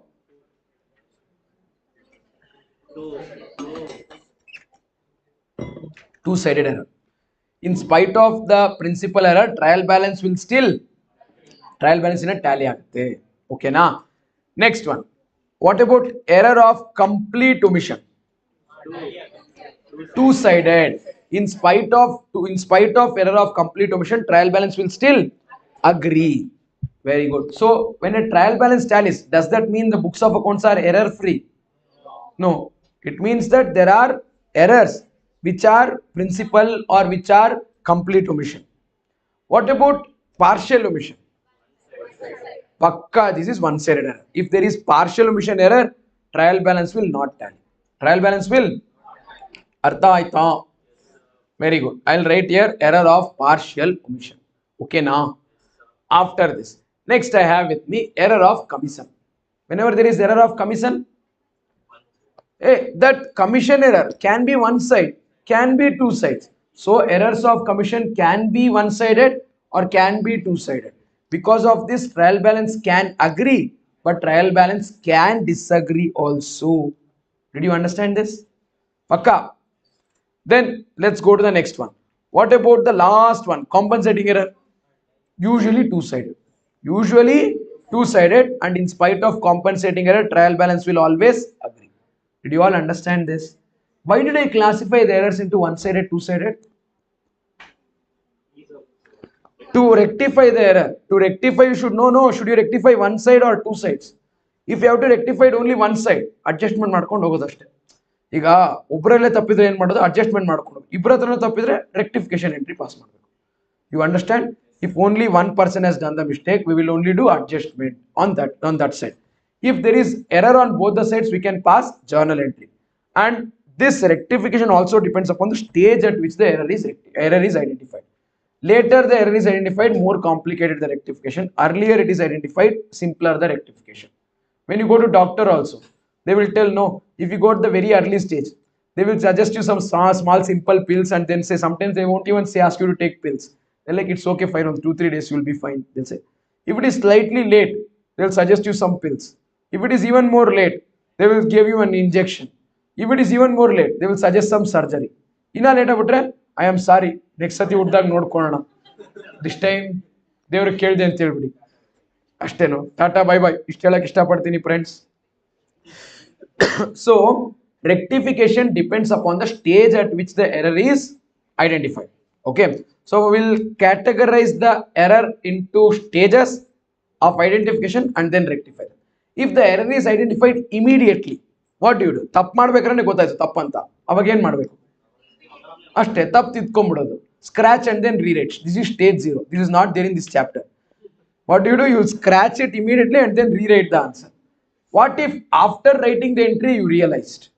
That is anytime before preparation of trial balance. During the year, anytime before preparation of trial balance, if you realize that you have made an error, what to do? If it is one-sided error, if it is, you will do adjustment. You will do, you have forgotten to write in salary account, write in salary account, adjustment. You have forgotten to write in cash account, write in cash account only, adjustment. So if it is one-sided, we do adjustment. If it is two-sided, then we'll pass journal entry. If it is two-sided, debit to illa, credit to illa. Write journal entry, write a journal entry. This is before trial balance. What if it is after trial balance? See, if in case there is one-sided error, trial balance will not tally. Correct? You'd have created suspense. Suspense is there in the place of that error. So for one-sided error, we won't do adjustment. We will remove the suspense and put this item. Let us say we forgot to write in cash book receipt side 100. So trial balance did not tally. Now we wrote suspense 100. Now we should remove the suspense, put the cash 100. So when there are two items involved, we'll pass journal entry. But for this time, journal entry will be with suspense account. In the journal entry, one of the item will be suspense account. Usually one-sided error, what should we do? Adjustment. What should we do for one-sided error? Adjustment. But here, if it is one-sided error, what do? We'll do journal entry. In that, one of the item is suspense, other item is the error. What if it is two-sided error? Only journal entry. What do? Journal entry matra. If it is one-sided, then journal entry with suspense. If it is two-sided, journal entry without suspense. If it is stage 3 after final accounts, same, one-sided journal entry without suspense, two-sided journal entry with suspense. Sorry, one-sided journal entry with suspense, two-sided journal entry without. Sir, stage 2, stage 3 ಎರಡು ಒಂದೇ ತರ ಇದೆಯಲ್ಲ? They look alike, but they are not same. You know what is the difference? Whenever we do stage 3, final accounts are already over. Final accounts are closed. Let us say last year you forgot to write sales. This year you realize that you did not write sales last year. Now if you write sales, no, it will not correct previous year sales. It will spoil current year sales. Henge andre, yesterday when you are making sambar, you forgot to put salt. What did you do? You had that saltless sambar. Saltless sambar. You had it yesterday. So what did you do today? ನೆನ್ನೆ ಸಾಂಬಾರ್ಗೆ ಹಾಕ್ಬೇಕಾಗಿರೋ 4 spoon ಉಪ್ಪು, ಇವತ್ತು ಸಾಂಬಾರ್ಗೆ ಹಾಕ್ಬೇಕಾಗಿರೋ 4 spoon ಉಪ್ಪು, 8 spoon ಉಪ್ಪು ಹಾಕ್ಬಿಡ್ತೀರಾ. 4 spoon, tablespoon, small spoon. You put 8 spoons of salt. Then what will happen? Today will be like salt sambar. Sambarige ಏನಕ್ಕೆ salt ಹಾಕಿದ್ದೀನಿ? ಆಲೂಗಡ್ಡೆ ಸಾಂಬಾರ್ ಹತ್ರ. ಅದರ ಸಾಂಬಾರಿಗೆ salt is the main ingredient. So ನೆನ್ನೆ ಸಾಂಬಾರ್ ಹಾಳಾಗೋಯ್ತು, ಇವತ್ತು sambar ಹಾಳಾಗ್ಬಿಡುತ್ತೆ. So because you identified the last year's error in current year, you should not affect your current year P&L and then make it wrong. So what do? In that rectification entry, what you write at stage 3, I'll repeat, listen.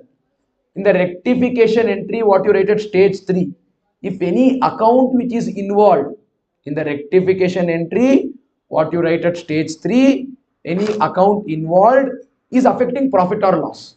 For example, purchase account, sales account, purchase return account, sales return account, any expense account or any income account, if it is involved, we will not write that ledger. That will be replaced with profit and loss adjustment account. I'll repeat. In the rectification entry at stage 3, if there is an account involved which is affecting profit, purchase, sale, purchase return, sales return, income, expense, that should not be used in stage 3 rectification. In the place of that, what do we write? P and L adjustment account. Ashte. Artha aita? That's it, friends. By this, we are done with identifying the identifying the error and rectification of the error. Last point that I wanted to tell is how do you rectify the error? First, identify the error, step 1. Second one, reverse the error. Third one, pass the correct entry. And rectification entry is step 2 plus step 3. This you know, alva. First you pass the wrong entry, then you reverse the wrong entry, then you pass the correct entry. Reversal of the wrong entry plus the correct entry will all by itself give you rectification entry. Got it? Ashte. Now we can do couple of problems to get good hold on this. I'll definitely make you do September 2024 RTP question. Beyond that also, if you would want anything else, any other question, you let me know. I will do that. Is that okay? Can we start with rectification of errors question from September 24 RTP? After this, we'll take a small break. ಟೈರೆಡಾ break ಬೇಕಾ ನನಗೆ ಟೈರೆಡ್ ಆಗಲ್ವಾ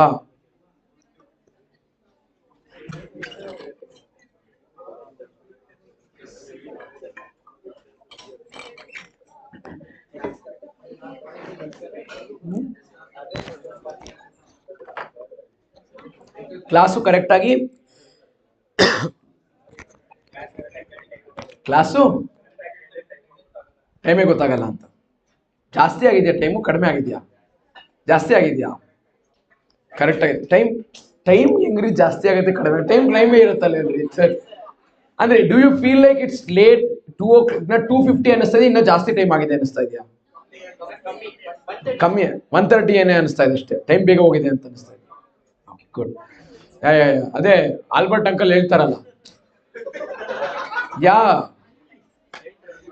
ಅದೇನಾದ್ರು ಪಕ್ಕದಲ್ಲಿ ಹುಡುಗಿ ಚೆನ್ನಾಗಿದ್ರೆ ಹೊಟ್ಟೆಗೆ ಬೆಂಕಿ ಹಾಕ್ದಂಗೆ ಅನ್ಸುತ್ತೆ ಬೆಂಕಿ ಅದೇನೋ ಹೇಳ್ತಾರೆ ಬೆಂಕಿ ಮೇಲೆ ಓಡ್ಬೇಕು ಅನ್ಸುತ್ತೆ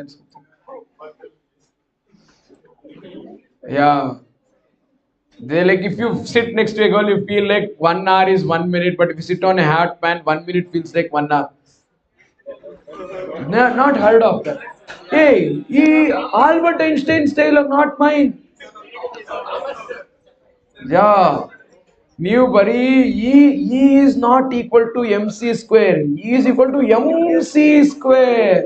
You should not do physics out of chemistry. You should do biology out of chemistry. Scientist. I will make you people apply for free visa in Kailasa. Go there only. There you do CA. They opened for visa applications. Apply ಮಾಡ್ತೀರಾ citizenship ಕೊಡ್ತಾರೆ. Yes, come on. ಏನಪ್ಪಾ? Okay, I will straight away try to tell you what is the rectification entry. If you straight away understand the rectification entry, very good. If you don't understand the rectification entry straight away, then I don't mind explaining the wrong entry, reversal of wrong entry and right entry. But considering the fact, when is your exam? Nenpidya? Okay, considering the fact that you have 30 days or less than 30 days left for your exam, 22 days left for your exam, you should still not be doing wrong entry, reversal of wrong entry, right entry. You should be able to write the rectification entry straight. You should be able to. So we'll try and test if you can do. I'll be happy if you can. If you can't, parvagila nang bejaragide, but I'll explain the steps also to you. Is that okay? Come on, guys. Let's now solve question number. See. Come on, guys. Let's now solve question number 4B from September 2024 RTP for CA Foundation Accounting. This question is on rectification of errors, chapter 2, unit 8. Let's get started. Pass the journal entries to rectify the following errors detected during the preparation of trial balance. So this is still stage 1, not after preparation. During, meaning just before preparation of trial balance, these errors have been identified. So there will be no concept of suspense account, and there is a no need to replace your items affecting profit and loss with P&L adjustment also. This is stage 1 rectification. Errors have been identified and to be rectified before trial balance. Can we start with the first one? Read the first error. Wages paid for construction of office building. This is capital expenditure. Debited to wages account. So we should have not debited wages. We should have debited building, but we have debited wages. Building which was supposed to be debited is not debited. Debit now. Wages which was not supposed to be debited is wrongly debited. Follow my logic. Listen, please. Na help. Building should have been debited. It is not debited. Debit now. Wages should not have been debited. It is wrongly debited. Credit now. Buildings which was supposed to be debited for wages is not debited. So debit now. Wages which should not have been debited was wrongly debited. So credit now. Entry will be building account debit to wages 2020. Everyone understood? Just for your ease, I'll also tell you step 1, step 2, step 3. Wrong entry passed, wages to cash. Correct entry to be passed, building to cash. Reversal of wrong entry, cash to wages. So, and then building to cash is correct entry, cash to wages is reversal of wrong entry, cash will get nullified. Rectification entry will be building account debit to wages. I hope everyone understood. Should I write step 1, step 2, step 3? Nice of you. Credit sale of goods rupees 1200 to Ramesh. The correct journal entry is Ramesa account debit to sales 1200. They should have written the journal entry Ramesa account debit to sales. What have they done? Has been wrongly passed through purchase book. Passed through purchase book, meaning the error is not just in purchase book. Error is there in Ramesh account also. They should have written Ramesh to sales. They have written purchase to Ramesh. Firstly, sales account should be credited. Have they credited? No. Credit sales account. Okay, now it is sales to Ramesh. Have they credited sales? Have they recorded in sales book? No. Credit in sales book. Where did they record? They recorded in purchase book. They should have not recorded in purchases. They have wrongly debited purchase. Now credit your purchases by same 1200. If you would have recorded sales, no, we would have debited Ramesh. We did not record sales. So we have not debited Ramesh. We have debited purchases and credited Ramesh. Ramesh was supposed to be debited by 1200 is not debited by 1200, further credited by 1200. To reverse that credit of 1200, I will debit by 1200 once ati. The debit of 1200 which was not recorded, I'll record once again 1200 debit. So totally Ramesa will be debited by 2300. I repeat. Ramesh was supposed to be debited by 1200 by crediting sales. I had not debited. So I'll debit 1200. By mistake, I had credited Ramesh by 1200. Reversing that credit, I'll debit Ramesh once again by 1200. Totally debit to Ramesh will be 2400. Purchases which was wrongly debited 1200 will be now credited 1200. Sales which was supposed to be credited which was not credited, I'll credit now 1200, and that gives us the answer. Ramesh account debit 2400 to purchase 1200 to cash 1200. Should I do step 1, step 2, step 3? Everyone understood this? Pakka? Very nice. Let's go to third one. An amount of rupees 2000 due from Mahesh Chand. Due from Mahesh Chand. So Mahesh Chand owes us money. It is for us asset. Oh. Check check check ಬಂತ mike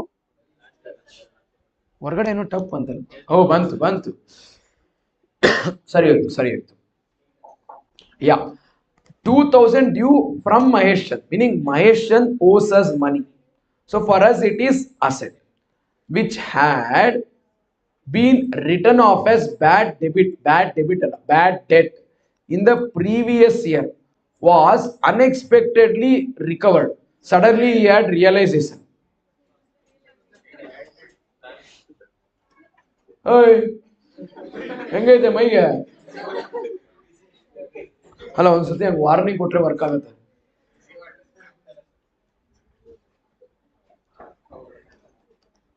For people watching it on YouTube live, there is some small problem here. ಒಂದ್ಸತಿ wait ಮಾಡಿ, project work ಆಗ್ತಾ ಇಲ್ಲ. Is it working? Is that on there?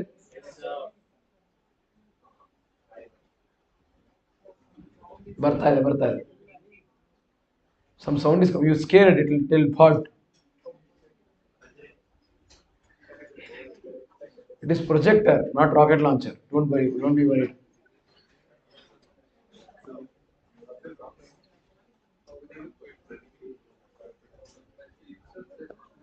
ಬರ್ತಾ ಇದೆಯಾ light? ಬಂತು ಬಂತು ಬಂತು ಬರ್ತಾ ಇದೆ ಬರ್ತಾ ಇದೆ ಬರ್ತಾ ಇದೆ.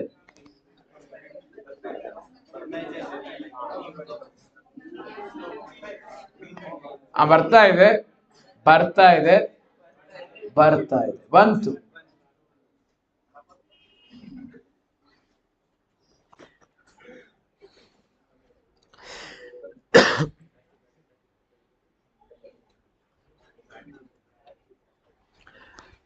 So it is written off as bad debt in the previous year, was unexpectedly recovered. So last year we have written the entry bad debt account debit to debtor Maheshan. We have already written it over bad debts. Current year when we recover it, what is the journal entry for bad debts recovered? We should write cash account debit to bad debts recovered.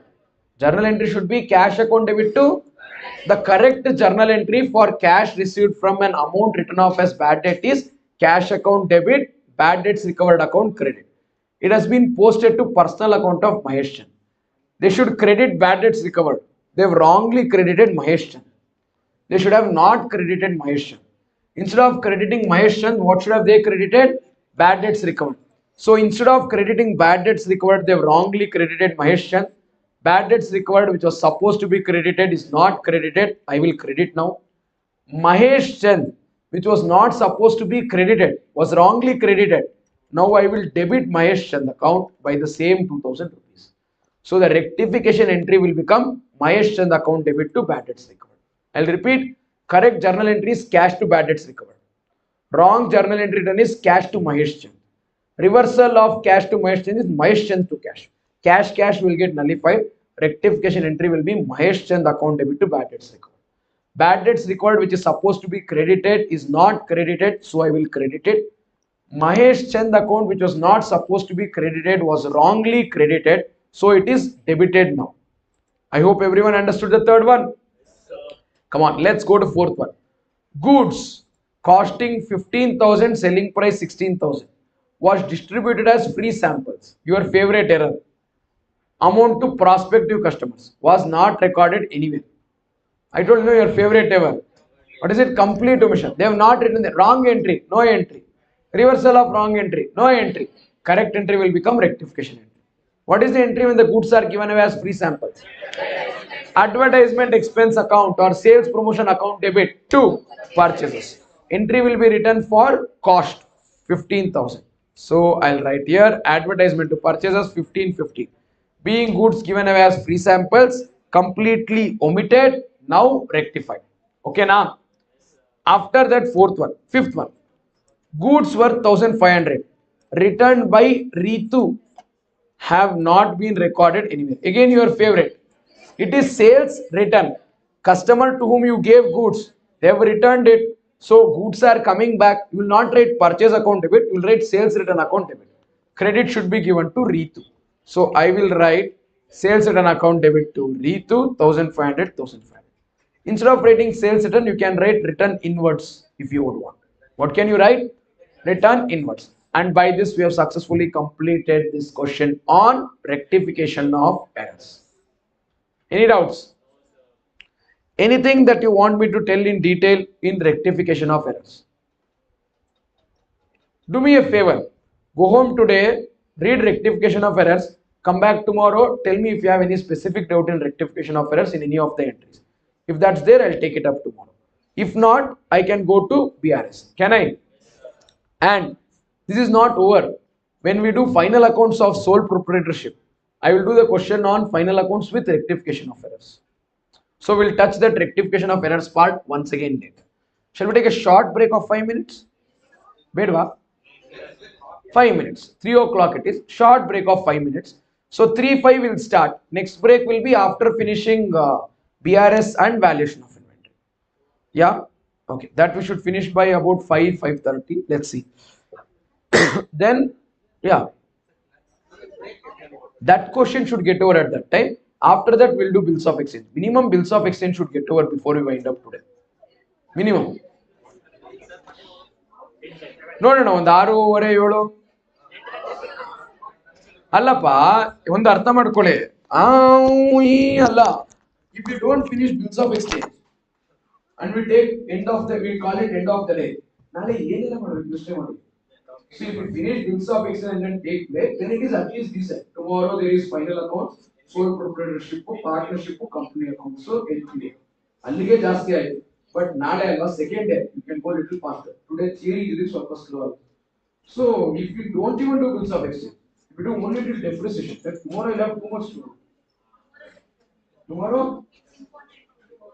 everything is important there is nothing not important but tomorrow the topics are limited but marathon only purti marathon only if you can do everything then why do you attend 200 hours like ellaru 2 dina class attend ಮಾಡಿ pass ಆಗುತ್ತಾರೆ exam here we'll get one overview of the entire subject good to start study okay na okay one 5 minutes break ತಗೊಳ್ಳಿ post break let's start with BRS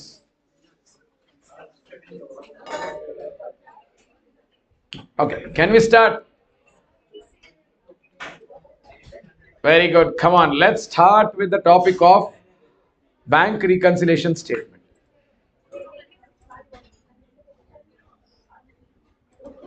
so 2 chapters over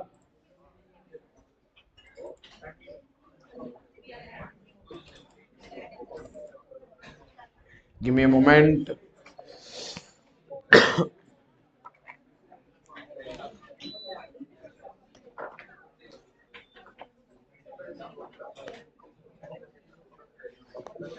no one closed that door at the last it's okay thank you ಹಾಗೆ close ಮಾಡಿ ಸಾಕು lock ಮಾಡಬೇಡಿ if someone comes they'll come from last door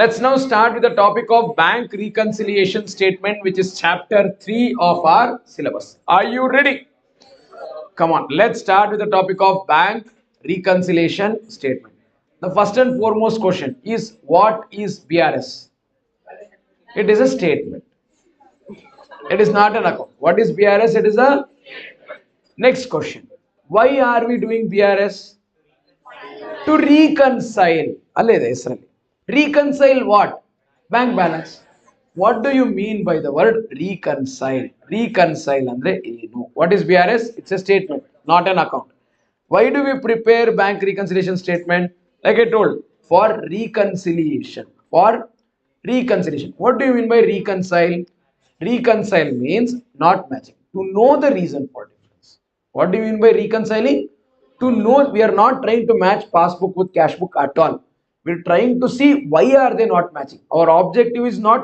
matching cash book with passbook our objective is not finding the balance our objective is reason for why it is not matching you get it remember in BRS you will not find passbook balance you will not find cash book balance you will find the reason for difference between cash book and passbook so to reconcile means to know the reason for difference what does to reconcile the word mean to know the reason for difference see you open one account with the bank whenever you deposit money you write the entry in cash book Whenever you withdraw money, you write the entry in cash book. Whenever you issue a check, you write the entry in cash book.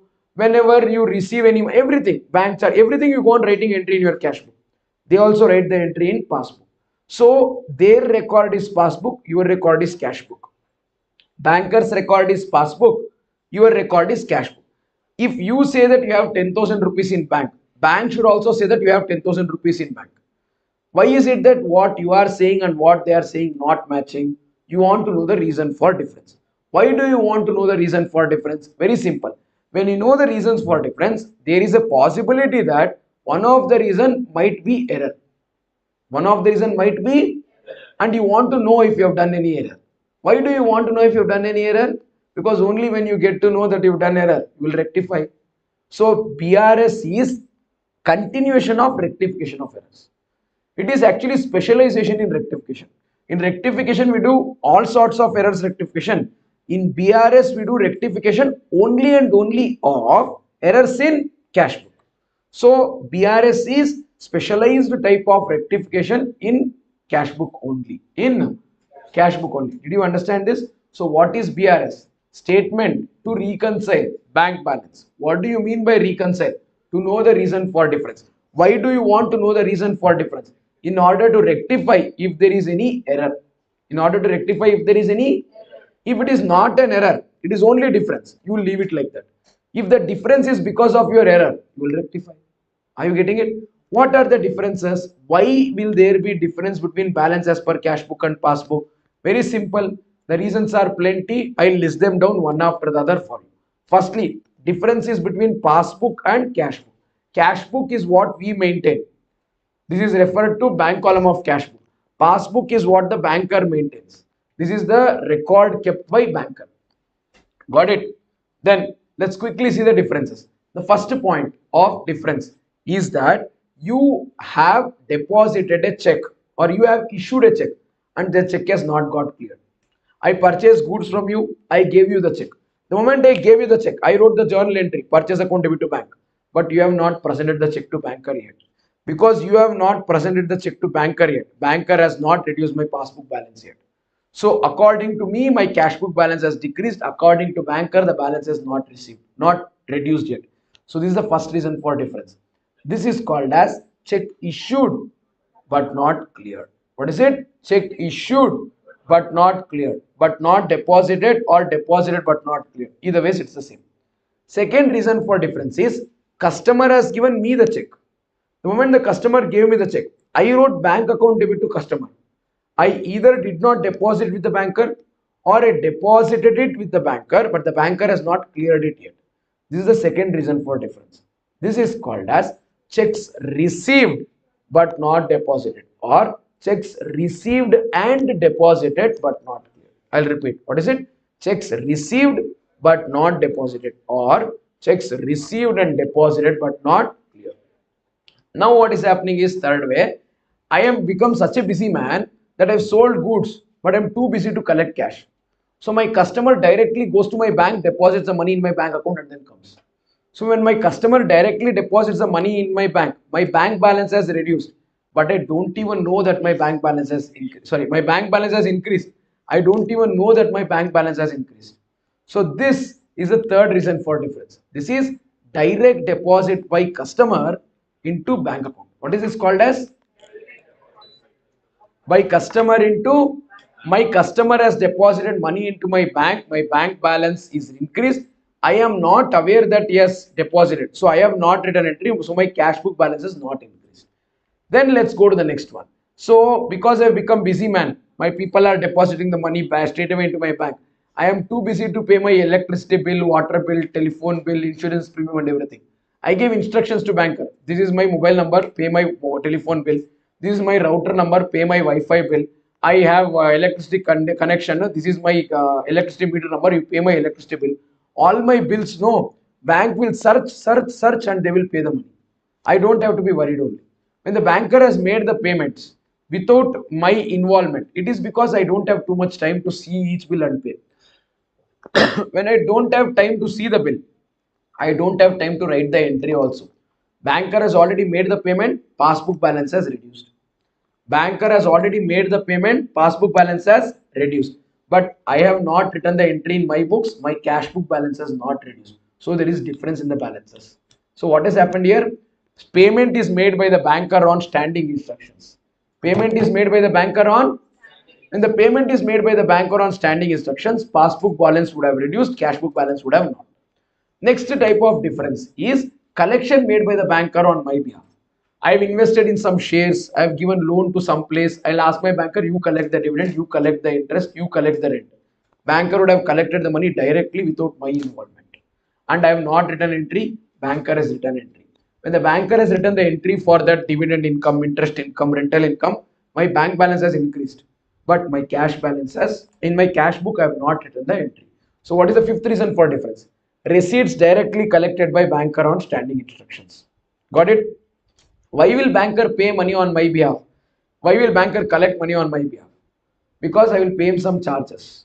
Because I'll pay him some charges. So bank charges, no, banker will not come ask me and then take money. Banker will straight away deduct it from my balance.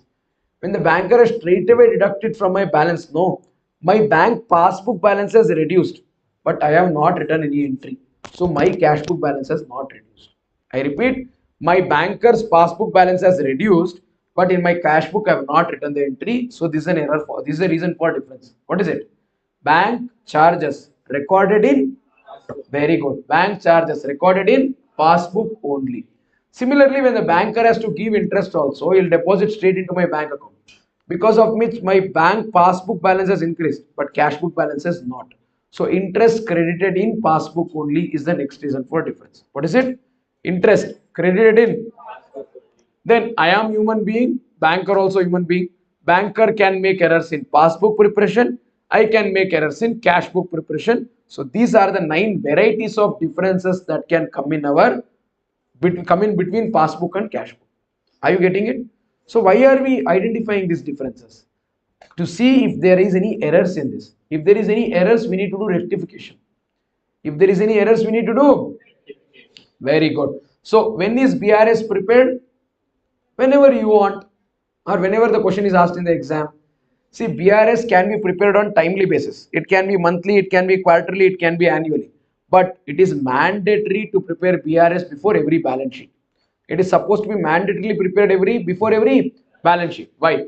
The answer is very simple. Bank balance will appear in balance sheet. No. If in case there is any error and you write that error filled bank balance, then that balance sheet will be wrong. We need to write the bank balance in the balance sheet, which is after rectification of errors. So what we do is, before we prepare balance sheet, we'll take our cash book bank balance, we'll take our passbook bank balance, check. If it is matching, good. If it doesn't match, we'll check item wise, is there any differences? Whatever differences are there, among these differences, is there any error? I will see. If there is any error, I should do rectification. After rectification, I'll write the balance in balance sheet. Did you understand? Now I have a question for all of you. Which balance should I write in balance sheet? Should I write balance as per cash book or should I write balance as per passbook? Cash book or passbook? Depends, sir. Cash book. Which is correct? Cash book. We need to check the differences. If there is any error, we rectify. So balance as per cash book can be incorrect. After rectifying the errors in the cash book, whatever is there, that should be posted to balance sheet. That is called as balance as per adjusted cash book. We don't write balance as per cash book. We don't write balance as per passbook. What we write in balance sheet is balance as per adjusted cash book or balance as per amended cash book. Now tell me, which balance will be posted to balance sheet? Balance as per cash book or balance as per passbook? Balance as per adjusted cash book, or also called as amended cash book. What is adjusted cash book or amended cash book? You will take cash book, you will take passbook, check the items, identify differences. In those differences, if there is any error, you pick that error, you rectify that error from the cash book, and that becomes amended cash book balance. And that amended cash book balance will go to balance sheet. Did everyone get it? Say something. Very good. Now the question is, what is amended cash book balance? I told no, errors rectification. There is another name for those errors. Out of all the differences, we adjust the errors. Errors are called as non-timing differences. What are errors called as? Non-timing differences. To balance as per cash book, we adjust non-timing differences. What comes is called as balance as per amended cash book. Now, what is this timing difference? What is this non-timing difference? Very simple. Cash book balance, pass book balance are not matching. The reason for difference can be classified into two: timing, non-timing. Timing andre eno? Here the difference is because of time. Difference is because of, if the time passes, no, the difference will not be there. That is timing difference. In spite of time passing, there will be still difference. That is non-timing difference. For example, I have issued one check to a customer. I wrote in my book. Banker has not written. Why did the banker not write? The customer has not gone to banker yet. ಇನ್ನೊಂದು 2 ದಿನ 3 ದಿನ 1 ವಾರ check will go, no, he will write the entry. So this is timing difference. Similarly, check deposit with the banker. I deposited the check with the banker. I wrote entry in my book. Banker has not written. Why?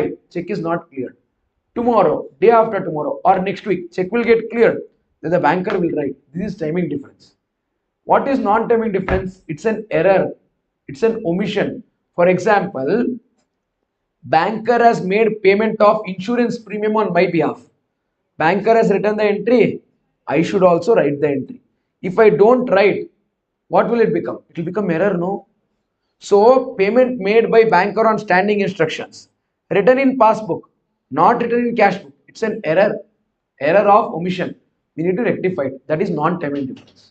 Did you understand? What do you mean by timing differences? Differences arising because of time. What is timing differences? Differences arising because of time. If we give little time, the difference will no longer be there. The difference will vanish by time. What is non-timing differences? It is not arising because of time. The difference is not arising because of time. So even if you give time, error will not get rectified. You would have to rectify it. You would have to pass one rectification entry. That is non-timing difference. Did you understand? For example, you have cough, you have cold, timing diseases. You give little time, the disease will get cured. Alva. Fever also. You have fever. Even if you don't take any medication, in 4-5 days the fever will go away. Timing. What if you have one small hole in the heart? Ange ಒಂದು ವಾರ ಬಿಟ್ಟರೆ ಸರಿ ಹೋಗುತ್ತೆ. No, you would have to do surgery. Correct or not? So unless you do something, it will not get rectified. ಅರ್ಥ ಆಯ್ತಾ? Fracture. ಹಂಗೆ ಬಿಟ್ಬಿಟ್ರೆ ಸರಿ ಹೋಗುತ್ತಾ? No, you would have to surgery. You would have to put that surgery. No, you have to do the surgery if in case there is a fracture. Fracture ಆದರೆ surgery ಮಾಡಲ್ವಾ? Rod ಗೀಡ್ ಹಾಕ್ಬಿಟ್ಟು cement ಹಾಕ್ಬಿಟ್ಟು ದೊಡ್ಡ fracture ಬಗ್ಗೆ ಮಾತಾಡ. I am not talking about hairline fracture. Okay, so the differences, if it is timing, ignore. If it is non-timing, you would have to do rectification. Timing differences will appear in BRS. Non-timing differences you would have to do rectification. Now, come on, let's do a small activity. Are you ready? What is the activity on? I will show the difference. You should tell me whether it is timing or not timing. Okay, now. Checks issued but not deposited. Timing, non-timing? Timing. You know, ಸ್ವಲ್ಪ ದಿನ ಬಿಟ್ಟರೆ check will get cleared. You don't have to do anything. Got it? Then, what about second one? Checks received but not deposited. Or checks received and deposited but not cleared. Timing, non-timing? Very good. This is also timing. Next one. What about direct deposit by customer into bank account? Timing, non-timing? Non-timing difference. This is an error. This is a non-timing difference. For this, we should do rectification. Yake? Our customer has deposited money with bank. Banker has written the entry in passbook. I should write the entry no in cash book. But I have not written the entry in cash book. Till the time I write the entry, difference will always be there. If I don't write it for 3 years, 3 years ಆದರೂ difference ಹಂಗೆ ಇರುತ್ತೆ. So I have to write the entry no in cash book. Not writing it is error of omission. So I should write it. So this is non-timing difference. This is an error of omission. What is this? Error of. What about payments made by banker on standing instructions not recorded in cash book? Timing, non-timing? Very good. This is non-timing difference. This is again an error. Yenidu error. We would have to rectify it by passing a rectification entry. If we don't pass a rectification entry, this will remain as an error there forever. Okay, now. Very nice. What is after that? What if receipts is collected by banker on standing instructions? Banker has collected money, he has recorded, I have not recorded. Non-timing difference. I have to record. If I don't record, that will remain as a difference forever. Understood? Then, sixth one. What about bank charges recorded in passbook only? Timing, non-timing? Non-timing, because it's an error. Bank charges are recorded in passbook. Who will record in cash book? Automatic ಬಂದ್ಬಿಡುತ್ತೆ ಹಂಗೆ ಒಂದು ದ್ವಾರ ಬಿಟ್ರೆ. I should write. If I don't write, it will never come. So it is again non-timing difference. It's an error. What about bank interest recorded in passbook only? Non-timing difference. Again, this needs rectification. Got it? Errors in cash book is non-timing difference. Errors in passbook is timing difference. Did you understand? Certain questions, no, in the exam they'll ask you only to do BRS. So that is not how it works practically at all. You should always do amended cash book and BRS. Error, if there is any, it should never come in BRS. Error should be always rectified and then we should do BRS.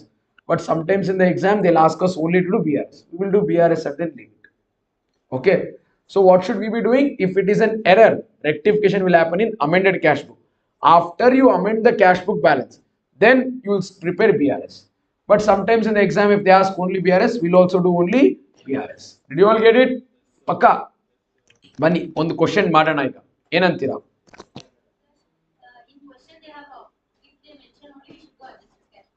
Yes, only and only if they ask you to find balance as per amended cash book, or if they say find the balance to be shown to balance sheet. If they give something like that, only then you will do amended cash book. Otherwise, you will not do amended cash book. Okay. Money friends, let's do amended cash book. Oh, what doubt do you have? That doubt is, when does auditor come into picture? Auditor will come into picture when you start auditing. In foundation, we do only accounting. Auditor will come after the accounts have been adopted. So you have nothing relating to audit here. Okay, now.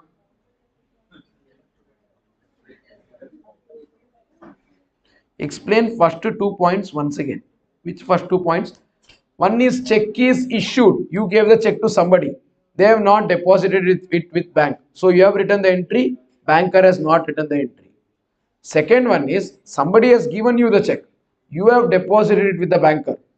So check is deposited, but it is not cleared. You have written the entry. Banker has not. Banker will write when it gets cleared. Okay. Yes, come on, let's do a question. So we'll do question from our recent RTP. BRS question ide ondu. Mihir, see, they've asked to make appropriate adjustments in the cash book and also to prepare statement reconciling it with the passbook. So they've asked you to prepare with amended cash book. Madboda?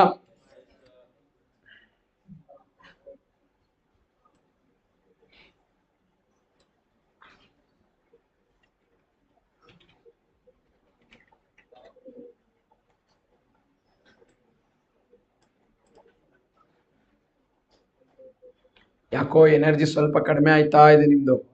ನಿದ್ದೆ ಬರ್ತಾ ಇದೆಯಾ?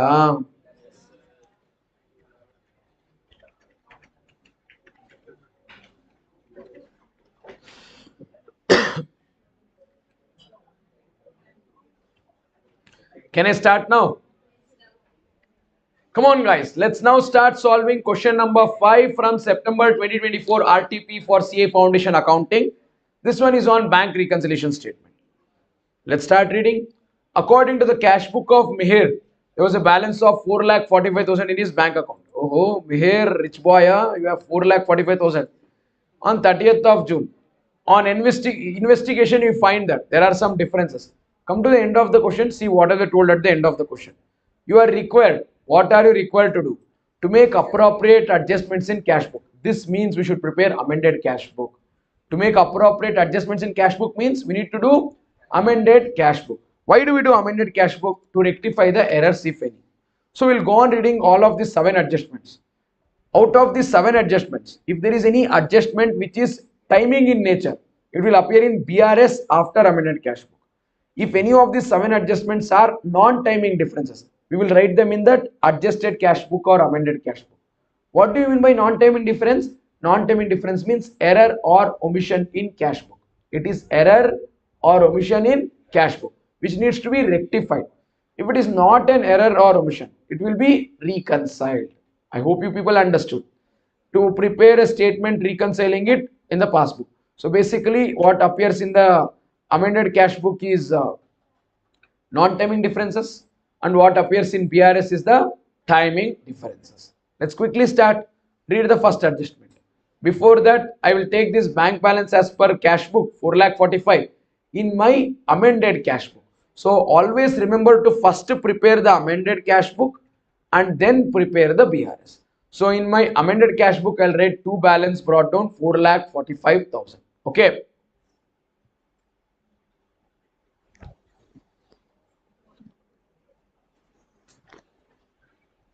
Thanks, Anna. Oh, ಈ cup ತಂದು ಇಲ್ಲ ಇನ್ನ late ಆಗುತ್ತೆ 5 6 ಗಂಟೆವರೆಗೂ ತಗೊಳ್ತೀನಿ ಬಿಡಲ್ಲ ಬೇಕಾ ಅವನಿಗೊಂದು ಕಪ್ ಬೇಕಂತೆ ತರ್ಸ್ಟಿ ತರ್ಸ್ಟಿ ಹಾ ಕಪ್ಪು ನೀರ್ ಬೇಕಾ ವಾಟರ್ ಇಸ್ ಔಟ್ ಸೈಡ್ ಅಣ್ಣ ಕ್ಯಾನ್ ಚೇಂಜ್ ಮಾಡ್ಬೇಕು ಹಾ ಕಪ್ ಇಲ್ವಾ ಟೇಕ್ ದಿಸ್ ಹಾ you kept one glass there. You kept the can. Hey, but really,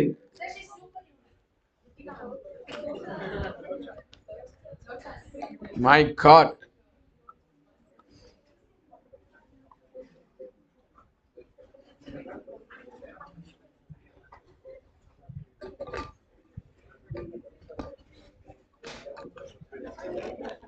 One second, guys.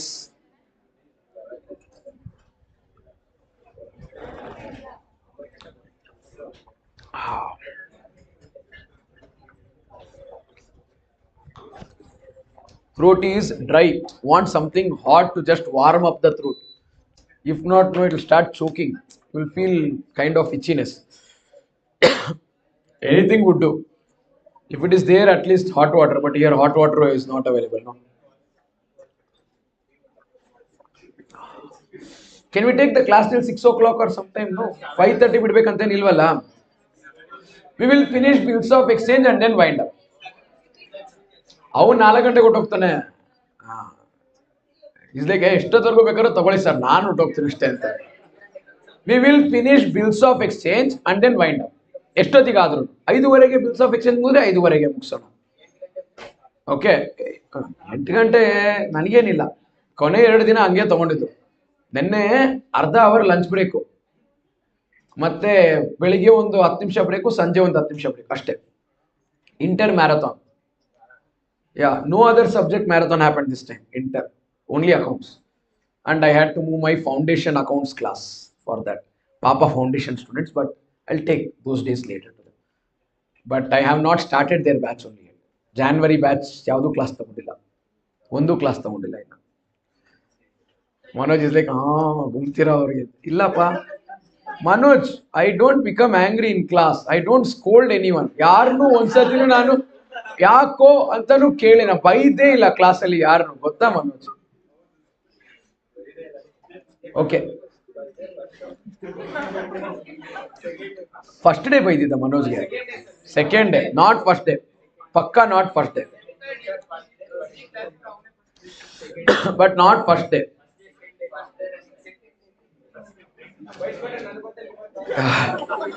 ಬೈದಿರೋ ನನಗೆ ಗೊತ್ತಾ ನಿನಗೆ ಗೊತ್ತಾ okay shall we start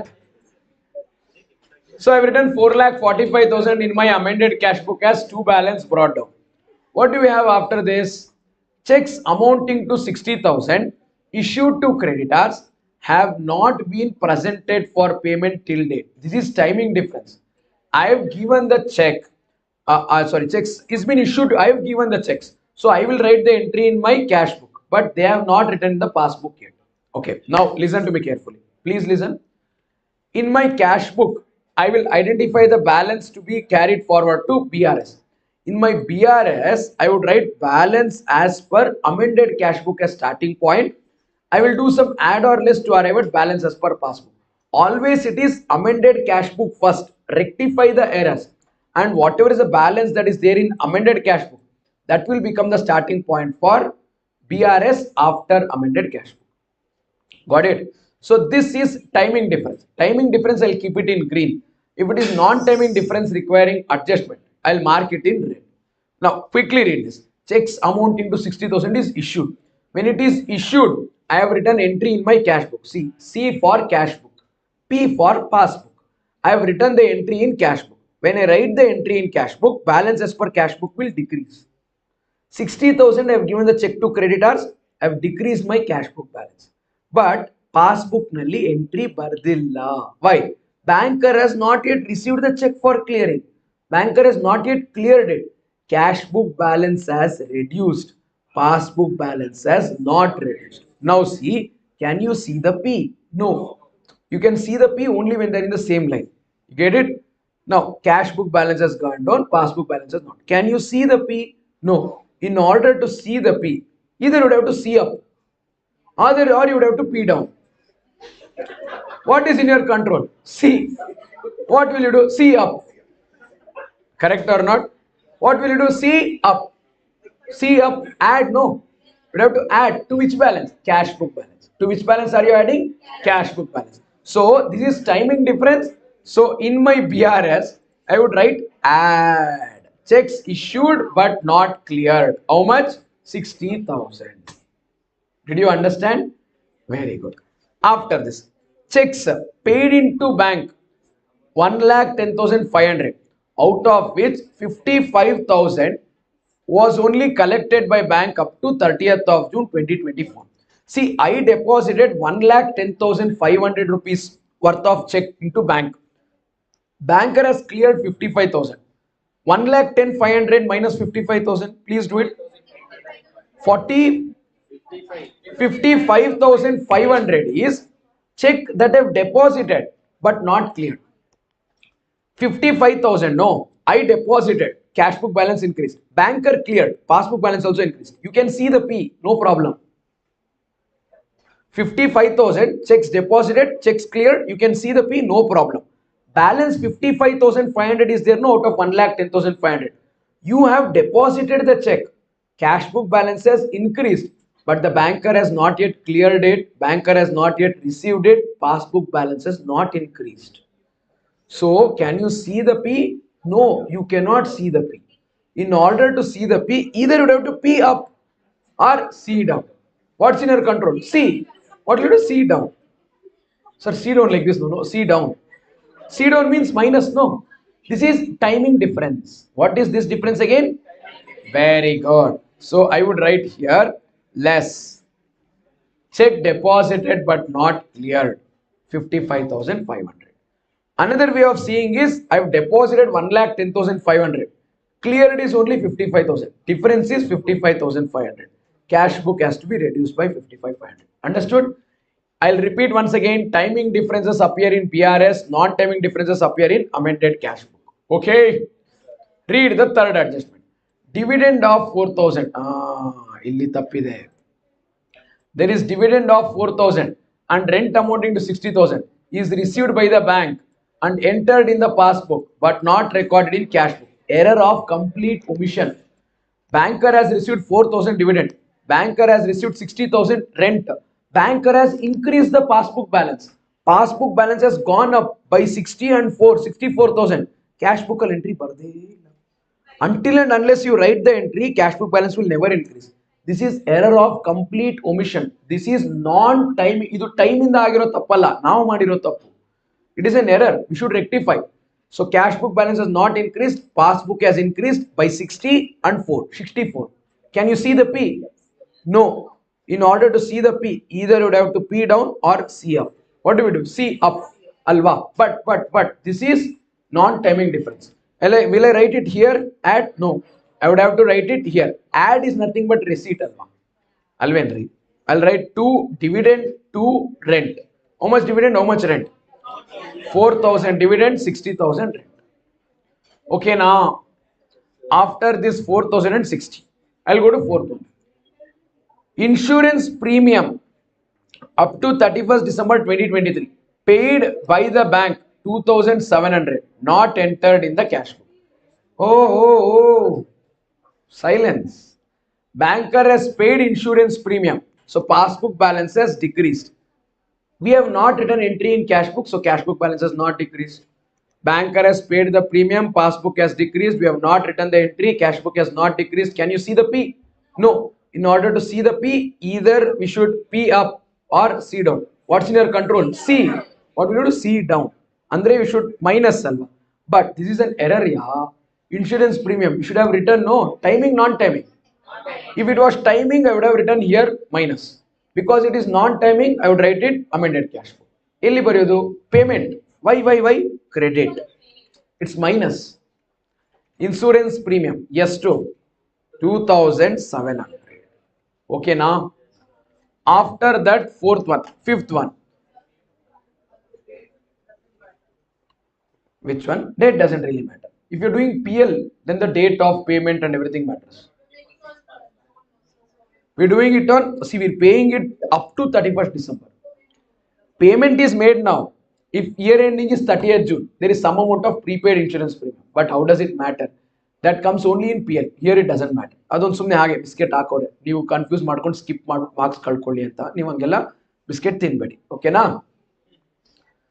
next one payment side of the cash book had been undercast by 500. In the cash book, you done some mistake. Undercast means what? Reduced. Let us say you paid 500 rupees to somebody. You did not record it. It's actually not recorded. It is undercasted. Meaning, let us say you paid somebody 5,000 rupees, but you recorded only 4,500. 500 rupees is not recorded that way. You got it? Payment is undercasted. Your payments is 5,000. For example, payments is how much? 5,000. You recorded payment as 4,500. Basically, you undercasted your payments by 500. When you decrease your payment, that will increase your closing balance. Let us say I have 1,000 rupees in my pocket. Ivagilla. Assume that I have 1,000 rupees in the pocket. Okay. Better 1,000 better. Let's say assume I have 2,000 rupees in the pocket. How much? 2,000. I paid you 500 rupees. I paid how much? If I pay 500, how much will be there in my pocket? I forgot to record 500 payment. How much will be the balance?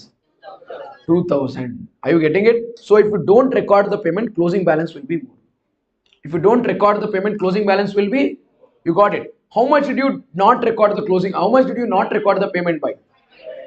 If you don't record the payment by 500, no, closing balance will be more by 500. If you don't record the payment of 500, closing balance will be more by.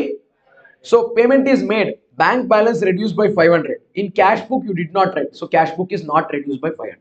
I repeat, payment is made. So passbook is reduced by 500. You have not recorded in cash book. So cash book is not reduced by 500. Can you see the P? No. In order to see the P, either P up or C down. What's in your control? C. So you'll see down. Alva. C down means minus. Am I right? Is this timing or non-timing? Non-timing difference. Yeah, error. Should have recorded, no. So I'll write it in amended cash book. If it was timing difference, I would have written in BRS. So I'll write here by, what is that item? Error rectification. How much is that? 500. Or I can say payment undercasted.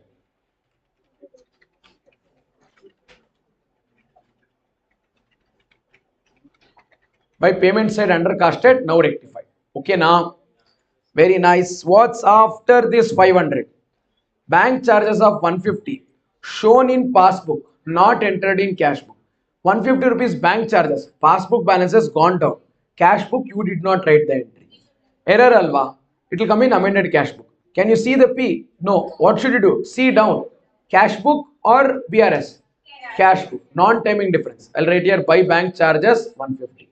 Is that okay? Did everyone get it? What is it after bank charges of 150? Then the next item is bills payable of rupees 20,000. Bills payable of rupees 20,000 has been paid by the bank but was not entered in the cash book. Oh, banker has paid 20,000 on our behalf. Passbook has gone down, but we have not recorded. Further, bills receivable of 6,000 had been discounted with bank at a cost of 100, which had also been not recorded in cash book. I can either write both together as one item or separate also. Shall we write separate? Okay, together better, separate. 20,000 bill is paid by the bank, passbook balance has decreased, cash book there is no entry. What should I do? I should pass now the entry in cash book. Non-timing difference, error needs to be rectified. Cash book balance has to be reduced. I will write payment 20,000. Shall I write payment 20,000? I would write here bills payable 20,000. After this, bills receivable, there is an adjustment. Have a look. Bills receivable of rupees 6,000 had been discounted with the bank at a cost of 100. 6,000 rupees worth of bill, I took it to banker and then told, okay, banker, I need money immediately, take this bill and give me money. Banker cut 100 rupees and give me 5,900. What is the value of the bill? 6,000. When I gave the bill, bills receivable, bill of exchange, discounted with the banker, I gave 6,000 rupees worth of bill. Banker cut 100. How much will bank give me? 5,900. When banker gave 5,900, my cash book, my passbook balance has increased by 5,900. But which had also been not recorded in cash book. Cash book entry paradilla. Should write no. It's an error of omission. We need to rectify it by writing it in cash book. Am I right? Amended cash book. So I should do C up, add, receipt. Shall I write receipt? How much is that receipt? 5,900. 6,000 minus 100. And by that we finished all the adjustments. What do? Identify the balance in amended cash book. Take it to BRS. 4,45,000 plus 4,449 plus 60 plus 5,900. I'll write 5,14,900 minus 20,000, 150, 500 and 2,700. I will get 491,550. This 4,91,550 is the correct bank balance which should go to balance sheet. This is after rectifying all the errors. After rectification, we'll do reconciliation. I'll write 491,550 is the balance as per amended cash book. If we do reconciliation of plus 60 minus 55,500, we'll get 4,96,050 as balance as per passbook. Did everyone get it? Yes, sir. Very good. Ashte. Next to Madoda, valuation of inventories.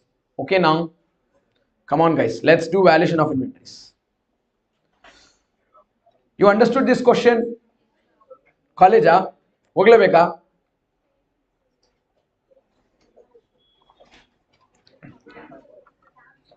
Scam ಆಯ್ತು ಹೋಗಿ ಬನ್ನಿ sir.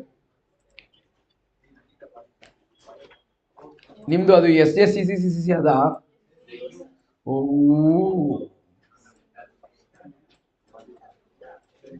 Attendance ರೂಪ್ತಾ ಇದ್ದಾರಾ ಅಷ್ಟು ಬೇಗ? Already started? ಅಲ್ಲಲ್ಲ, attendance ರುಬ್ಬೋದು. Only 2 of you, 3 of you. ಕಾಲೇಜಿಗೆ ತಾನೇ ಗ್ಯಾರಂಟಿ? ಆಯ್ತು ಆಯ್ತು, ಹೋಗಿ ಬನ್ನಿ. ಅದ್ಯಾವುದೋ ಹೊಸ ಮೂವಿ ಚೆನ್ನಾಗಿದೆ ಅಂತ ಹೇಳಿದ್ರು, ಅದಕ್ಕೆ ಕೇಳಿದೆ. ಸ್ತ್ರೀ 2 ಇಸ್ ನೈಸ್. ಸ್ತ್ರೀ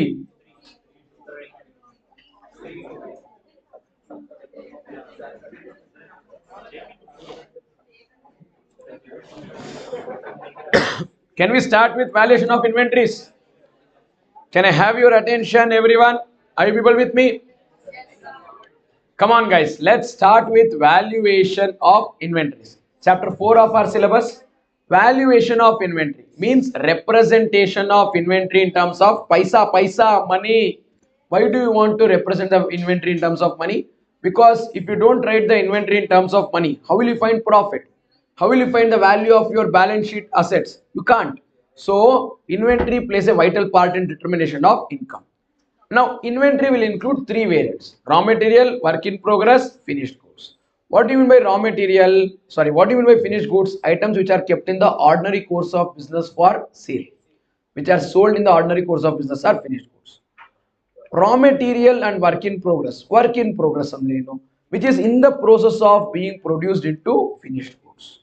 What is raw material? What will be consumed in the manufacturing of finished goods.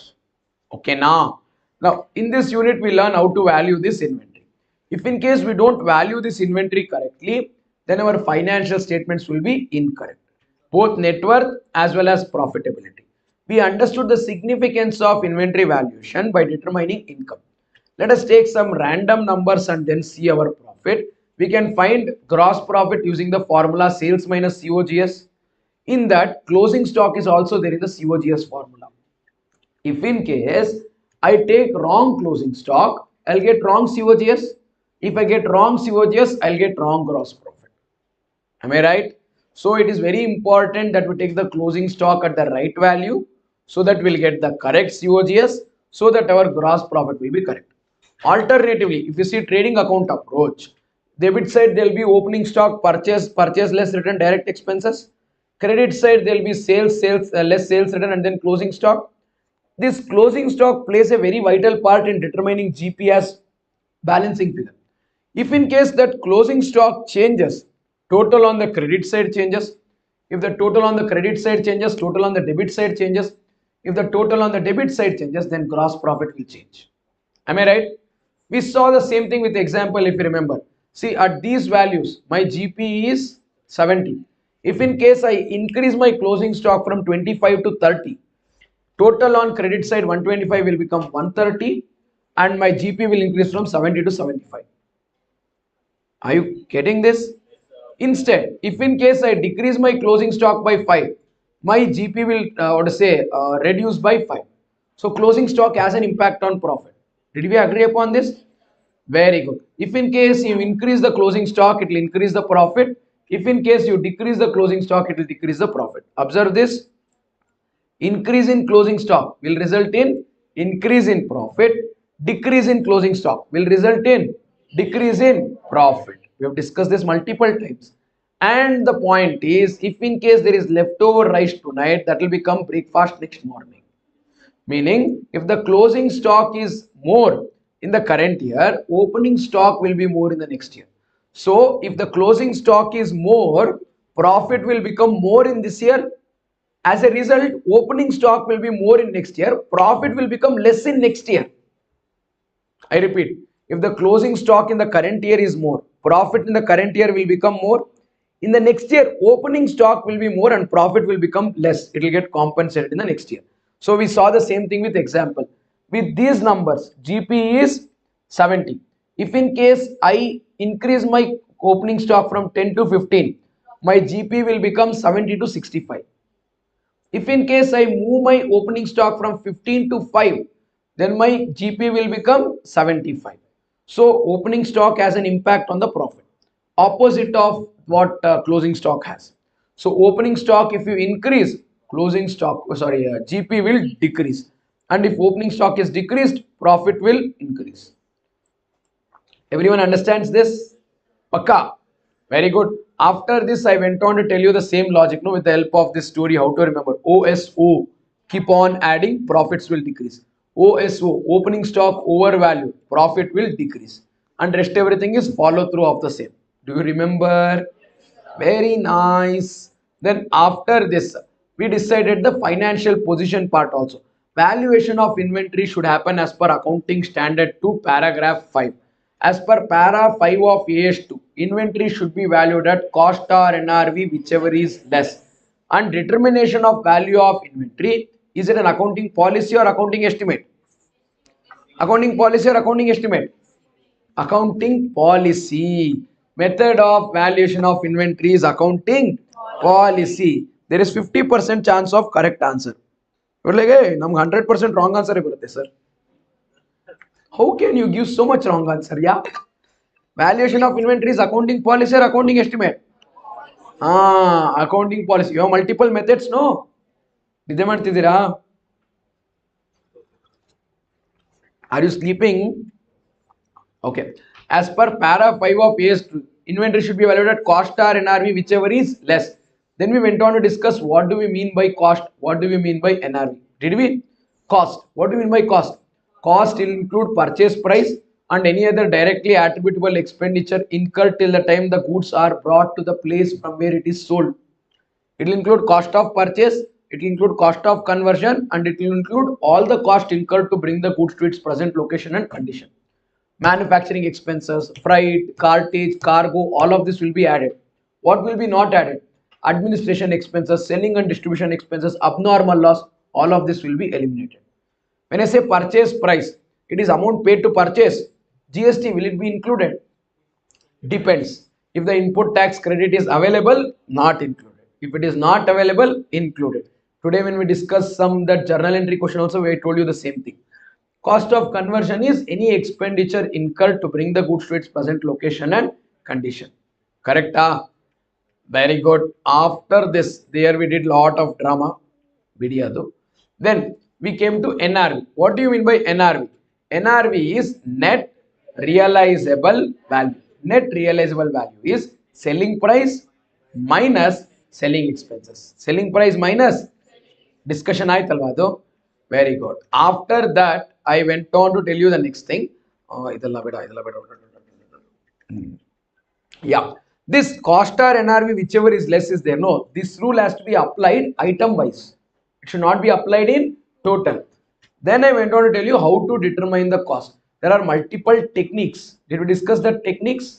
Methods to determine the value of inventory. If the inventory is not ordinarily interchangeable, then which method do we follow? We follow specific identification method. If in case it is ordinarily interchangeable, considering historical cost, we have FIFO, LIFO, SAM, VAM. Without considering historical cost, we have only one method. What is it? Yeah, adjusted selling price method. We've done questions on all of them. Under first in first out, the logic is whatever inventory comes first will go out first. Under last in first out, whatever comes in last will go out first. Simple average, what do we do? First rate, next rate. We add them and divide it by 2. That will become the average rate. Again, when we buy goods, that average rate and that new purchase rate will be added and divided by 2. That is simple average method. Weighted average method, what do? We don't just add the rates and average. We will take quantity multiplied by rate amount, next purchase, quantity multiplied by rate amount, total amounts divided by total quantity. That's how we do weighted average method. Do you want me to do one problem on that FIFO, LIFO, SAM, VAM? You have done enough? That you people are good at? Very good. Under adjusted selling price method, what do?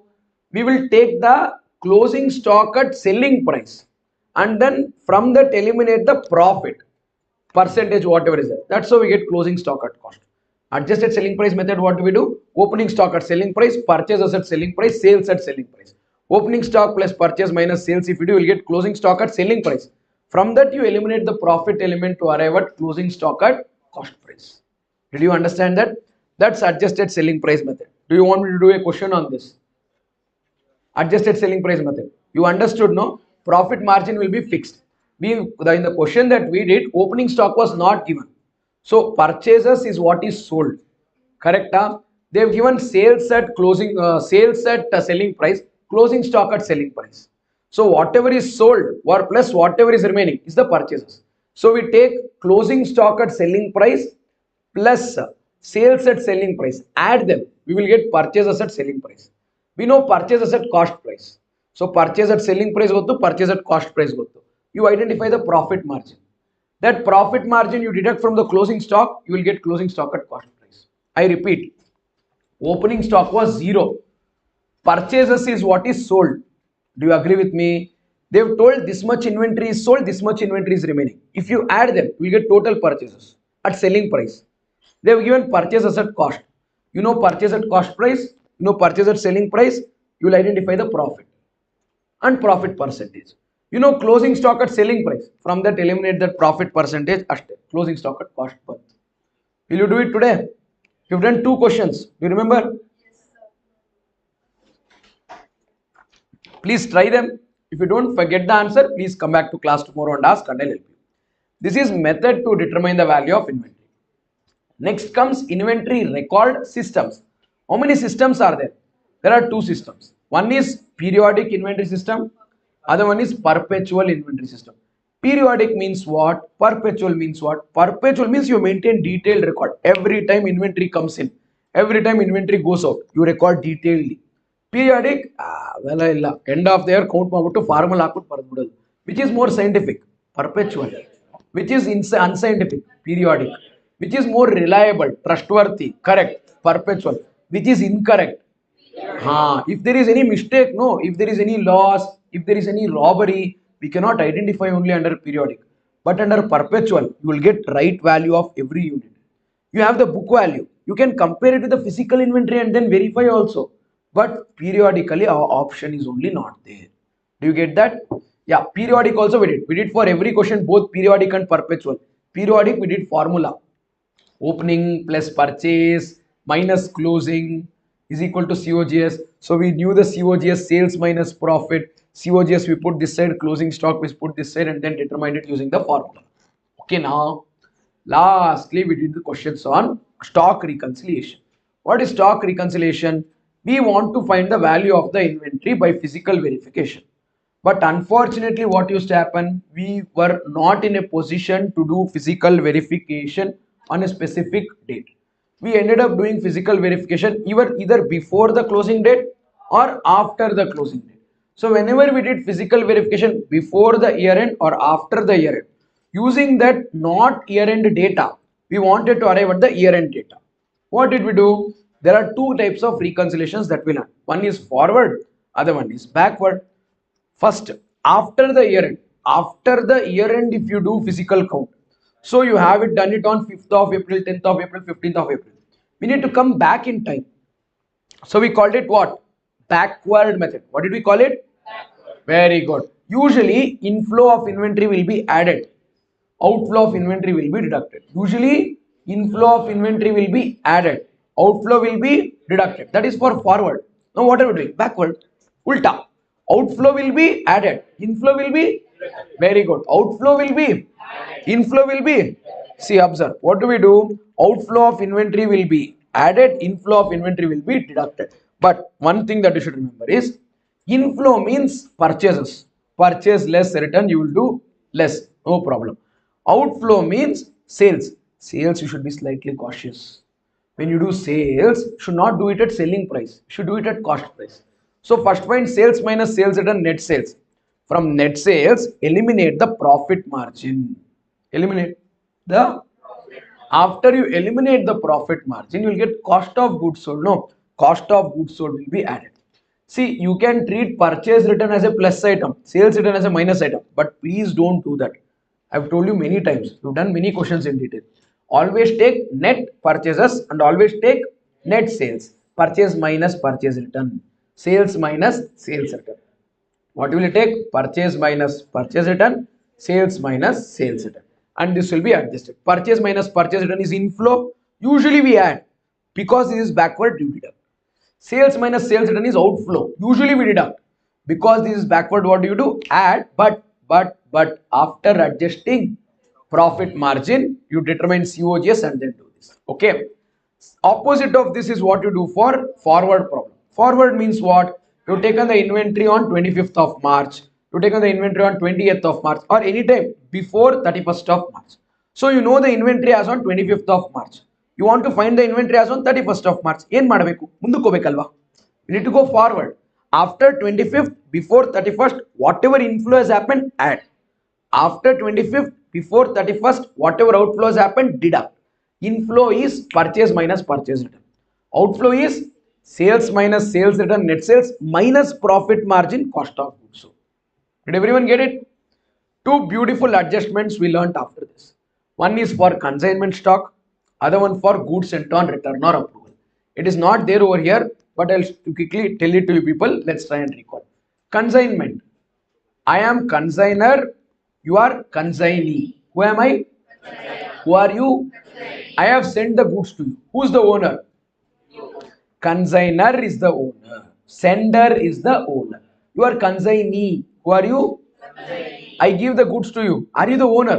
No. You are only recipient of goods. You only have possession. You only have. Let us say we did the stock count in your godown. I counted. You are consignee. Nim godown alli stock ide. When I count physical inventory, I would have counted it. You have possession of the inventory with you. But are you the owner? No. So what do? We eliminate it from your inventory. Why? You have the physical possession of that consignment stock in your godown on the date of counting, but you are not the owner of that inventory. You are only having possession. So we eliminate it by deducting. Now ulta. You are consigner. I am consignee. Who are you? Who am I? You send the goods to me. So you are the owner. I am the one who's having possession. So when I have the possession, it is there in my godown. On the physical verification date, they counted the inventory in your godown.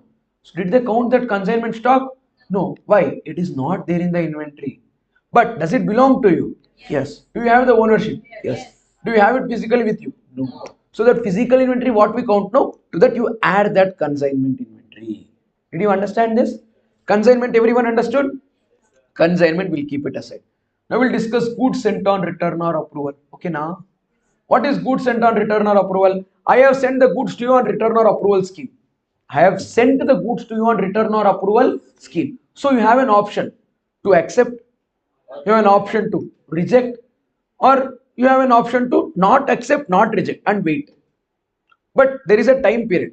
Within the end of that time, you should either accept or reject. ಸುಮ್ಮನೆ ಇರಕ್ಕಾಗೋದಿಲ್ಲ ತುಂಬಾ ದಿನ. Am I right? If you accept, you become the owner. If you reject, goods will come back to me.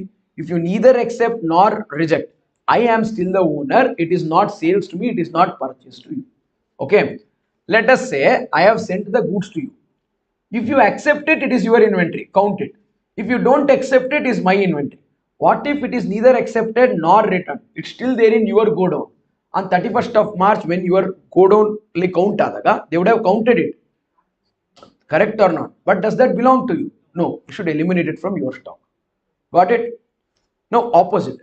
You are the one who's sending the goods. Who are you? Sender. Who am I?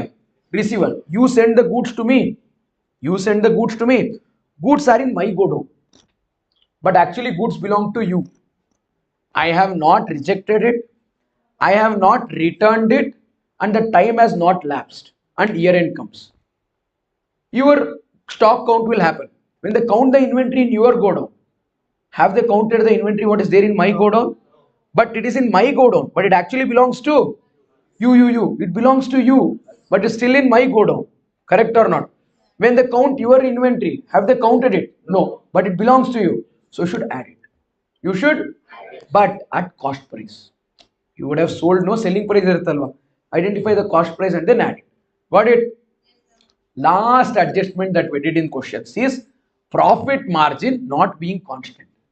You tell no sales minus, here we did no sales minus profit. If it is 20% profit, straight away you deduct. What if some special unit is there which is sold at a different margin? Then we need to identify the cost separately. Total sales, special sales, normal sales. Special sales ಮೇಲೆ profit ಎಷ್ಟು, normal sales ಮೇಲೆ profit ಎಷ್ಟು, total cost ಎಷ್ಟು. The total cost of goods sold will be adjusted. Okay, now one similar question is there in our recent RTP September 2024. I'll make you do one question. And today, after the class, go home and practice all the stock reconciliation questions also from AS4. Sorry, chapter 4, AS2. If in case you get any doubt, you bring it to me tomorrow. I'll solve it for you people in the class again tomorrow. Is that okay? But I think you should be clear with that because that we did in detail. Ella question madidvalla. Okay. Let me know if you still have doubt. Barbodu doubt. ಅಲ್ವಾ India Sri Lanka ಮೇಲೆ ಸೋತಿದೆ ಅಂದ್ರೆ ನಿಮಗೆ inventory ಮೇಲೂ doubt ಬರ್ಬೋದಲ್ವಾ? ಛೇ ಯಾಕೆ ಕೇಳ್ತೀರಿ ಬೇಜಾರು. You also felt bad, but I'll tell you something. Rahul Dravid, when he took up his assignment as Indian coach, first series was Sri Lanka assignment, and in that Sri Lankan assignment, India won the ODI World Cup. India won the ODI series. India lost the T20 series against Sri Lanka. Last assignment of Rahul Dravid, India won T20 World Cup. Now, Gautam Gambhir's first assignment is Sri Lanka series. India won the T20 series. India lost the ODI series. You understand what's happening in 2027? Virat and Rohit finish off in style. Last match before they retire, they win the World Cup for India. What kind of retirement will it be? They won the T20 World Cup, they retired. They won the ODI World Cup and they retired. And 2028 WTC final. Yeah, India defeats Australia to lift the test mace. Now we'll do question number 6, valuation of inventory. Sir, idena kanaskandemo. Yeah, these are all dreams. Such sweet, sweet dreams, yeah.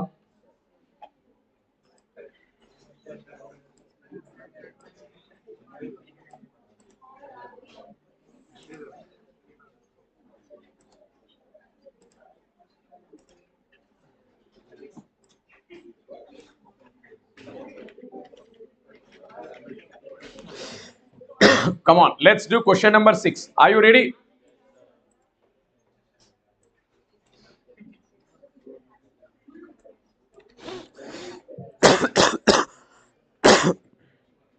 Sorry. Kohli goes down the ground. Kohli goes out of the ground.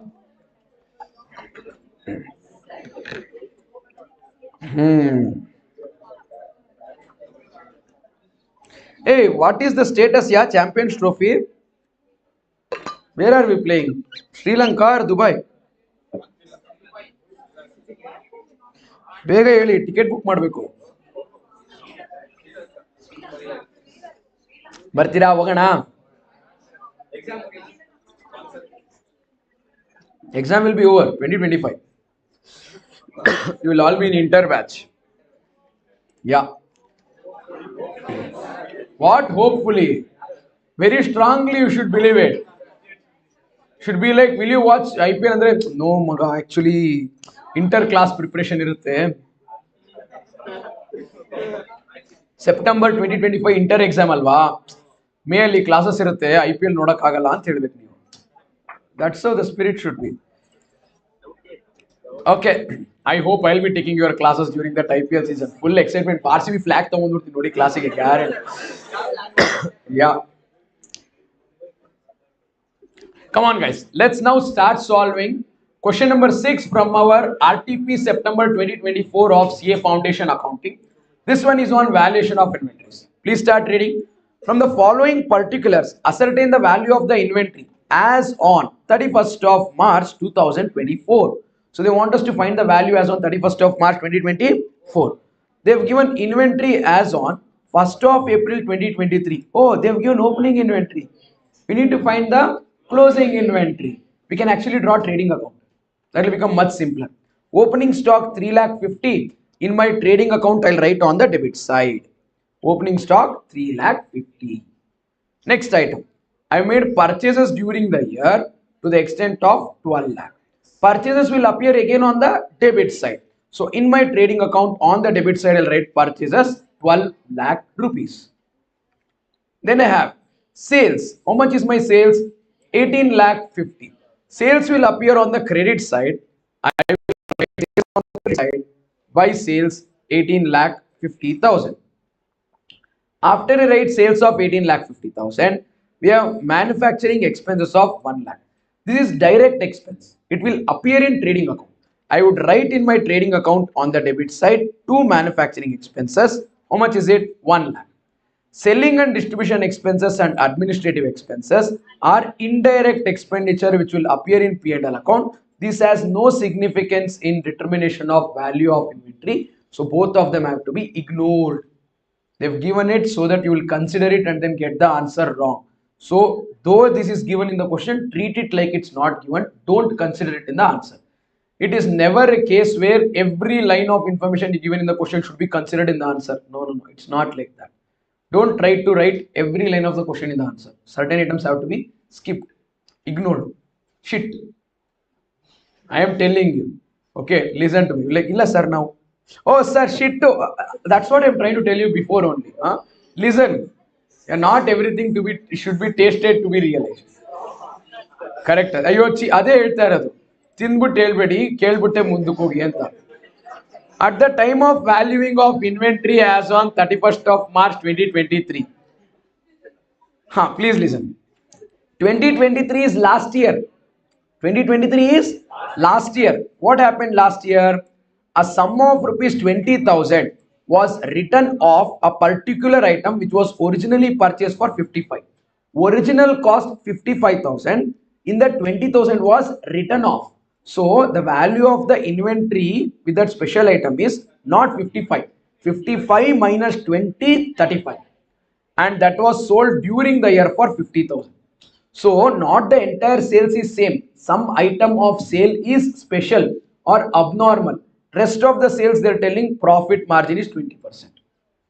So sales has to be now divided into abnormal, normal. Abnormal is how much? Selling price is 50. Cost is 55 minus 20, 35. That you will get profit. Rest of the sales is there. No, profit is 20% on sales. I'll show. And why do we need that? Very simple. We need to close this trading. Opening is there, purchase is there, manufacturing expense is there, sale is there. I need to find closing stock as balancing figure. This is done after I write GP. GP how to find? They've told 20% on sales. Sir, put 20% on 1850. No. In 1850, 50,000 sales is there, no? For that 50,000 sales, cost is 55 minus 20.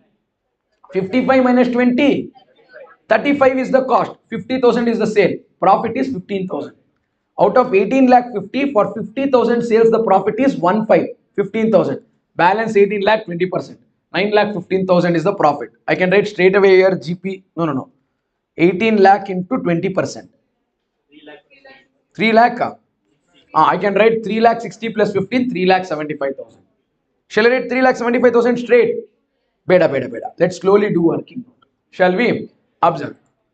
Concentrate. Sales is 18 lakh 50. This will include two variants, normal, abnormal. Am I right? We don't know how much is normal. Whatever is not abnormal is normal. What is abnormal? Abnormal items as revised cost. What is revised cost?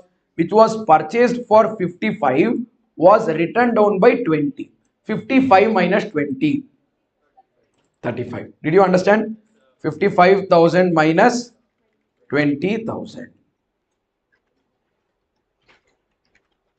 55 minus 20,000, that is 35,000 is revised cost. What is the sale price of this? 5050. When the sale is 50,000, revised cost is 35,000. Can I say profit is 15,000? Everyone understood that the profit is 15,000? Very good. Let's come back to the rest of the sales.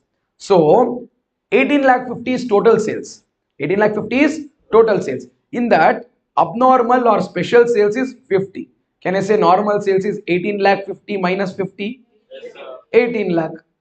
And they're saying for the normal sales, profit margin is 20%. How much is profit margin? 20% of 18,000 is 2. 3 lakh 60,000. 3 lakh 60,000 is the profit.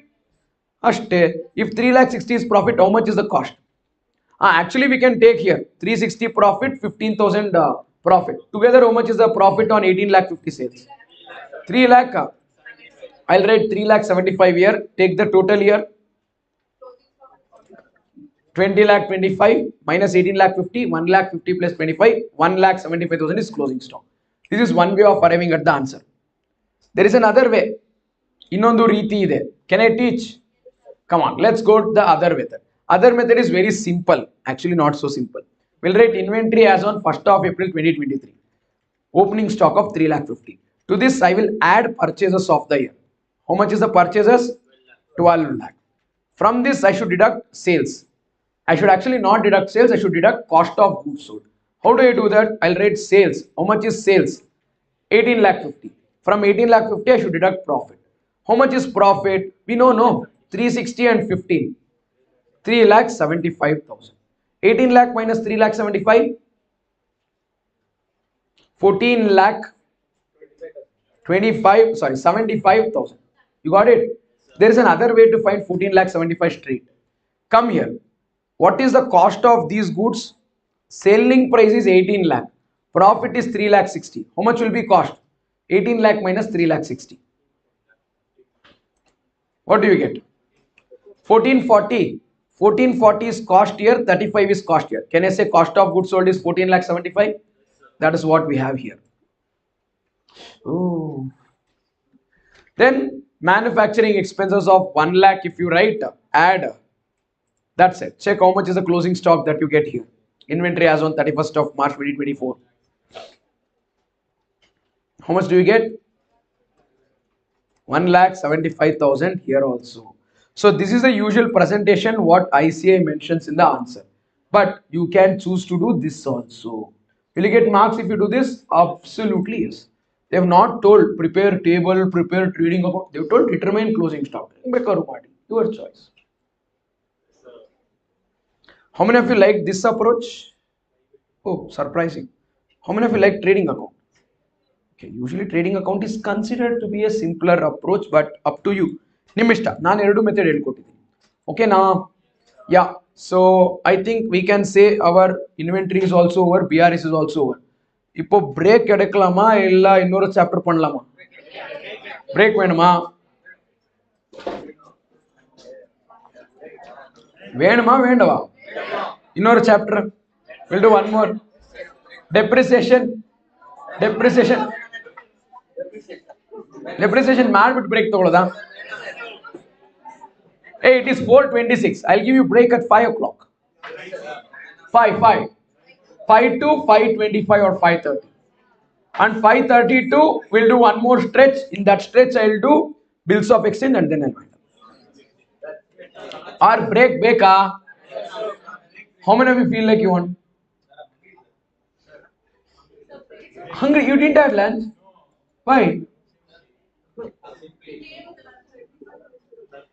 Hey, you guys tell me, should I give break now or not? Last lunch break ಆದ್ಮೇಲೆ ಎಷ್ಟೊತ್ತಾಯ್ತು? Lunch break we took at 1:20. 4:20 na? Okay, take a break. It's 4:26. See you all back at no way, chance 30 minutes break beka. Okay, take a break. See you all at 5 o'clock. If you come back at 5, I'll leave you people by 7ish. 7:30. Whoever at any point of time is getting late can leave. Yeah, but we will do depreciation and bills of exchange. Yeah, I did 2. I'm giving break. I'll leave you people by 7. 7, around 7. Depreciation, bills of exchange, we'll finish it and then take a break and then wind up for the day. Okay? Take a break. I'll stop the streaming. We'll start again at 5. Hi friends. Break was till 5 o'clock, no? So not bad. See, the plan is very simple. The plan is we need to finish depreciation and bills of exchange. Bills of exchange, you want me to do accommodation. You also pick the question that you want me to do. If you have any specific question that you want me to do from the study material, ICA study material, or any specific RTP, or any specific MTP, or Yashas material, if you have any specific question request, you tell that. Not just for today, for tomorrow also. If you don't tell, I will do the present RTP question and then move to the next concept. Okay, so if you tell anything specific, I'll do whatever you ask me to do specifically. If in case there is any question that you want to do from the last attempt exam or last to last attempt exam or any MTP or any RTP in the recent 3-4 times, no, it is better. Like you should definitely tell that. If you tried solving it, if you get stuck, if you ask me in the class, that will be good for you and good for the class also. Keeping the better interest of the class, please do ask. If time doesn't permit, I will tell it's not possible. But so far, are you happy about how the class is going? Okay. You feel it's slow? Okay. Some of you do? Okay. You feel it's fast? Some of you do? ಯಾವನಿಗೆ ಗೊತ್ತು ಇದು ನನಗೊಂದು ಗೊತ್ತು ಯಾವತ್ತು ಎಲ್ಲರಿಗೂ ಖುಷಿ ಅಂತೂ ಆಗಲ್ಲ ಕೆಲವರು ಸಾರ್ ಸ್ಲೋ ಅಂತಾರೆ ಕೆಲವರು ಸಾರ್ ಫಾಸ್ಟ್ ಅಂತ ಯಾವನದು ಕ್ಲಾಸ್ ಸ್ಟಾರ್ಟ್ ಮಾಡೋದಿಲ್ಲ ಕಂಡ್ರೆ ಕ್ಲಾಸ್ ಸ್ಟಾರ್ಟ್ ಏನ್ರಿ ಮಾಡ್ತೀರಾ ಕ್ಲಾಸ್ ಸ್ಟಾರ್ಟ್ ಮಾಡಿ ಸರ್ ಮಾಡಲ್ಲ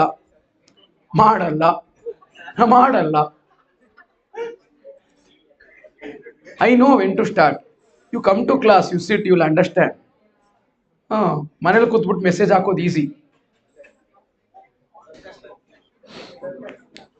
We are having something conversation. I will start. So definitely some of you might find it fast, some of you might find it slow. But I think on an average, I personally feel this is good speed. Okay. Can we start with depreciation? Can we?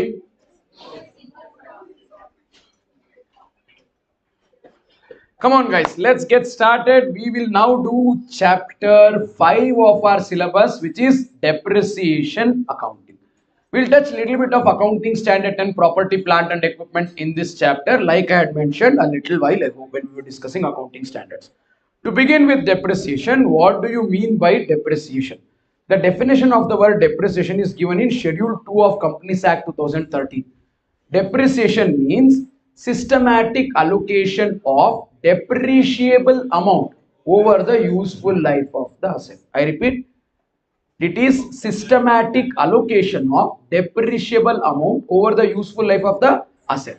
In simple sense, it means decrease in the value of the asset. In legal sense, it is systematic allocation. Systematic means what? There should be one system. Like either you write every year same amount, or higher amount in first year, lower amount in next year, even lower in next year, even lower in next year. We have some system, equal or decreasing order, or dependent upon the production level, dependent upon the machine hours. It should be some system. And this system only, what we allocate is only depreciable amount. What is depreciable amount? Depreciable amount is cost of the asset minus scrap value. Cost of the asset is what I pay to buy the asset. Scrap value is what I get if I sell the asset. Difference is the decrease. I bought the asset for 1 lakh. At the end of the useful life, if I sell, I get 10,000. So throughout my usage is only 90,000 rupees worth of asset. I bought the asset for 1 lakh. Nice song. I bought the asset for 1 lakh. At the end of the useful life, I can sell it for 10,000. So throughout, how much of the asset am I using? Only 90. So that 90,000 what I use has to be allocated during the period of my usage. If I use over 4 years, 90,000 should be allocated over 4 years. If I use for 5 years, it should be allocated over 5 years. So how much to each year is the system. Methods of depreciation what you follow will tell how much to write every year. But did you understand what is depreciation? It is systematic allocation of depreciable amount over the asset's useful life. Depreciable amount is original cost minus scrap value. Scrap value is an accounting estimate. Useful life is an accounting estimate. And talking about the next thing. So why do we provide for depreciation? The reasons are wear and tear, obsolescence, change in fashion, change in trend, change in technology, better technology in the market, and all of these are the reasons for depreciation. And objective is, if in case you don't rate depreciation, no, the profitability of the organization will be incorrect. It is based on matching concept. It is based on, if you don't provide for depreciation, using that machine you generated revenue, that will come in P&L account credit side. If in case you had not purchased that asset, you would have taken it on rent. Rent would have come on the debit, revenue would have come on the credit, profit is correct. If you purchase the asset, revenue is there on the credit, what is the respective item expense and illa. Is it right? No. When you buy the asset for 1 lakh, that 1 lakh you won't write it to P&L. You write it as a capital payment in balance sheet. But that 1 lakh has to be charged over the useful life. It is like this. If in case you purchase an asset, it is not purchase. It is like long-term rent anthartha. Several years rent paid together is the logic. If you take the asset on rent, you pay every month 10,000. You purchase the asset for 6 lakh rupees. So you've taken 5 years rent. That 6 lakh rupees is rent paid for 6 years. That's the kind of logic that we should use by splitting that cost of the asset over the useful life. Only then we can match expense with income to find the correct profit or loss. Are you getting it? If you don't provide depreciation, income will be incorrect. If you don't provide depreciation, value of the asset in the balance sheet will be incorrect. So to show correct income statement, to show the correct profit statement, and also to determine the correct value of goods produced, we need to identify what is the rate at which I need to sell the each unit that I am producing. To do that, I need to first determine what is the cost per unit. To that, I should add profit, and then I can determine my selling price. But to determine my cost price, I should add this depreciation to it. If I don't add depreciation, I won't identify the cost per unit. Okay, now everyone understood this? And it will also help us arrange for funds for replacement. Like I mentioned, cost of production is also asserted. There are multiple methods of depreciation. Okay, and this depends upon the usage pattern of the asset. On what is depreciation charged? Like I mentioned, depreciation is charged on fixed assets. Fixed assets, there is another name. What is the other name for fixed assets? PPE. Property, plant and equipment. So property, plant and equipment is the item which is newly named under accounting standard 10. Previously there was AS6 depreciation, AS10 fixed assets. Then we used to call it fixed assets. Now we together have only one standard called AS10 PPE. So AS10 PPE definition in. To be calling an item as PPE, it should be tangible. You should be able to touch it. It should have physical existence. And once it has physical existence, it doesn't become PPE. To be called as PPE, it should be used for one among the following purpose. It should be used for renting. It should be used in administration. It should be used in production of goods or rendering of services. So RAPP. It should be used for production of goods, rendering of services, administration, rental purpose, any of this, not all of this, any of this purpose if it is utilized, and its expected useful life is longer than one accounting year. And its expected useful life goes beyond one accounting period. That's when it will become PPE. So when is an asset called as PPE? It is a tangible item held for use in production, use in rendering service, rental purpose or administrative purpose, and expected useful life of this item is longer than or greater than 12 months. Then it will be called as PP means what? Property, plant and equipment. Then let's talk about the methods of depreciation. Sorry, before that, cost. What and all does the cost of the asset include? Cost of the asset will include three things. Number one, purchase price. Number two, directly attributable cost. Number three, estimated cost of dismantling. Purchase price is the amount that I pay at the time of acquiring the asset. And when I say amount that I pay, will it include GST? Again, depends. Is input tax credit allowable, not allowable? If input tax credit is not allowable, include GST also in the cost. If input tax credit is allowable, don't include. Same for inventory, same for PP. Did we discuss? Directly attributable cost is any expenditure incurred in bringing the goods to its present location and condition. Till the time the asset is ready to be put to use, any cost incurred will be included. Then we have estimated cost of dismantling. At the end of the useful life of the asset, you have to remove the asset. For removing the asset at the end of the useful life, what is the expected expenditure that I need to incur will be identified to today's date, and that will also be included in the cost of the asset. This is something new. This you don't have in detail in foundation. But when you talk about estimated cost of dismantling, you will learn about this in CA intermediate. Okay, now. Very nice. Then we have our discussions on methods of depreciation. Yeah, sir. What is land? What is land not used by many years? Land is not at all a depreciable asset. Land meant depreciation ಮಾಡೋದಿಲ್ಲ country. Land has indefinite useful life. For land, we will not do depreciation. ಅದೇ land ಮೇಲೆ building ಇದ್ರೆ land is separate asset, building is separate asset. For building there is depreciation, for land there is no depreciation. Asoka, did you understand? Methods of depreciation. There are multiple methods. SLM is there, straight line method, WDV method, sum of year digits method, production units method, machine hour rate method, and depletion method, and one more sum of year digits. So these are the methods of depreciation what we are going to discuss. To begin with, let's start with straight line method. Under straight line method, the amount of depreciation charged every year is same because the expected usage pattern of the asset is same. First year depreciation is equal to second year depreciation is equal to third year depreciation. How do we find this depreciation? See, every year depreciation is same. How do we find it? Very simple. Cost of the asset minus the scrap value of the asset divided by useful life of the asset. Sir, this is which year depreciation? Every year. Why? It is same. Cost minus scrap value divided by expected useful life.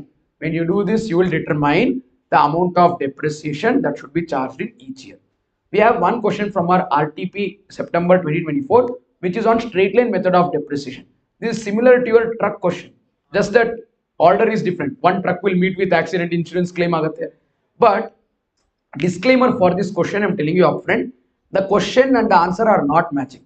Question ನಲ್ಲಿ sale is in year 2, answer ಅಲ್ಲಿ they've taken sale in year 3. ಯಾಕೋ ಡೆಪ್ರಿಸಿಯೇಷನ್ಗೂ ICIಗೂ ಆಗಿ ಬರ್ತಾ ಇಲ್ಲ. May 24 examination ಅಲ್ಲಿ, ಸಾರಿ May 24 ಅಂತೀನಿ, June 24 examination ಅಲ್ಲಿ question paper ಅಲ್ಲೇ ಮಿಸ್ಟೇಕ್ ಮಾಡಿಬಿಟ್ರು ಡೆಪ್ರಿಸಿಯೇಷನ್. September 24 RTP ನಲ್ಲಿ ಮಿಸ್ಟೇಕ್ ಮಾಡಿದ್ದಾರೆ. So however we'll solve the answer according to the question. For question that's given, answer will be correct. Yesterday at night I was like, ನಾನು ಏನಾದ್ರು ತಪ್ಪು ಮಾಡ್ತಾ ಇದ್ದೀನೋ ಅನ್ನಿಸ್ತು. Then I understood, no, 2 o'clock ಆದರೂ study, I was full study. It was not my mistake. So yeah, sometimes it happens. Not 2 o'clock or 3 o'clock, you feel like everything is dancing, but actually everything is not dancing. But I understood that the problem was not with me. That second year, third year confused. I did the answer. It is not matching with RTP. Then I realized I have done it correct. So shall we solve this RTP question on straight line method? We still have further concepts pending in depreciation. I need to do WDV method, production units method, machine hour rate method, and then change in the method of depreciation, change in useful life. I need to explain all those concepts. But we will do that RTP question and then come back and discuss the rest of the concept because it's in the order. Okay, now come on guys, let's do RTP question on depreciation.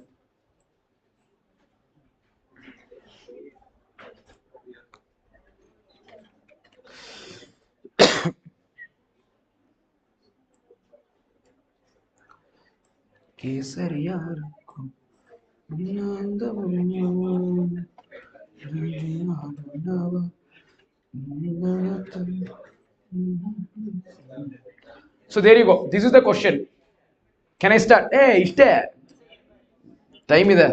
Time ತಗೊಳುತ್ತೆ ಮಾಡಕ್ಕೆ. ಯಾ see after that no one is dropping message. See online people are very less responsive and you guys don't understand what goes on in the class. Start ಮಾಡಿದ್ಮೇಲೆ ಎಲ್ಲಿ message ಮಾಡಿದ್ರಿ? Come on, respond, show some energy. Are you there? ನಾವಿದೀವಿ sir.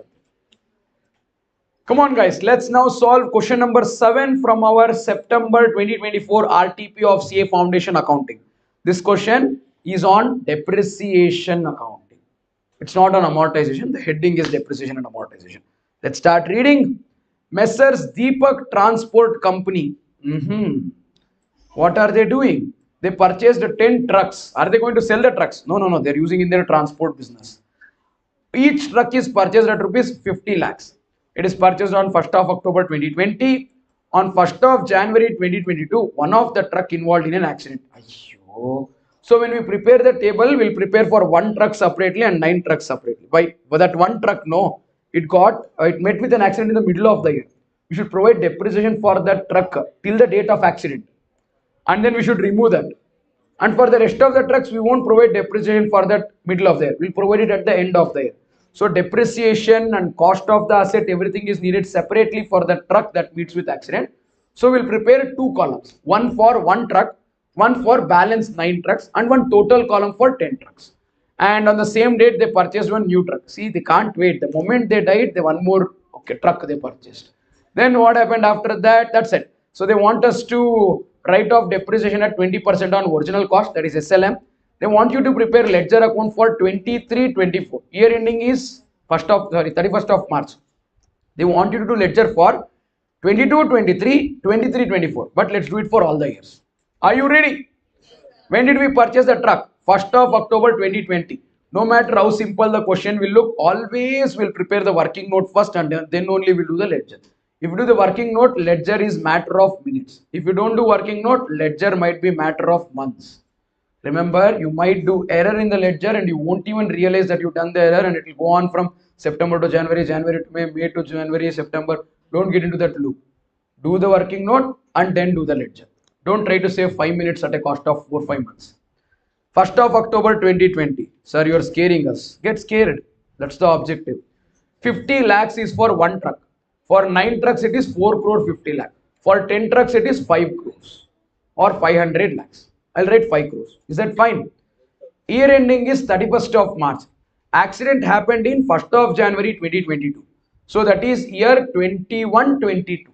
We are in the year 2021. So 2021, there is no problem. Shall we go to the end of the year 31st of March 2021 and then provide depreciation? Depreciation is to be provided at 20% on SLM. Let me write 20% original cost method or SLM, straight line method. 20% of 50 lakh, but not for entire year. October, November, December, January, February, March. 5 in the brain, 1 in the hand. After 5, 1, 6. Compute depreciation on 50 lakh at 20% for 6 months. 5 lakh. Similarly, provide depreciation on 4 crore 50 lakhs at 20% for 6 months. What do we get? 45 lakh. Together depreciation is 50 lakh. On 1st of April 2021, book value of the asset is 4 crore 50, 45 and 4 crore 5. Accident, is it happening in this year? It's happening on 1st of January 2022. ಯಾವತ್ತು accident ಆಗಿದ್ದು? 1st of January 2022 accident ಆಗೋಗಿದೆ. So it is in the same year. 1st of April 2021 to 31st of March 2022 is the year, no? In this year only accident will happen. So till the accident date we'll provide depreciation. Okay? For only the truck that met with accident. I'll write 1st of January 2022. New year. First beginning of the year. First day of the year only.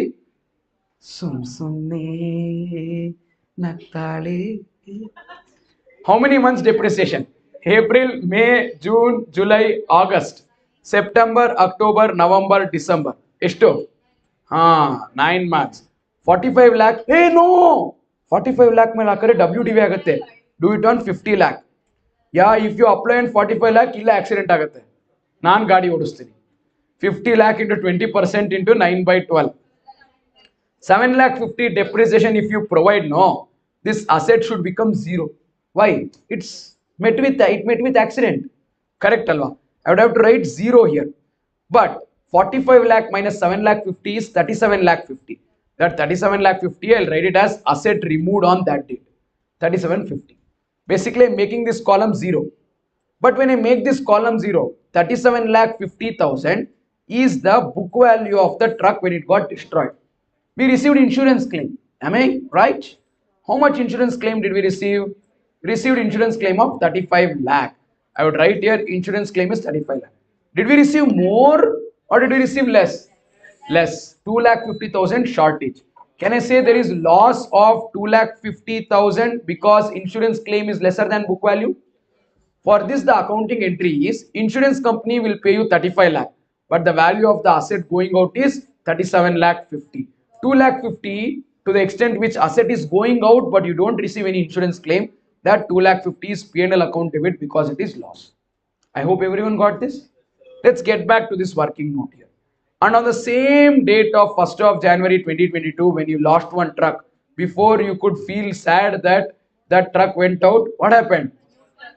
Aishwarya Bandhu received on the same date another truck is purchased. Oh, sorry, different color. Oh Maya, oh Maya. Another truck is purchased for 60 lakh. I would write here add purchase one more truck. How much? 60 lakh. New truck. Illi 60, illi 3750, illi 750. That is total column. Now, end of the year, shall I do depreciation? 31st of March 2022. When I'm doing depreciation for these 9 trucks, I'll do depreciation for entire year. Please don't do 4 crore 5 lakh into 20%. Please. Please do 4 crore 50 lakh into 20%. Into 12 by 12, full year. How much is that? 90 lakh. How about this 60 lakh? You do 60 lakh into 20%. But please don't do 12 by 12. You bought only in January. January, February, March. 3 months depreciation. 12 lakh. Sorry, 3 lakh. Can I say together depreciation is 93 lakh? You tell me what is the balance on 1st of April 2022 book value. This is 0. This is 4 crore 5 minus 90. 3 crore 15 lakh. 60 lakh minus 3, 57 lakh. Together it is 3 crore 72 lakh. Anybody has any doubt on this? I hope not. Everyone got this cleared. Fantastic. Now let's do depreciation at the end of the day. After this, there is no transaction. It's all simple. Depreciation, closing value, opening value, depreciation, closing value. Okay. So depreciation here 20% SLM. Okay. Everywhere 20% SLM. 20% SLM on this. Can I do 3 crore 15 into 20 lakh? No. We should do 4 crore 15 into 20 lakh. 90 lakh. Over here, same 3 lakh. Don't do 3 lakh. 3 lakh is only for 3 months. Do 60 lakh into 20%. 12 lakh. Can I say total depreciation 1 crore 2? 3 crore 72 minus 1 crore 2 comes to 2 crore 70. Book value as on 1st of April 2023. This is 0. 3 crore 15 minus 90 lakh. 2 crore 25 lakh. 57 lakh minus 12 lakh. 45 lakh. They've asked us to do ledger for year ending 31st of March 2023 and 31st of March 2024. So I need to do depreciation again here. But depreciation will be same amounts, 90 and 12. Change illa. SLM, no. There also full year, here also full year. Ashte, deduct. 225 minus 90. 135, 45 minus 12. 33, together 1 crore 68 lakh is the book value on 1st of April 2024. All that I would have to do is, I would have to prepare ledger account for this. In this question, in our RTP, there is a mistake. They have told that sale, basically that accident has happened on 1st of January 2022. That is year 2 in our working note. Unfortunately, in the answer, they have considered it in year 3. So I have done it according to the question. I didn't change the question, but I did according to the question, what is the answer, I have done it. So if in case you compare this answer with the answer mentioned in the RTP, it might not match. But this is correct for that question. Would you trust me? Yes, and Nambi, please, please. After this, all that we need to do is ledger. Shall I do the ledger? Observe here. Only total column. We will look at only total column. 5 crore opening balance, 50 lakh depreciation. For year 1st of October 2020, 5 crore purchase, 31st of March 50 lakh depreciation. Observe the ledger. I'll write on 1st of October 2020 bank account 5 crore, 31st of March 50 lakh depreciation, 4 crore 50 lakh closing balance. Got it? 2020, sorry, 2020, 2021. Next year opening balance I'll write 4 crore 50. Now shall I read the question? Sorry, working note. Come to working note and only look at the total columns. There is depreciation of 7 crore 50. Shall I write depreciation 7 crore, sorry, 7 lakh 50? I would write here by depreciation 7 lakh 50. After I write 7 lakh 50 depreciation, there is removal of the asset for 37 lakh 50,000. I don't write 37 lakh 50. We've done working note number 2 in detail. Come to working note number 2. I've written journal entry also. What is a journal entry? Insurance company account debit, P&L account debit to truck account. So in truck account, I'll write by insurance company, by P&L. By insurance company, by P&L. In truck account, let me write here by insurance company 35, by P&L account 2 lakh 50. Basically 37 lakh 50,000 worth of asset is poche. Got it? So 37 lakh 50 minus over removal. Then there is purchase of 60 lakh. Shall I write purchase of 60 lakh? On the debit side on 1st of January 2022, I'll write 2 cash or 2 bank. You can write bank also, 60 lakh. After I write 60 lakh as 2 cash or 2 bank, there is depreciation at the end of their 93 lakh. Closing balance will be 3 crore 72. I'll write here by depreciation end of the year 93 lakh, closing balance 3 crore 72 lakh, end of the ledger account for this year. For the next financial year, 1st of April 2022, I'll bring down the opening balance of 3 crore 72. And 3 crore 72 when you bring depreciation of 1 crore 2 lakhs, closing balance of 2 lakh 70. Am I right? Depreciation of 1 crore 2 lakh, closing balance of 2 crore 70. I would write here by depreciation 1 crore 2 lakh, by balance carried down 2 crore 70, end of this year also. 1st of April 2024 opening balance 3 crore 70, sorry, 2 crore 70. Then there is only two things happening: depreciation of 1 crore 2 lakhs, closing book value 1 crore 68. I would write here again by depreciation 1 crore 2, by balance carried down 1 crore 68 lakh. What they've done in the exam is, sorry, in the question is, they have actually asked ledger for only these 2 years. We did little extra for the first 2 years because this is the major trick part, no? So I've done it. But in the RTP question, what have they asked? They've asked only year ending 31st of March 23 and year ending 31st of March 24. In the exam, if similar question comes, you do only what they've asked. I have done little extra overacting. If you want, you deduct 50 rupees from this 1 crore 68 lakh for overacting. But 50 rupiah cut overacting ka, if in case if you want. But in the exam, you will do only for last 2 years. Okay? Come on, guys. Now let's get back to the concept here. Shall we get back to the concept here? You understood SLM. Similar is the case with regard to WDV method. What is WDV method? Under this method, the usage pattern of the asset is not the same. It is decreasing in nature. In the initial years, usage is more. In the later years, usage is less. Year on year, the utility, the economic performance, the capability, the benefits from the asset is reducing year on year. Depreciation also will be in the same thing. So, first year more depreciation, second year first year ginta kadme, third year second year ginta kadme, fourth year third year ginta kadme. Year on year will go on decreasing it. Got it? And how do we compute this depreciation amount under this method? Simple. WDV of the asset multiplied by depreciation percentage. WDV multiplied by depreciation percentage. But how do we get the depreciation percentage? This is not required for exam, but I still told you that we can compute this as 1 minus nth root of residual value divided by cost.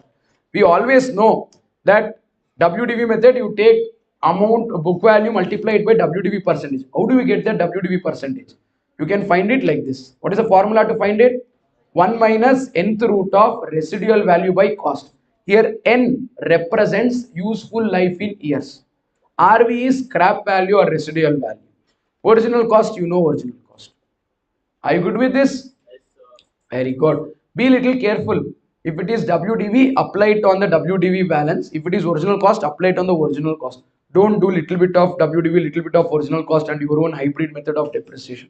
You won't get marks. No, sometimes in the exam it's ನಿಮಗೆ ಗೊತ್ತು WDV method ಮಾಡಬೇಕು ಅಂತ ಮರ್ತೋಗ್ಬಿಟ್ಟು original cost ಹಾಕ್ಬಿಡ್ತೀರಾ. Lot of times I have seen students, very very good students, original cost method question ಅಲ್ಲಿ ಇದೆ, they put it WDV and then they have scrapped the answer. Or 1 year they have done original cost, 1 year they have done WDV, ಇವ್ರದೇ ಒಂದು ಹೊಸ method ಮಾಡಿ ಬಂದ್ಬಿಡ್ತಾರೆ. So ನಿಮಗೆ ಗೊತ್ತು ಏನ್ ಮಾಡಬೇಕು ಅಂತ, but at that point of time should be little conscious. So when you're studying, don't listen to music, walking and studying, go talking and studying. Please stop all of this. So sit at one place without listening to music, without watching TV, without talking to anyone. You practice consciously. Whole brain activity is required so to solve a problem. When you do that in the exam also, you'll do it with that. ನೀವು earphone ಹಾಕೊಂಡು I go on listening to music and then right TV ನೋಡ್ಕೊಂಡು ಮಾಡ್ತೀನಿ. So that will not give you 100% efficiency. My suggestion, yeah, this requires so much of brain attention, so please give it full focus and attention what it requires. Okay now, very nice. Let's go to production units method. What is production units method? Yo Saksham, thank you. Yeah, production units method says that the amount of depreciation varies with the level of production. If you use the asset too much and produce too many units, depreciation will be more. If you use the asset too less, then the depreciation will also be less. So depreciation is dependent upon the production pattern of the goods. Production increases, depreciation increases. Production decreases, depreciation decreases. Production stabilizes, depreciation stabilizes. So production units decide the depreciation. Under this method, how do we find depreciation? Very simple. We'll take the original cost of the asset. From the original cost of the asset, we deduct the scrap value. When we do original cost minus scrap value, we get the depreciable amount. This has to be depreciated over the entire useful life of the asset. We divide it by total units that can be produced using this asset over the entire useful life. Then you will get depreciation per unit multiplied by number of units produced. I repeat, you take the original cost, from that you deduct the scrap value. Then you get the depreciable amount. This you divide by number of units that can be manufactured over the entire useful life of the asset. You will get depreciation per unit multiplied by number of units produced during the year. So basically cost minus residual value multiplied by units produced during the year divided by total useful life in units. When you do this, you get production units method answer. Everyone got this? It's very similar is our machine hour rate method. Only point of difference is in production units, useful life of the asset is measured in terms of units. Under machine hour rate method, useful life of the asset is measured in terms of machine hours. How is it measured?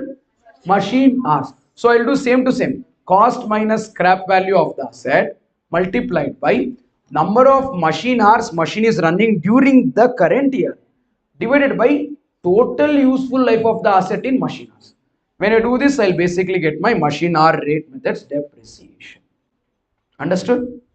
I'll repeat, cost minus scrap value multiplied by number of hours machine is running during the current year divided by total useful life of the asset in machine hours. If you do this, you'll get the depreciation amount for that year. Okay, very good. After machine hours method, we have depletion method. What is depletion method? This is very much similar to production units method, but this method is followed only for natural assets or what we call as wasting assets. What is natural assets or wasting assets? Natural resources like mine, ore, oil well, all of this, stone quarry. For these kind of assets which have what you say, which are exhaustible in nature, we follow this method. But method is same.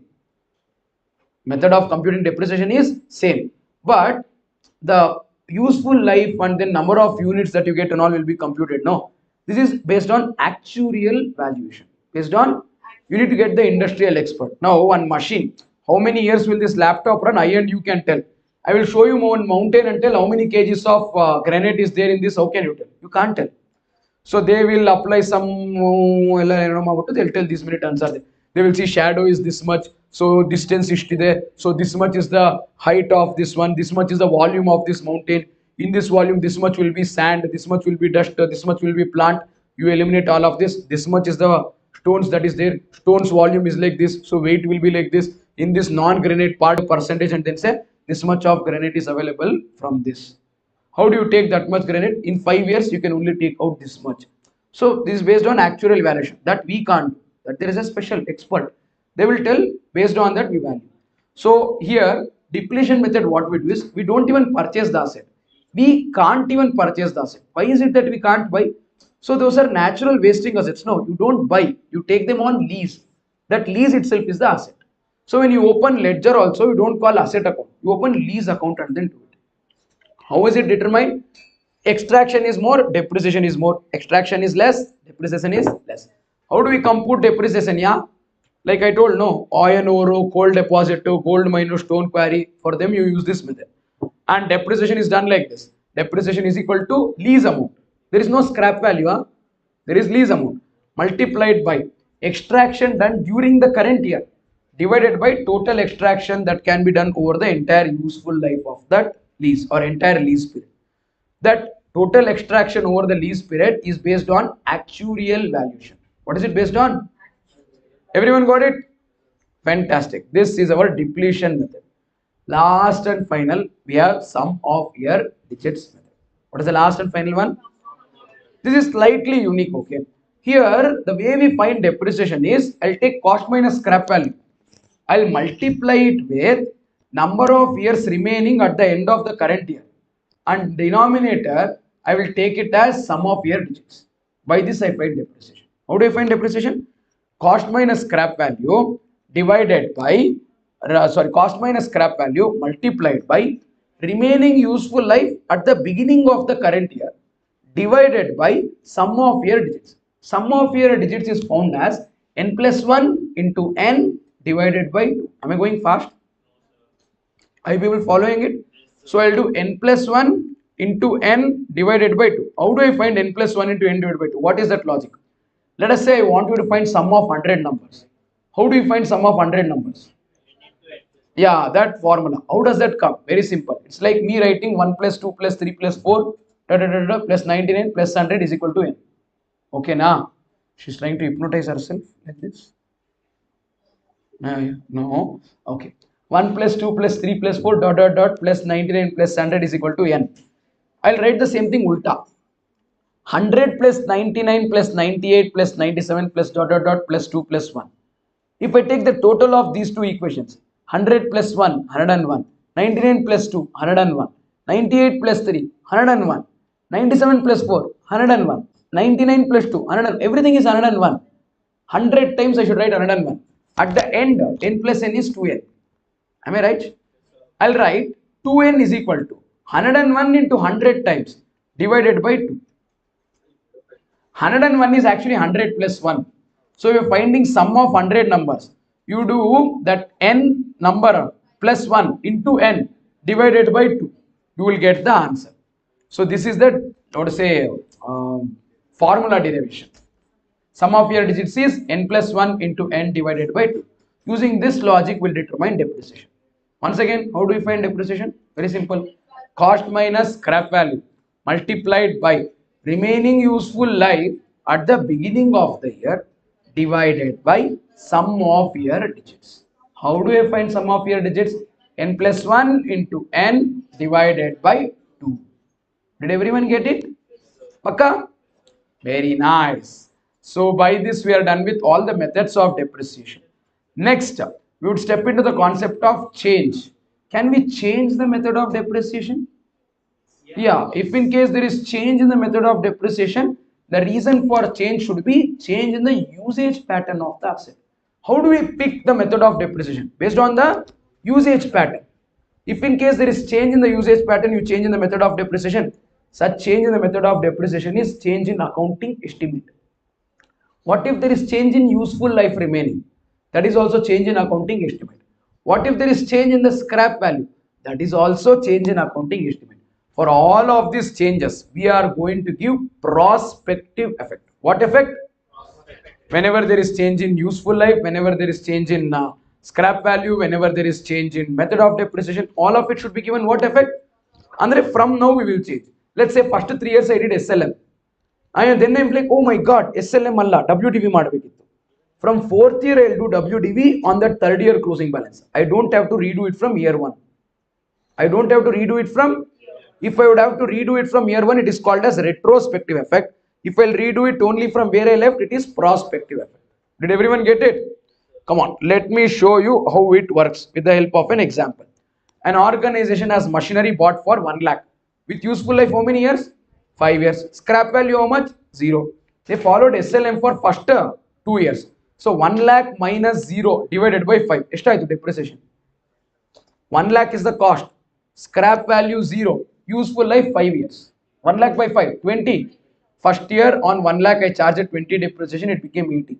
Second year on 80 I charged 20 depreciation, it became 60. So first 2 years I did SLM. Nodi. Third year we changed the depreciation to 25 alva, make that 20% WDV. Imagine that is 20% WDV. Then what will happen? You don't have to redo year 1, year 2. Year 2 closing balance 16.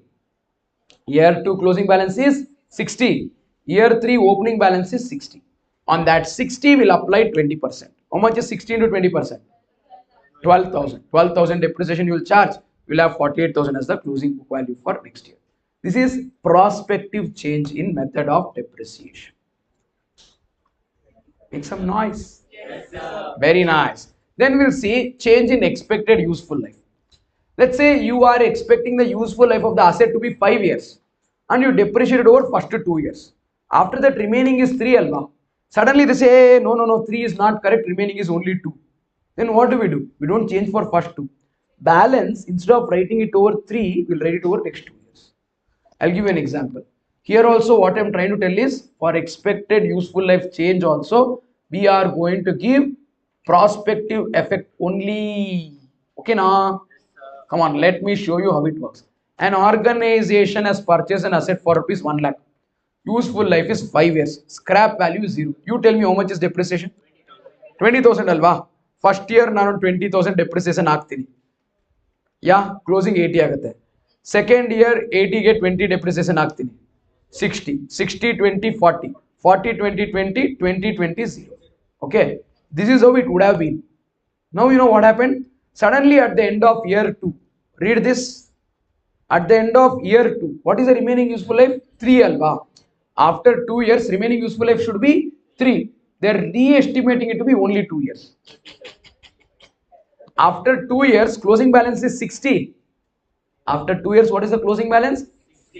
60 should be depreciated over 3 years as 20, 20, 20. I'll repeat. 60,000 should be depreciated over 3 years as 20, 20, 20. But they are saying no 3 years, only 2 years. 60 will be depreciated over 2 years, 30, 30. That gives no depreciation for year 5. So what will I do? 60 is there, no? That if year 5 ಬರುವಾಗಿಲ್ಲ, year 4 ಅಲ್ಲೇ 0 ಆಗಬೇಕು. If year 4 it should become 0, then depreciation should not be 20. That 20,000 closing balance should not be there. So what will I do? I will basically take that 20 and share it to year 4 and year 3. Last year depreciation 10, 10 share ಮಾಡ್ಬಿಡ್ತೀನಿ. So it will become 30 and 30. Correct? First year depreciation 1 lakh. 20,000, sorry, first year opening value 1 lakh. Depreciation 20, closing 80.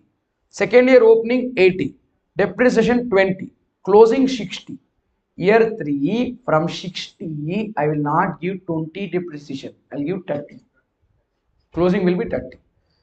Year 4, 30 opening, 30 depreciation, closing is 0. Everyone understood how did it become 30 from 20? So, sir, 20 and 30 are same. No. There is difference. This is different from 30. Got it? Yes. Some people are like, sir, 40 baralva yellow. 40 won't come. Sir, but sir, 30 and 40 are same, sir. Maths is wonder. This is same, 30 is same, 40 is same. Interesting. Can we go to next one?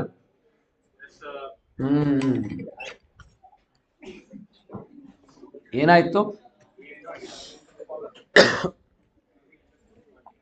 Next, you are allowed to do revaluation of the asset. We discussed this when we were discussing accounting concepts. Remember, in accounting concepts, I told you realization conceptually revaluation of asset is allowed. I'll come back to it in depreciation. Time bantu. Okay. Then, when we discussed that realization concept, promise was made. Now, promise is fulfilled. Yeah. Revaluation. Revaluation andre ಒಂದೇ ಕಂಡ್ರಿ. Hero value sari illa. So we will give new value. We are assigning new value to PPE because the existing value is incorrect. When we feel like the existing value of the asset is incorrect, you will say re-value madana. Then we will find the new value. That re-value maddaga, that new value what you get can be more than the existing value or can be less than the existing value. When that new value is more, it is called as upward revaluation. What is it? Upward revaluation. What if the value of the asset becomes lesser than before? It is called downward revaluation. Understood this? Yes or no? ನೀವು ಕರಿತೀರಿ ಯಾರನ್ನಾದ್ರೂ ರೀ ಅಂತ ಇಲ್ವಾ? ಹಂಗೆಲ್ಲ ಇಲ್ಲ. Respect. ಯಾಕ್ರಿ, ಏನ್ರಿ, ಬನ್ರಿ, ಹೋಗ್ರಿ, ಹಾ ಹಂಗೆಲ್ಲ ಕರಿಯಲ್ವಾ? ಹಾ ರೀ ಅಂತ ಹಾಕೊಂಡು ಕರೀತಾರೆ ಎಲ್ಲರೂ. ಇಲ್ಲೆಲ್ಲ ಹಂಗೆ ಕರೆಯೋದಿಲ್ಲ. Just telling.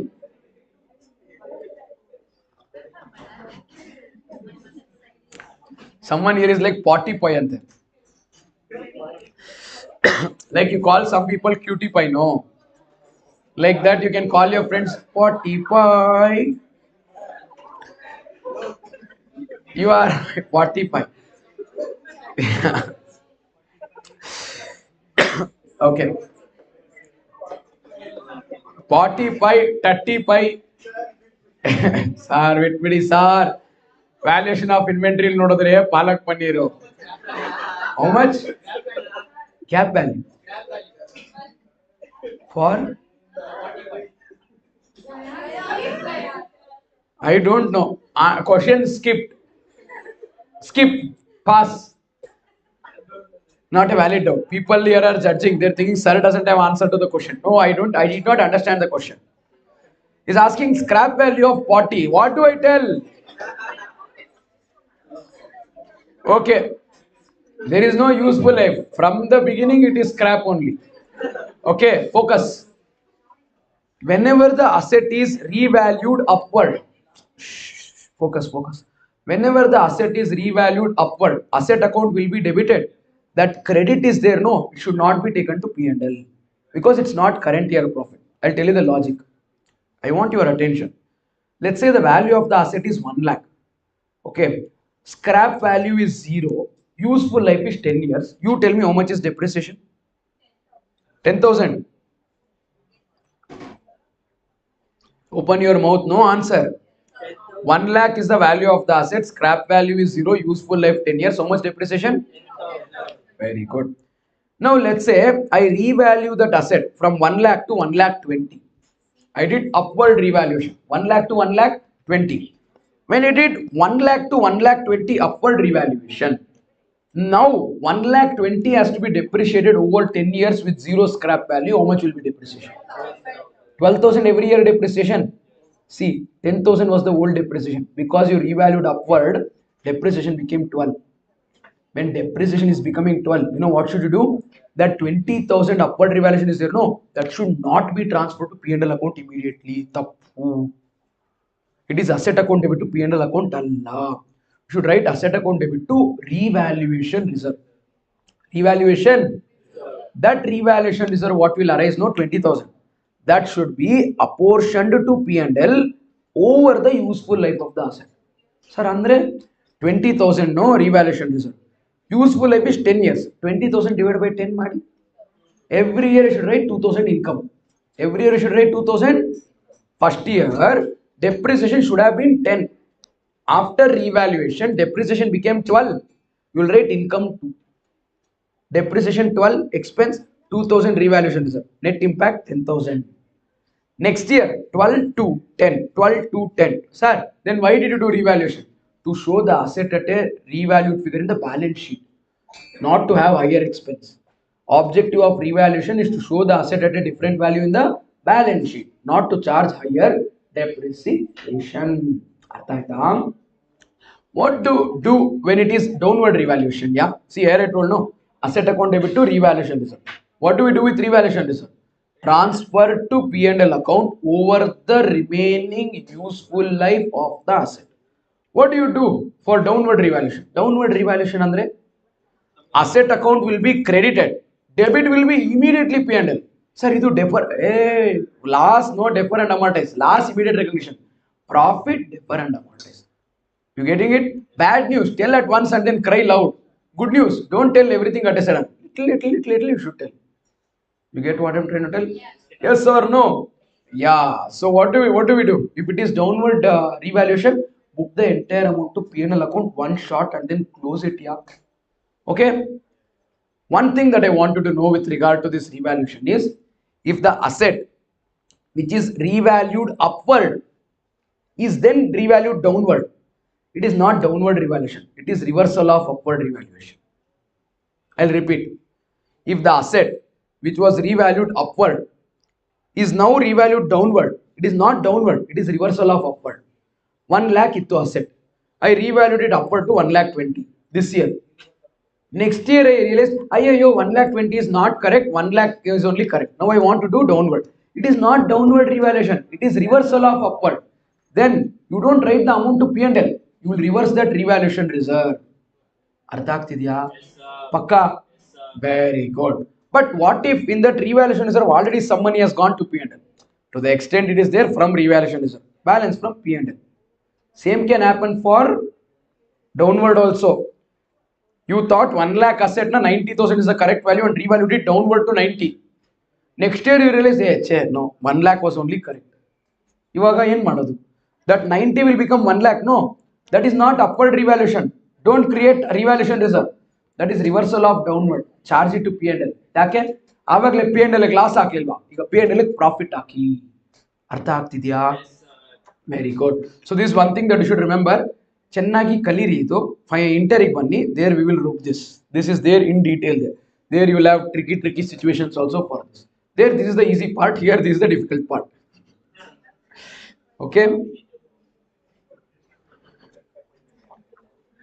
ಹೆಂಗೆ ಜೋಕು ಅಂತ. Yeah, example, observe here.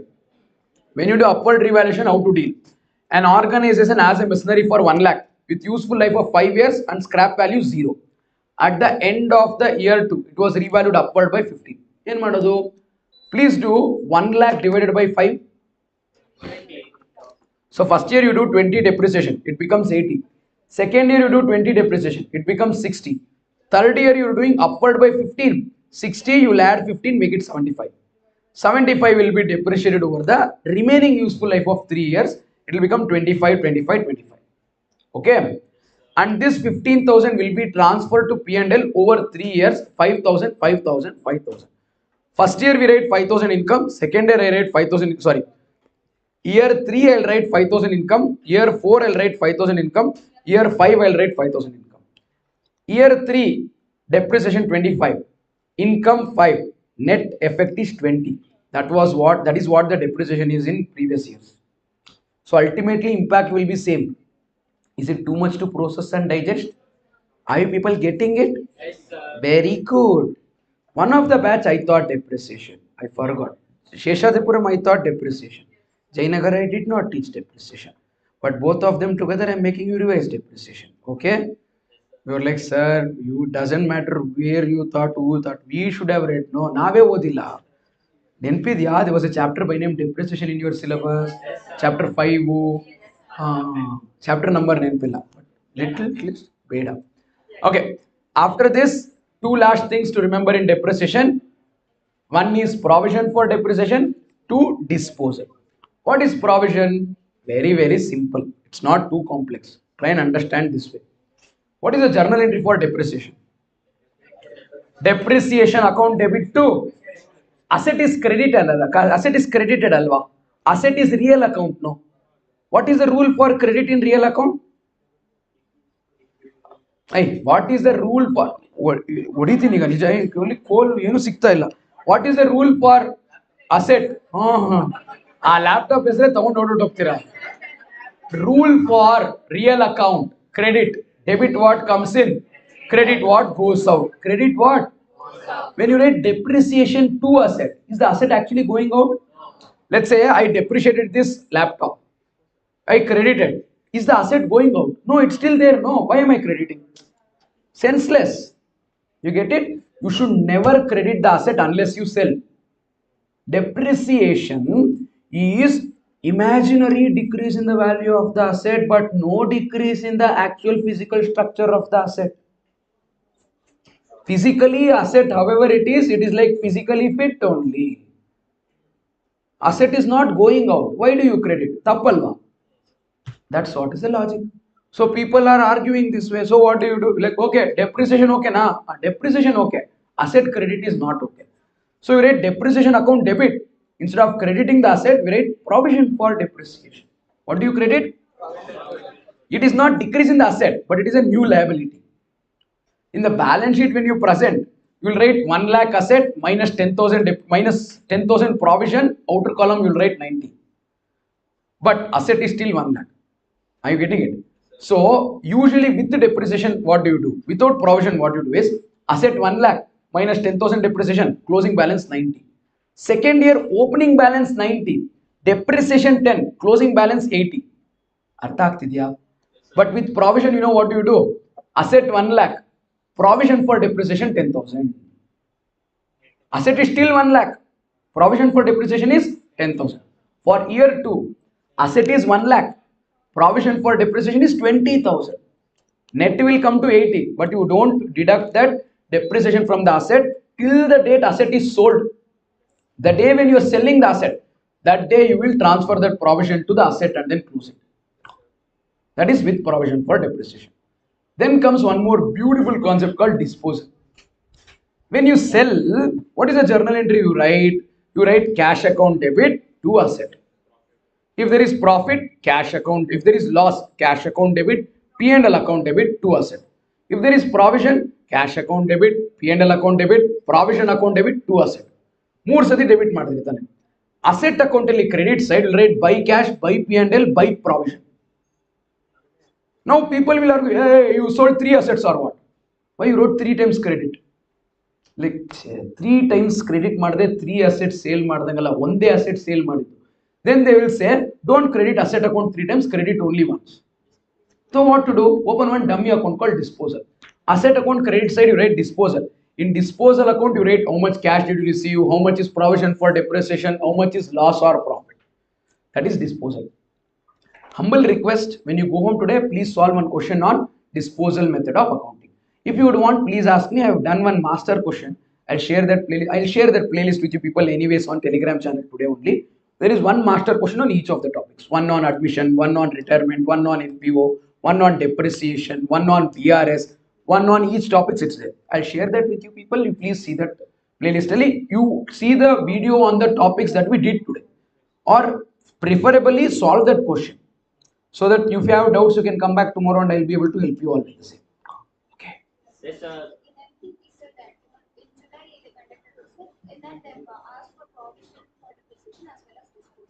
We can do it. You want me to solve that question? We'll see. We'll do the rest of the things. If time permits, we can do that. The only point is we have to still do bills of exchange, and that's the only point. After you do bills of exchange, if you want me to, I don't mind. I won't mind solving it. I can do that. Okay. But rest of the MTP is doable. Could you do it? Yeah. Okay. You guys try. You can always try doing MTP. Nothing wrong. And if in case you find something to be wrong in MTP, you ask me. Sometimes MTP does have errors. Sometimes MTP does have errors. Don't get disheartened. Okay. So can I say that that ends the topic of depreciation? And can I now start with the topic of bills of exchange? Oh my God, your favorite topic of bills of exchange is going to start now. Yaru alladangilla. No one will go anywhere. Everyone will sit where you are sitting. We will finish this bills of exchange and we'll wrap it up for the day. How many of you are getting late? You come from very far place and you would want to go? Anyone? Oh, both. Elli ma mane, tumma dura. She's now scared to tell where she lives. Elli mane? Tell ma. Gosh. How do you come? Ashoka pillar in the Barod mane. Oh my. Where do you come from? Electronic city na Kengeri na. Decide ಮಾಡಿ ಹೇಳಿ. Electric Kengeri. ಹೋಗ್ಬೇಕಾ? ಹೋಗ್ಬನ್ನಿ ಪರವಾಗಿಲ್ಲ. You can go if you want. ಅಲ್ಲ but ರೋಡಲ್ಲಿ mobile ಇಟ್ಕೊಂಡು ನಡ್ಕೊಂಡು ಹೋಗಿ please. ಮತ್ತೆ ನೀವು ಯಾವುದೋ ಗುಂಡಿಲಿ ಬೀಳ್ತೀರ ಅವ್ರು ಮುಚ್ಚಿಬಿಟ್ರೆ ಕಷ್ಟ. You can go home if you are getting late, you can go, there is no problem. ಪಕ್ಕ ಮನೇಲಿ ಹೇಳಿದ್ದೀರಾ ಲೇಟ್ ಆಗುತ್ತೆ ಅಂತ ಹೇಳ್ಬಿಟ್ಟು ಮತ್ತೆ ನಾಳೆ ಬರೋ ಯಾರು ಅದು ಕ್ಲಾಸ್ 8 ಗಂಟೆವರೆಗೂ ತೊಗೊಂಡು ಹಂಗೆಲ್ಲ ಬರೋದಿಲ್ಲ ಅಲ್ಲ. You are usually part of morning batch. Hey, you inform at home that you are coming to class on your own voluntary basis and then come, okay? ಮತ್ತೆ ನಾಳೆ ಪೇರೆಂಟ್ಸ್ ಬಂದು ನನ್ನನ್ನು ಕೇಳಬಾರ್ದು ಯಾರ ತಗೊಂಡಿದ್ದು ಕ್ಲಾಸ್ 7 ಗಂಟೆವರೆಗೂ ಮಾಡ್ಬೋದಾ? Come on guys, let's now solve the topic of bills of exchange. What do you mean by bill of exchange? And how does the concept of bill of exchange come into picture? Let's say there is a cash transaction. What is cash transaction? Observe. Can you see one person there? That person is doing business with group of people. That's you. That one single person standing, no, that is you. So what do? You sell goods to these people. They're your customers. Okay? And these customers paid cash to you. Over. Avrgu nimgu enu sambandha illa. You will die single. Sorry, you have collected your money. So you have sold goods and you collected money. This is cash transaction. What is this transaction? Cash transaction. Alva. It's like roast ಮಾಡ್ಬಿಡಿ sir ಅಂತೆ. ಓಹೋ, feel ಆಗತ್ತೆ. ಎಷ್ಟಪ್ಪ ವಯಸ್ಸು? ಇವಾಗ 19. ಆವಾಗಲೇ ನಾನು 2 different candidates ಜೊತೆ ನೋಡಿದ್ದೀನಿ ಹುಡುಗನ. ಈಗಲೇ ಹಿಂಗೆ, ಇನ್ನೊಂದು 5 ವರ್ಷಕ್ಕೆ ಹೆಂಗೆ? And how will you get offended when I say you will die single? Okay. Oh, love you Manu. Okay, streak is not broken. Then interrig ba daily man 45 days straight streak. I'll keep one checkbox and tick it. This is cash transaction. Whenever there is cash transaction, no, bills of exchange will not arise. You know when will bills of exchange arise? When there is credit transaction. Sir, credit transaction andre I'll explain. Observe. So this is you. You sold goods to your customers.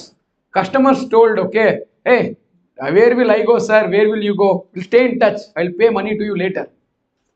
What did they tell? I'll pay money to you later. You felt happy. Rather than giving the cash and then saying tata, bye bye, take care and then leaving. No. Customer is saying that they will stay in touch and they'll pay money to you later. So you thought, okay, ide nepdal ಮತ್ತೆ ಮಾತಾಡಬಹುದು is what you thought. After some time, what did you do?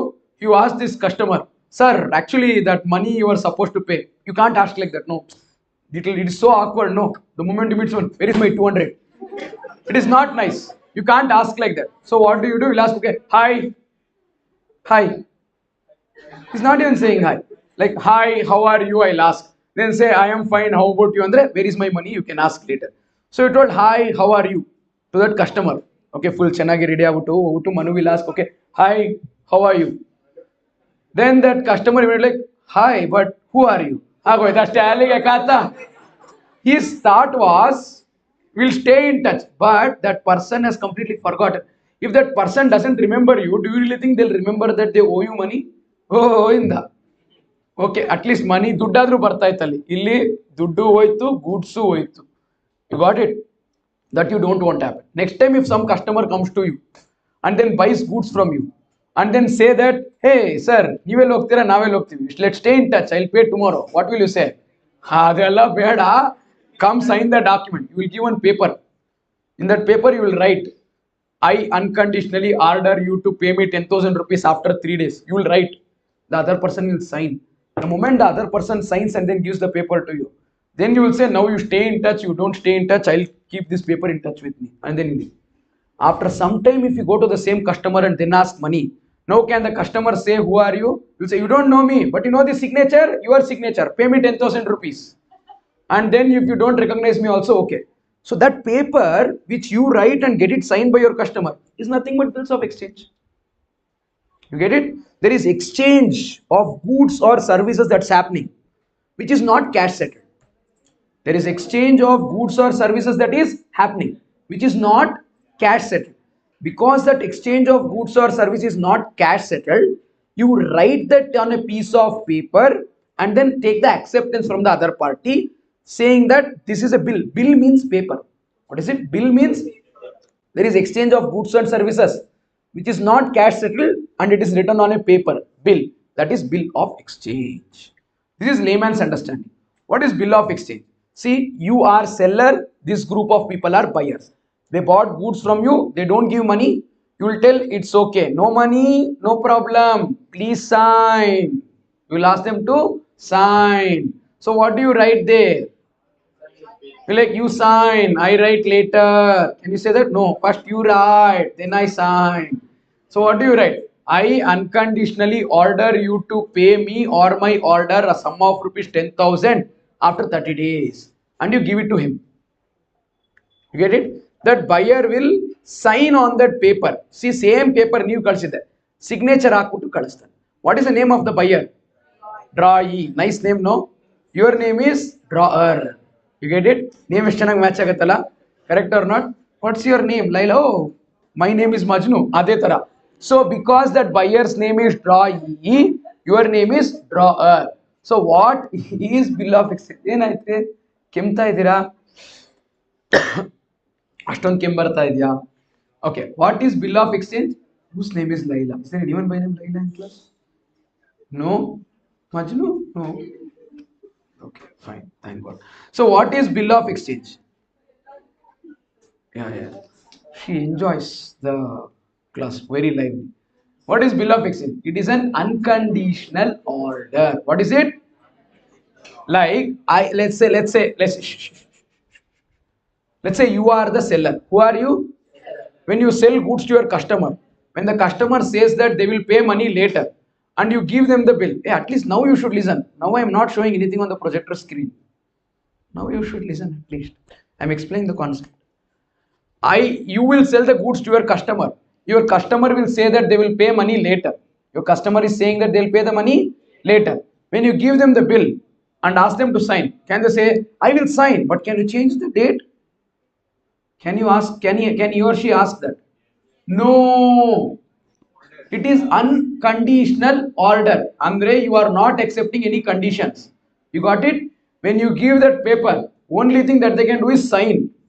They cannot say, I will sign, but can you change this amount? No. Nothing can be changed on the paper. When you give the goods to them, you keep the paper, sign here and then talk. There is no bargain, there is no conversation. Enilla. Just sign only. Unconditionally, you are ordering them to sign. That is bill of exchange. So who's making the order? Drawer. Who are you? Drawer. Who's your customer? Drawee. So because EE andre iskoloru. The one who has the name EE in their name is iskoli. So drawee is iskoling goods from you. Who are drawer? You are drawing the document and then giving it to them. They are iscolling the document by signing it and giving it back to you. Okay. So it is unconditional order. Made by whom? Drawer. See, it's an unconditional order made by drawer or also called as seller. Who signs it? Signing is nothing but acceptance. Signing is nothing but lot of questions when you do, you would have read no acceptance is received and that acceptance is received means sign. Sign is made by drawee. Observe here. It is accepted by drawee. Accepted by drawee. See this document below. Signed by whom? So who has accepted it? Very good. So it's an unconditional order made by the drawer, accepted by the drawee. What is this about? To pay a specified sum of money. To pay a specified sum of, you would have to mention the sum. See, you cannot draft a document saying you will pay whatever I ask. No, you can't tell. You should tell how much money. Correct or not? How much ever I ask, you should pay. No, you should tell 10,000, 15,000. You should write that amount. Are you getting it? So to pay a specified sum. Nodi a bill alli idya amount. Zoom haki kanastha idya? 10,000. To pay a specified sum of money. To pay a specified sum of money at the end of a specific period or on a specific date. What is it? At the end of a specific period or on a specific date. You cannot say you should pay me money whenever I ask. Okay. No, you should mention the date. There is a possibility that whenever I ask, on demand, I'll explain that to you later. So either on a specific date or at the end of a specific period. In this case, no. Is it at the end of a specific period or is it at the end of a specific, is it on a specific date? It is at the end of a specific period. See, they've given after 30 days. After how many days? After 30 days, you should pay me 10,000 rupees. So it is at the end of a specific period. Instead of mentioning after 30 days, can I mention that you need to pay money to me on 31st of December 2023? Bariboda? Yeah. I can either mention the date or I can mention the period. You get it? If I mention the date, that day you would have to pay. If I mention the period, you need to compute when does that period get over. Okay, now very good. To draw her or his order. Meaning what? If you drafted that document and I signed that document, I should give money to you or whomever you ask me to pay. Let's say that day you are not there. You've gone on one trip. Can I say no? I'll pay to you only. You're like, I won't come for 2 months. Illa, you 2 months ಆಮೇಲೆ ಬಂದ್ಮೇಲೆ ನಿನಗೆ pay ಮಾಡ್ತೀನಿ. Can I tell that? No. You will tell pay to somebody on your behalf. If you tell, I would have to pay that. So payable to drawer or his order. See here, what is given? I unconditionally order you to pay me or my order a sum of rupees 10,000 after 30 days. Are you getting it? Does it make sense? Very good. This is what will make that bills of exchange. Who is going to pay the money here? Drawee. Drawee becomes payer. Who is equaling the money here? Drawer. Drawer becomes payee. So seller is drawer is payee. Buyer is drawee and payer. Why have I given payee in red? Because RCB fan. No. Drawer can be payee, but drawer need not be payee. Drawer can be the person who will collect the money, or drawer can pass that right to collect the money to somebody else, and that somebody else can collect the money on behalf of drawer. Okay, now everyone understood? Very nice. Then let's go slightly forward to understand what are the various dates involved in bill of exchange. Let's see how many of you will get the answers right. What do you mean by date of drawing? Helipa. Date of drawing andre date on which bill is by whom? Very good, correct answer. Like appa sadike very good anta ಹೇಳಿದ್ಮೇಲೆ ಸರ್ವಿ ಸದಿ correct answer ಇತ್ತು.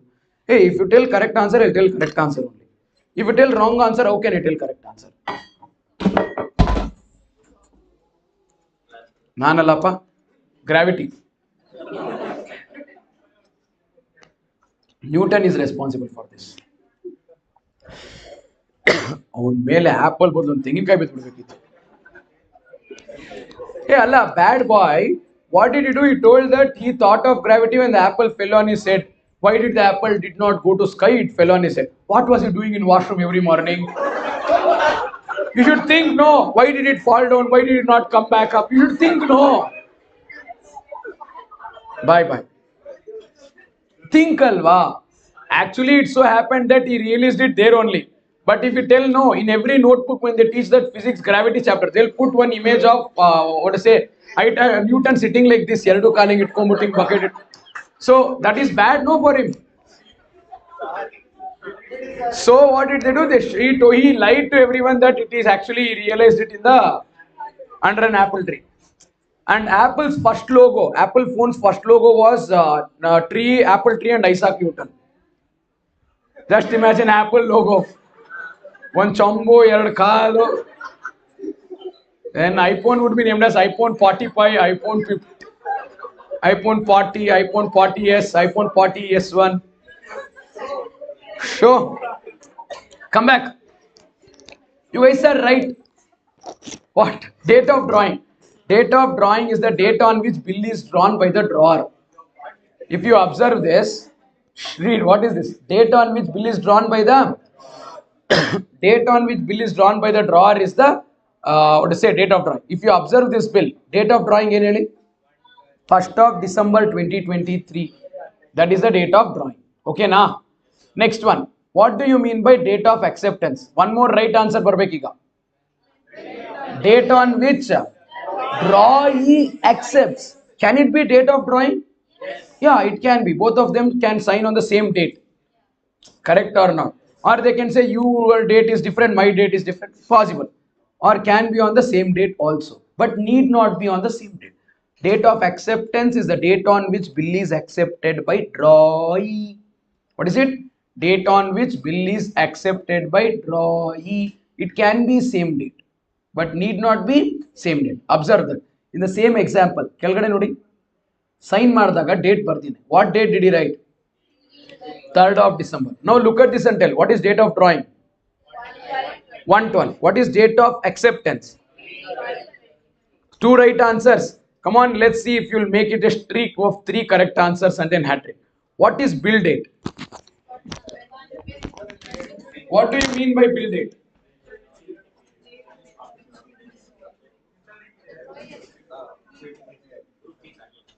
Say again. What do you mean by bill date? Bill date means bill date. ಒಳ್ಳೆ ಹೊಡಿತೀನಿ ಈಗ bill date is bill date ಅಂದ್ರೆ date on which bill is matured, ಅದು maturity date ಅಲ್ವಾ? ಆಹಾ, bill date ಕೇಳಿದ್ರೆ maturity date ಹೇಳ್ತೀರಾ, ಎಲ್ಲಿಂದ ಬರ್ತೀರಪ್ಪ ನೀವೆಲ್ಲ? What is bill date? The date on which bill is Born.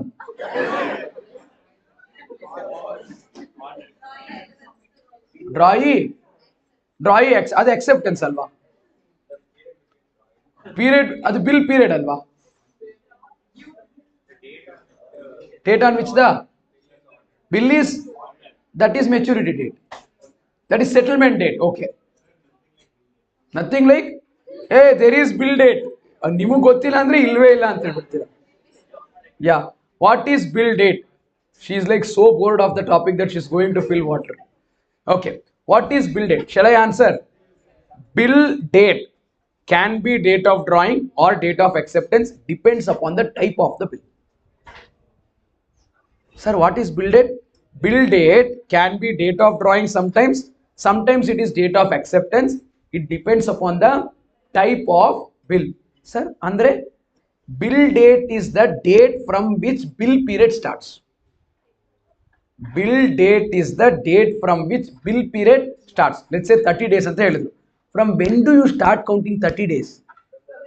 Will you start it from date of drawing or date of acceptance? Date of, that's what I'm trying to tell. It depends upon the type of the bill anta ಈಗ ತಾನೇ ಪಡ್ಕೊಂಡೆ, ಮತ್ತೆ wrong answer ಹೇಳ್ತಿದ್ದೀರಾ. If the bill period is 30 days, will you count that 30 days from date of drawing or date of acceptance? My god, finally you got the answer. It depends upon the type of the bill. Okay, what are the types of the bill that is there? For the sake of bill period, for the sake of computing that bill period, we are going to categorize the bills into 2 types. 1, bill after date. 2, bill after sight. For the purpose of bill date, remember this, for the purpose of bill date, bill period, date type of the bill is categorized into 2. One is bill after date, one is bill after sight. If it is bill after date, no, bill period starts from date of drawing. If it is bill after sight, bill period starts from date of acceptance. I'll repeat. If the bill is bill after date, bill period starts from date of drawing. If it is bill after sight, bill period starts from date of acceptance. Let us say you sold goods to me.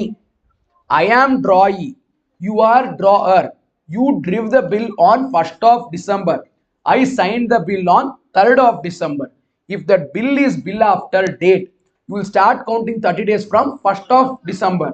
If it is bill after sight, you should start counting 30 days from 3rd of December. Sir, how do we get to know bill after date or bill after sight? Don't ask me. You are the one drawing the bill. You should mention it in the bill. You who drew the bill should mention it in the bill.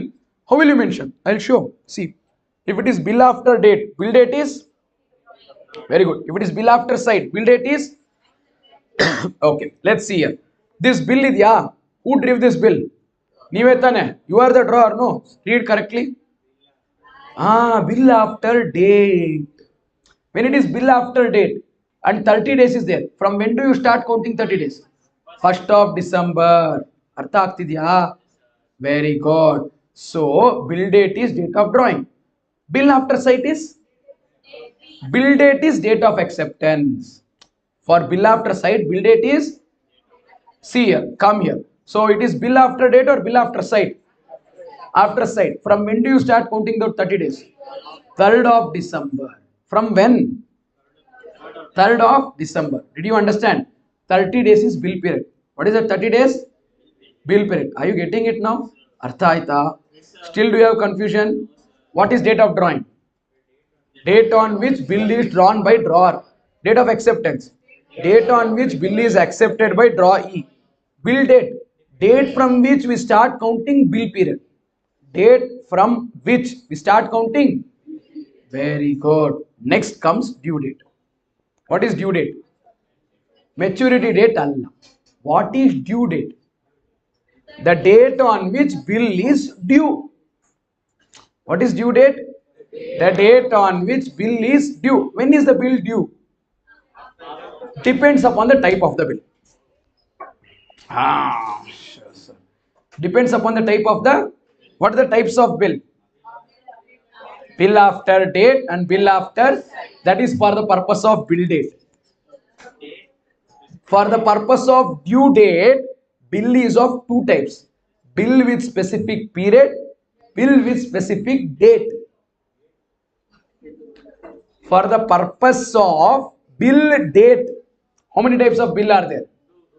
One is bill after date, bill after site. For the purpose of due date, what are the types of bill?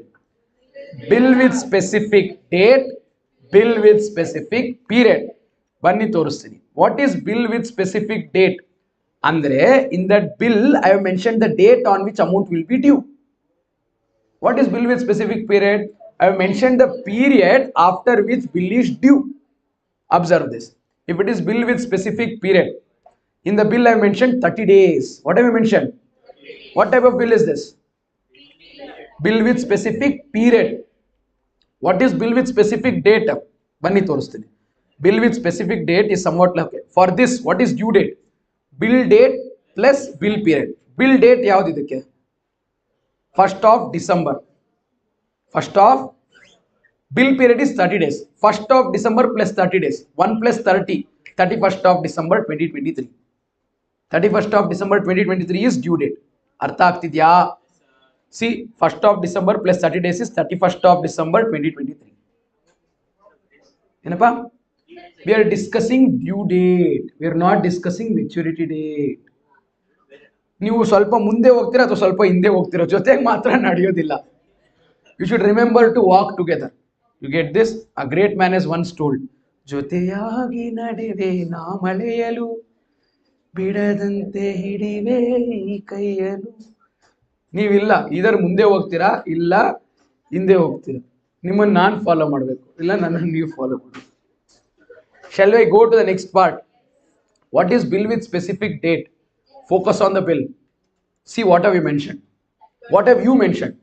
I unconditionally order you to pay me sum of 10,000 on. What is 31st of December? Due date.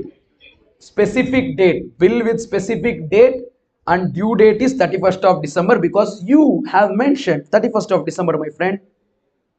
You yourself has mentioned 31st of December. That itself is the due date. Due date is specific date mentioned in the bill. Now you tell me, what is due date? The date on which bill is due. Date on which bill is due.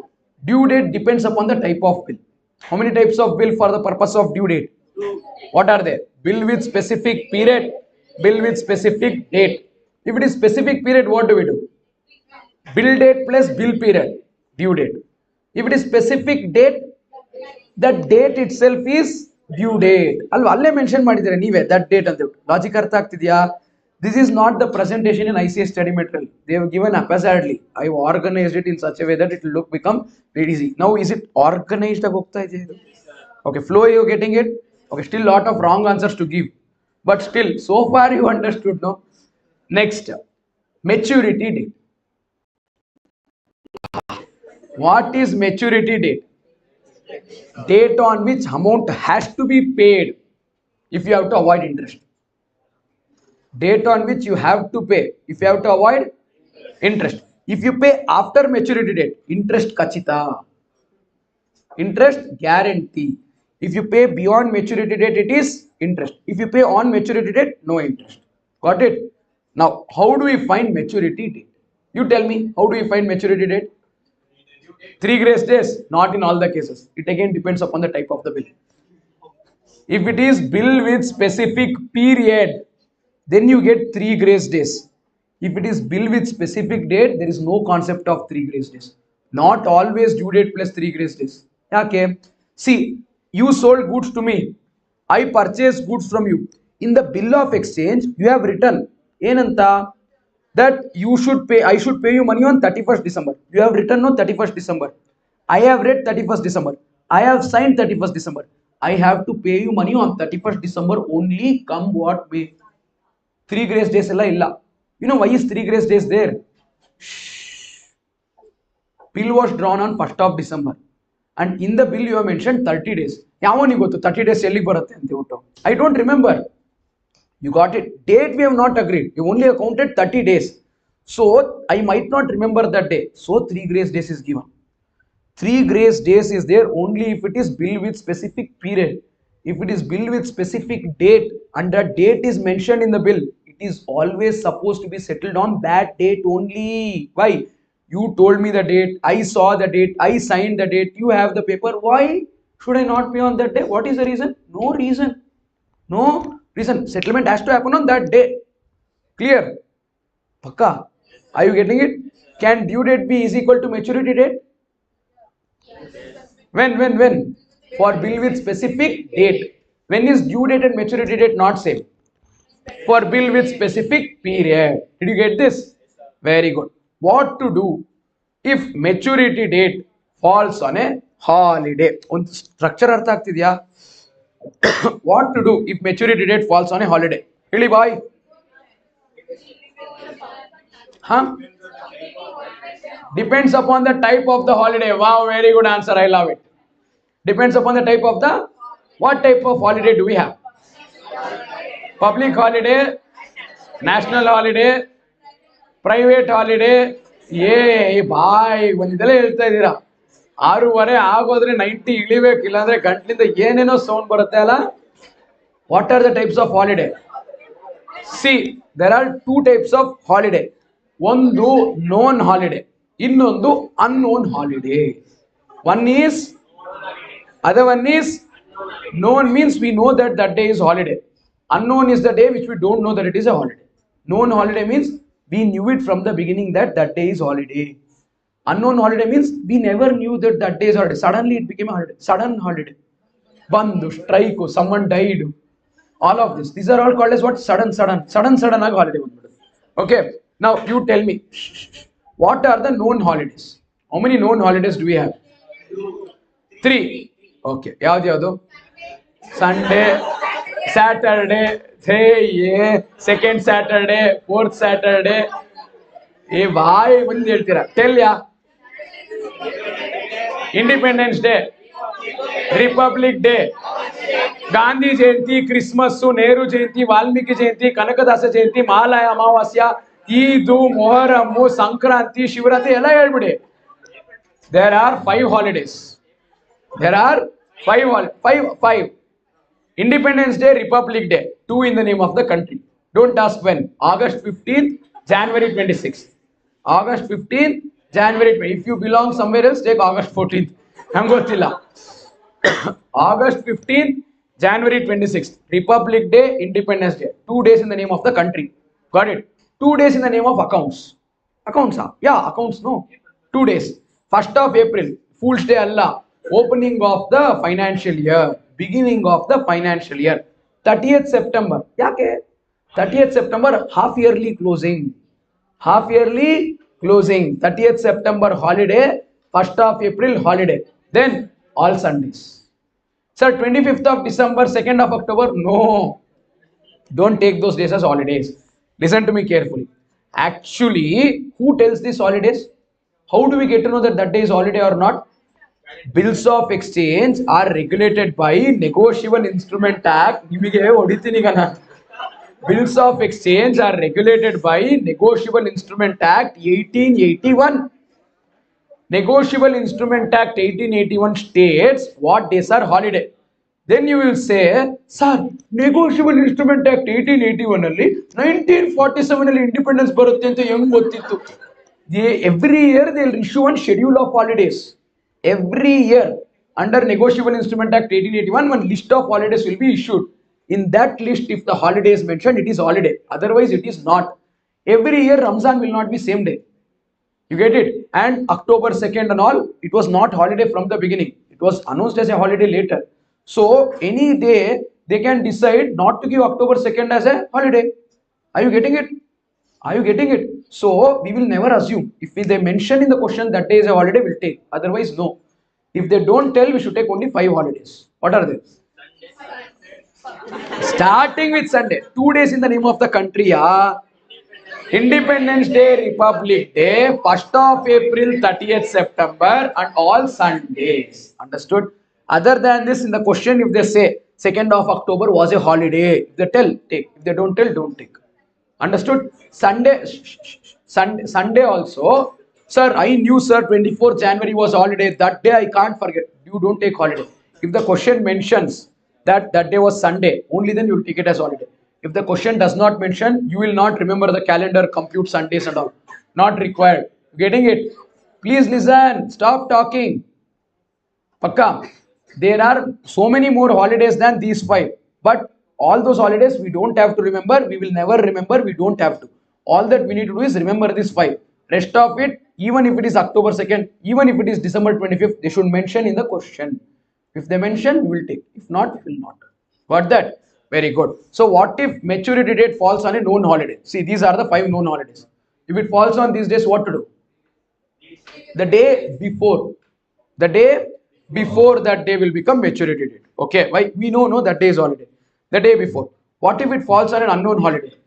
Holiday other than the known holiday is unknown holiday. Next day. Okay, nim logic banana. Let's say the bill is maturing on 25th of January. What date is it maturing? 25th of January is an unknown holiday. Band aitu, strike aitu. What is the maturity date then? 26th is Republic Day. What will you take? 27th is Sunday. Hey, new ಯೋಚನೆ ಮಾಡಿ. 25th it says next day. 26th it says previous day. ಏನು ಮಾಡೋದು? Sir 25th to 26th ಗೂ ಮಧ್ಯದಲ್ಲಿ 12 ಗಂಟೆಯಲ್ಲಿ settle ಮಾಡೋಣ.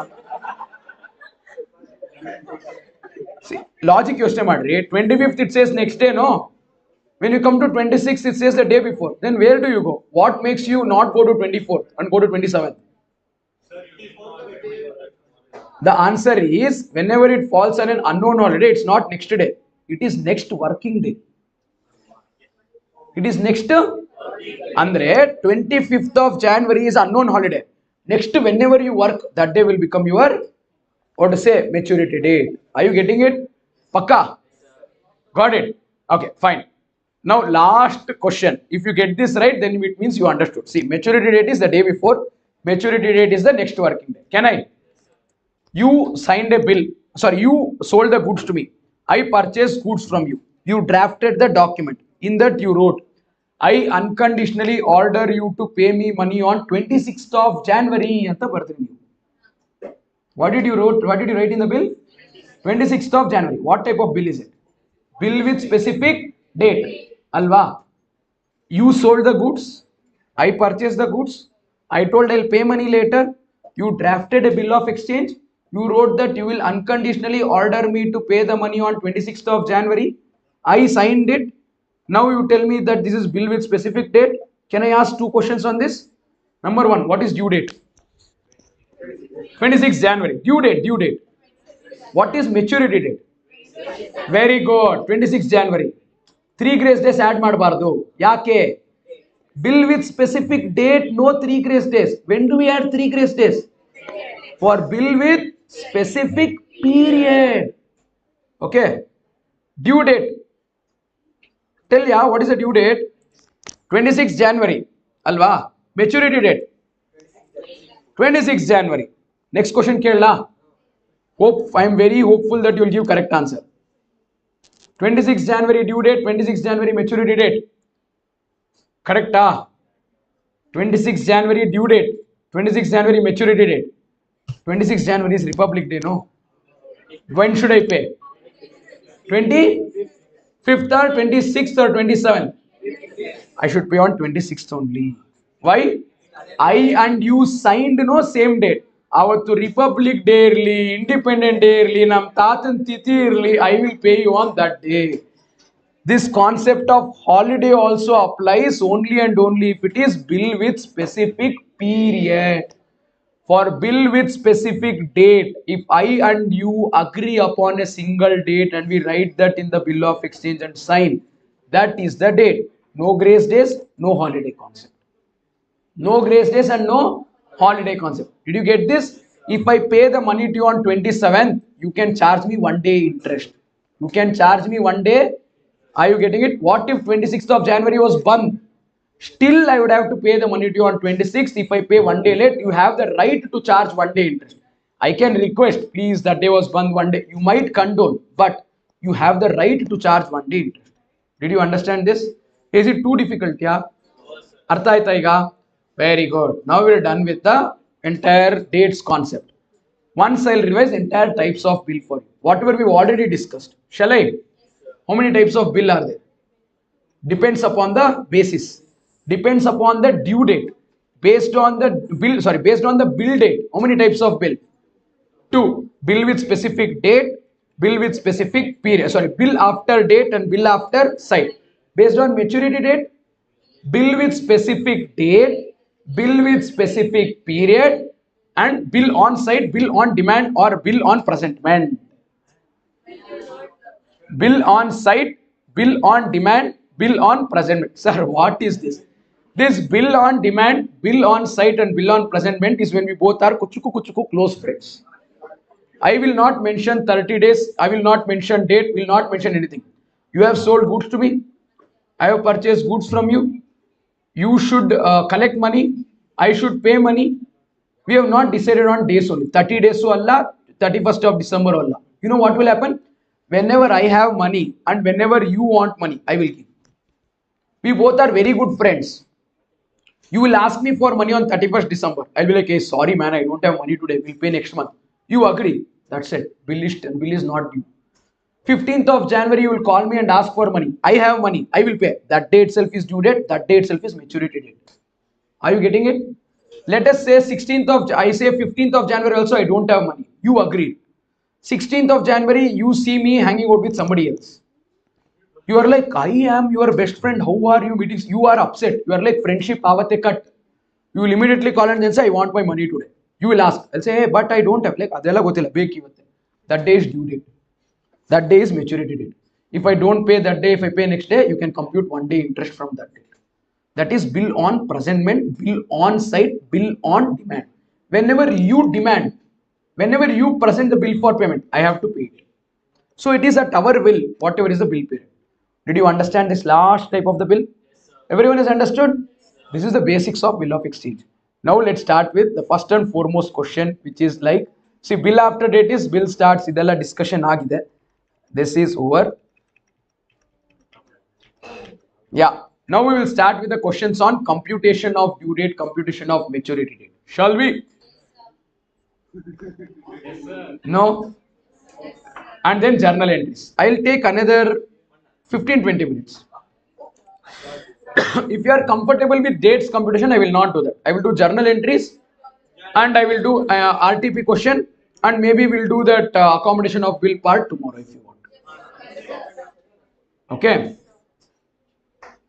Today, if you feel like it's already overwhelming and you had too much, you people are laughing way too much, but I'm scared about this laughter. Like, is it like mentally sane laughter or you are like, you become mentally insane? ಯಾವುದು ಯಾವ ಅದು ಗಣೇಶ್ ಒಂದು movie ಇದೆ ಅಲ್ಲ which movie is that yeah Mungaru Male ಅವ್ನು ಕೊನೆಯಲ್ಲಿ ಸೈಕಾಗಿ ನಗ್ತಿರ್ತಾನಲ್ಲ so is it that kind of laughter no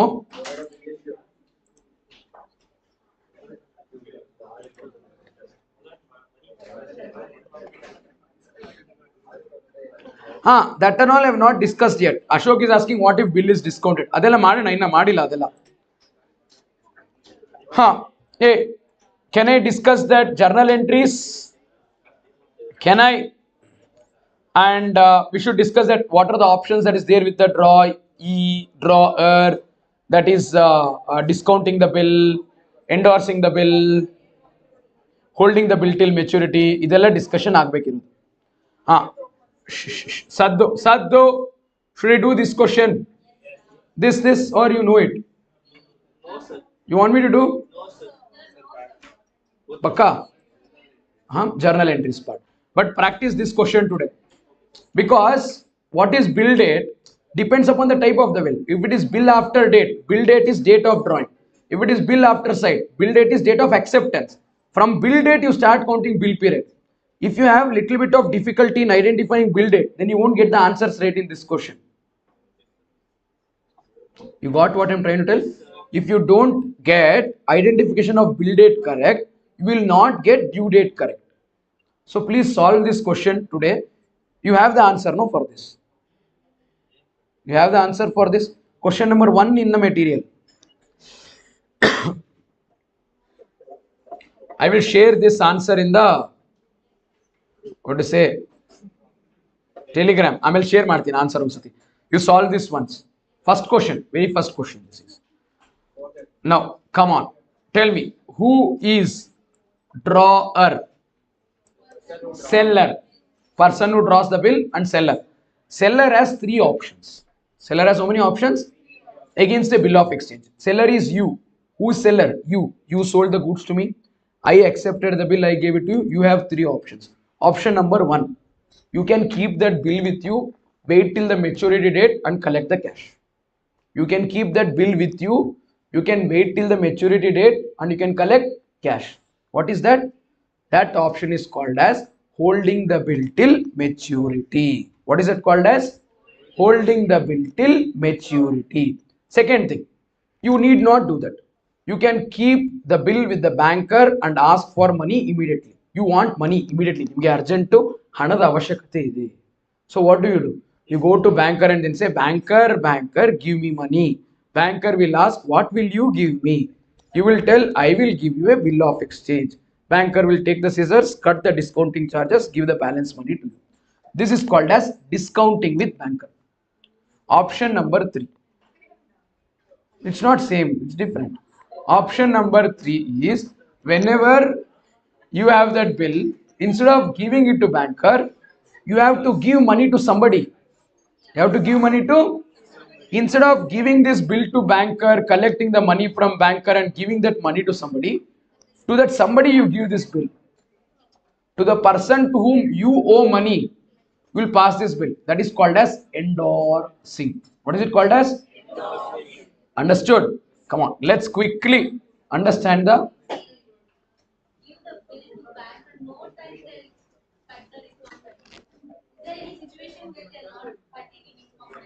Yes, when the banker is mad, they'll always cut. Why will they? Alva, ಅವರು ಮುಚ್ಚಿಟ್ಟು ಯೋಚನೆ ಮಾಡಿ ಬೇಜಾರು ಮಾಡ್ಕೊಂಬೇಡಿ. ಈಗ ನೋಡಿ, why will they give the money? Don't make her feel bad. ಬೇಜಾರಾಯ್ತಾ? ನೀವೆಲ್ಲ ಸುಮ್ಮನೆ ನಾಕ್ಬಿಟ್ಟಿಗೆ ನನ್ನನ್ನು ಕೆಟ್ಟವನ್ ಮಾಡ್ತೀರಾ, ತಮಾಷೆಗೆ ಹೇಳಿದ್ದು. ಯು ಡೋಂಟ್ ಫೀಲ್ ಬ್ಯಾಡ್ ಅಲ್ವಾ? ಅವ್ರು ಹಣ ಕಟ್ ಮಾಡೇ ಕೊಡ್ತಾರೆ. Because let's say I am the banker, you are drawing the bill. Bill will mature after 1 month. No, I will give you money today, but I will collect the money after 1 month. Then 1 month my money is lost. No, so I want some revenue for that. So I will give you lesser than that. If I am giving you full value, that means time period is 0. Andre today I am giving you money. Today only bill is maturing. Avaga discounting agalvalla.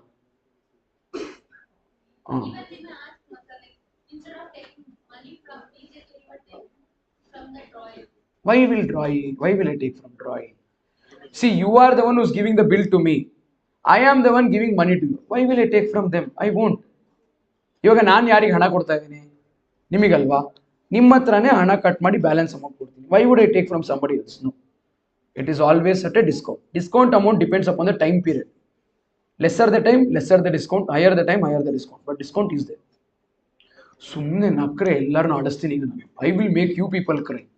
I am good at it. Challenge? Beda. We did this. If she cries no, for every drop that comes, I will make you cry into 10. Don't cry.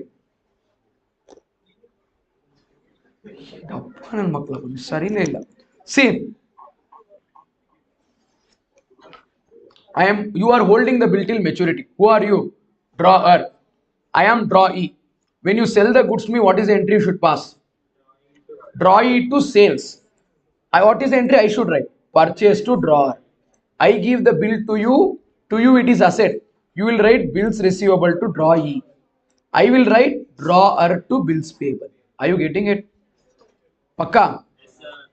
After that, on the maturity date, you will give the bill to me. I will give the cash to you. That is called honoring. Your bill will go out, no, credit bills receivable. To you, cash will come, no, cash account debit. What is the entry you will write? Cash account debit to bills receivable. What is the entry I will write? My liability bills payable will decrease. Debit, my cash will go out. Cash account credit. Entry is bills payable account debit to cash. Okay, now say something.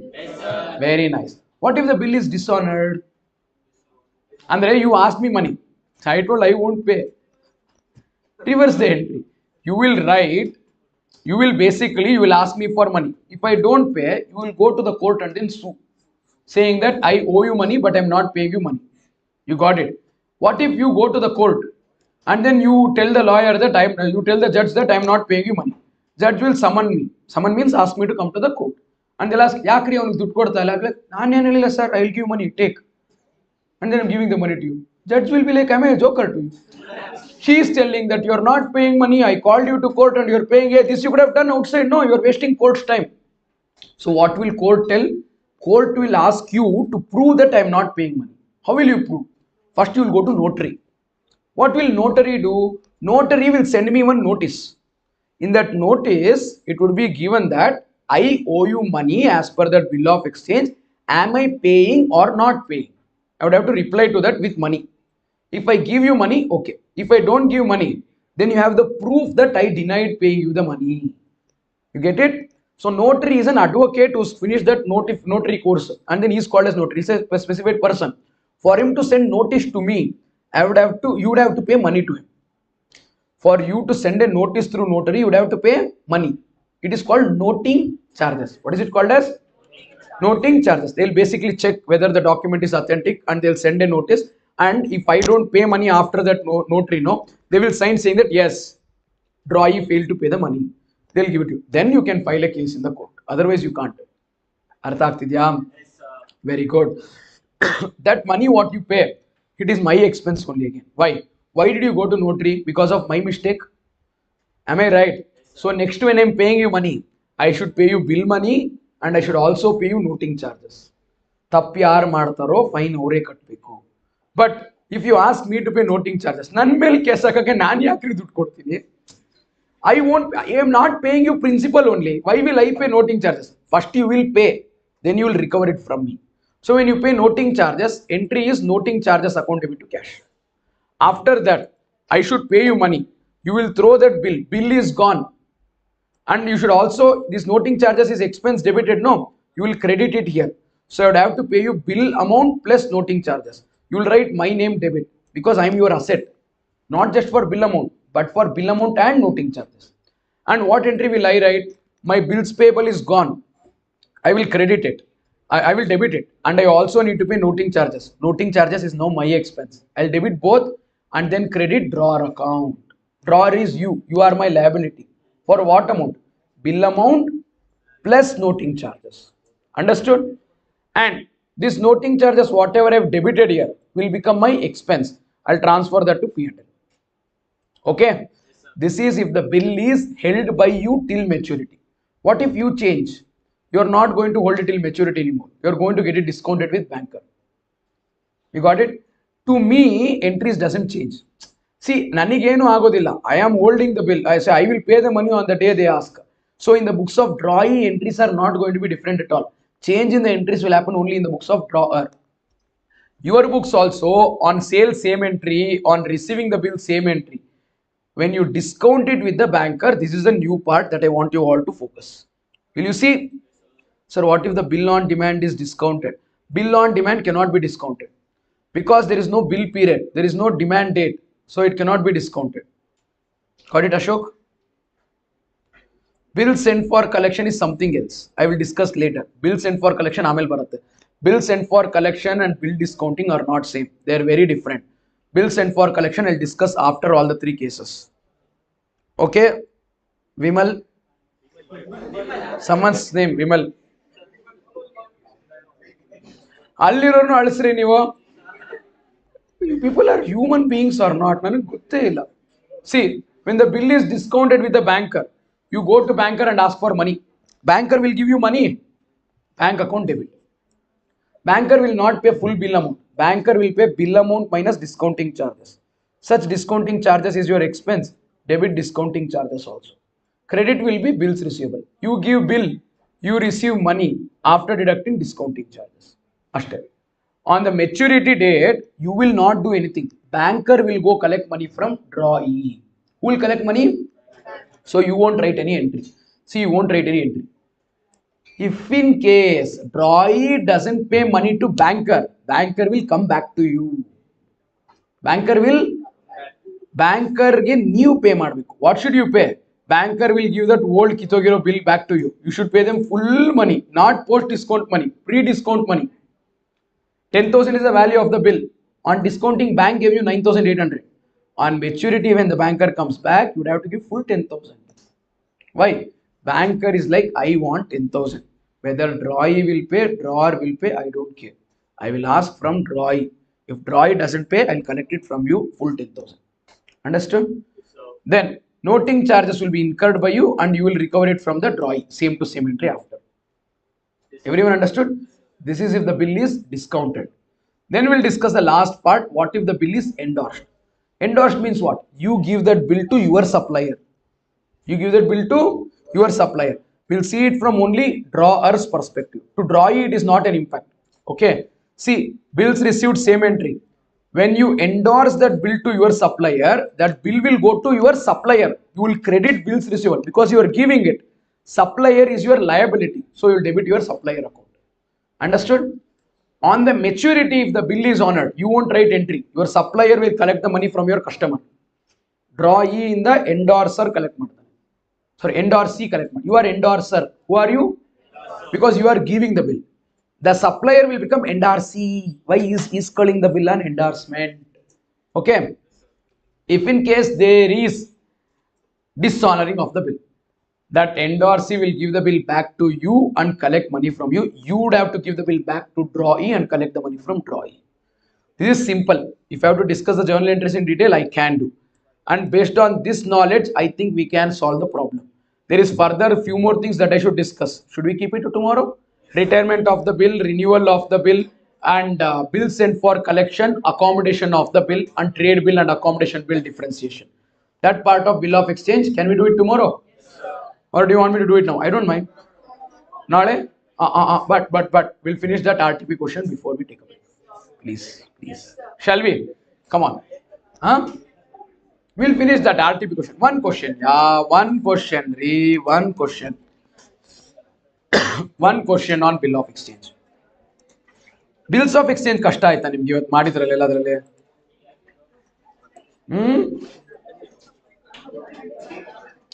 Did it turn out like bills of exchange became difficult?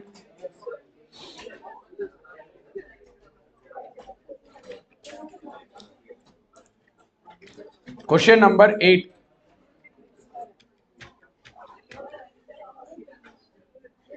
Adya and Anya. Anya, do you see Spy X Family?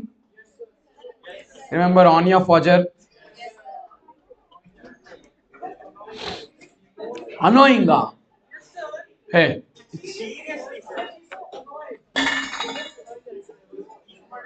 Actually, yes.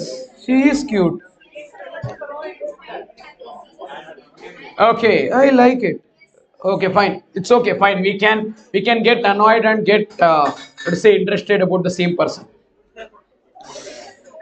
There are a lot of people who love Dhoni. See? Okay, come on. Focus. I'll leave you in next 10 minutes. 7:15 you will be on the streets. And the class will the class will be over. The class will be over. ರೋಡಿಗೆ ಇಳಿಸ್ತೀನಿ ನಿಮ್ಮನ್ನ 7 ಕಾಲಿಗೆ. Yeah. Can I have your attention? Okay. 1 second. Some problem with the light. ಇದೊಂದು light ಹಾಕ್ತೀನಿ ಇಲ್ಲಿ. ಇಲ್ಲೆಲ್ಲ pixel ಬರ್ತಾ ಇದೆ ರೀ. ಚೆನ್ನಾಗಿದೆ ಈಗ. ನಿಮಗೆ ಕಾಣಿಸ್ತಾ ಇದೆಯಾ? Yeah, we are now going to discuss question number 8.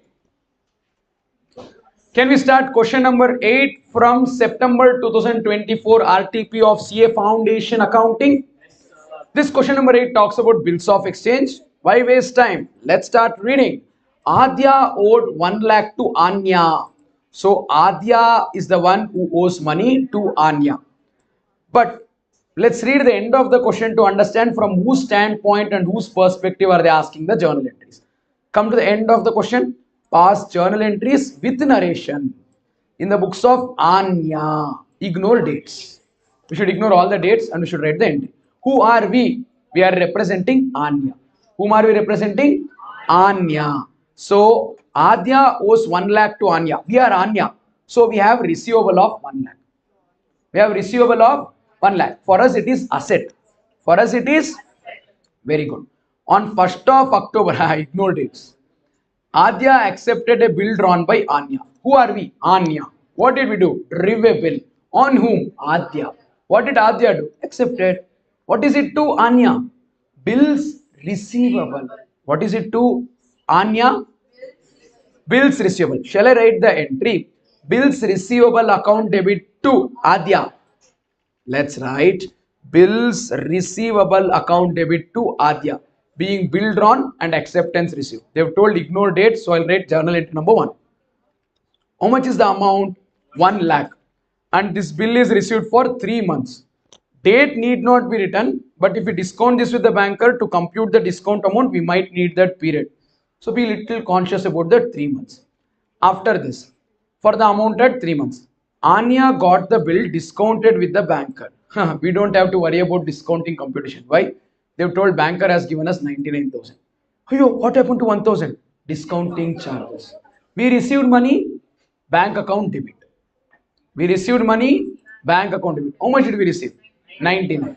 What did we do? We gave the bill.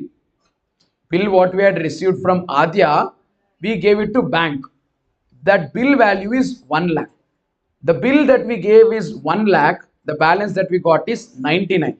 1,000 what we are not getting is discounting charges. Being bill discounted with banker. Got it?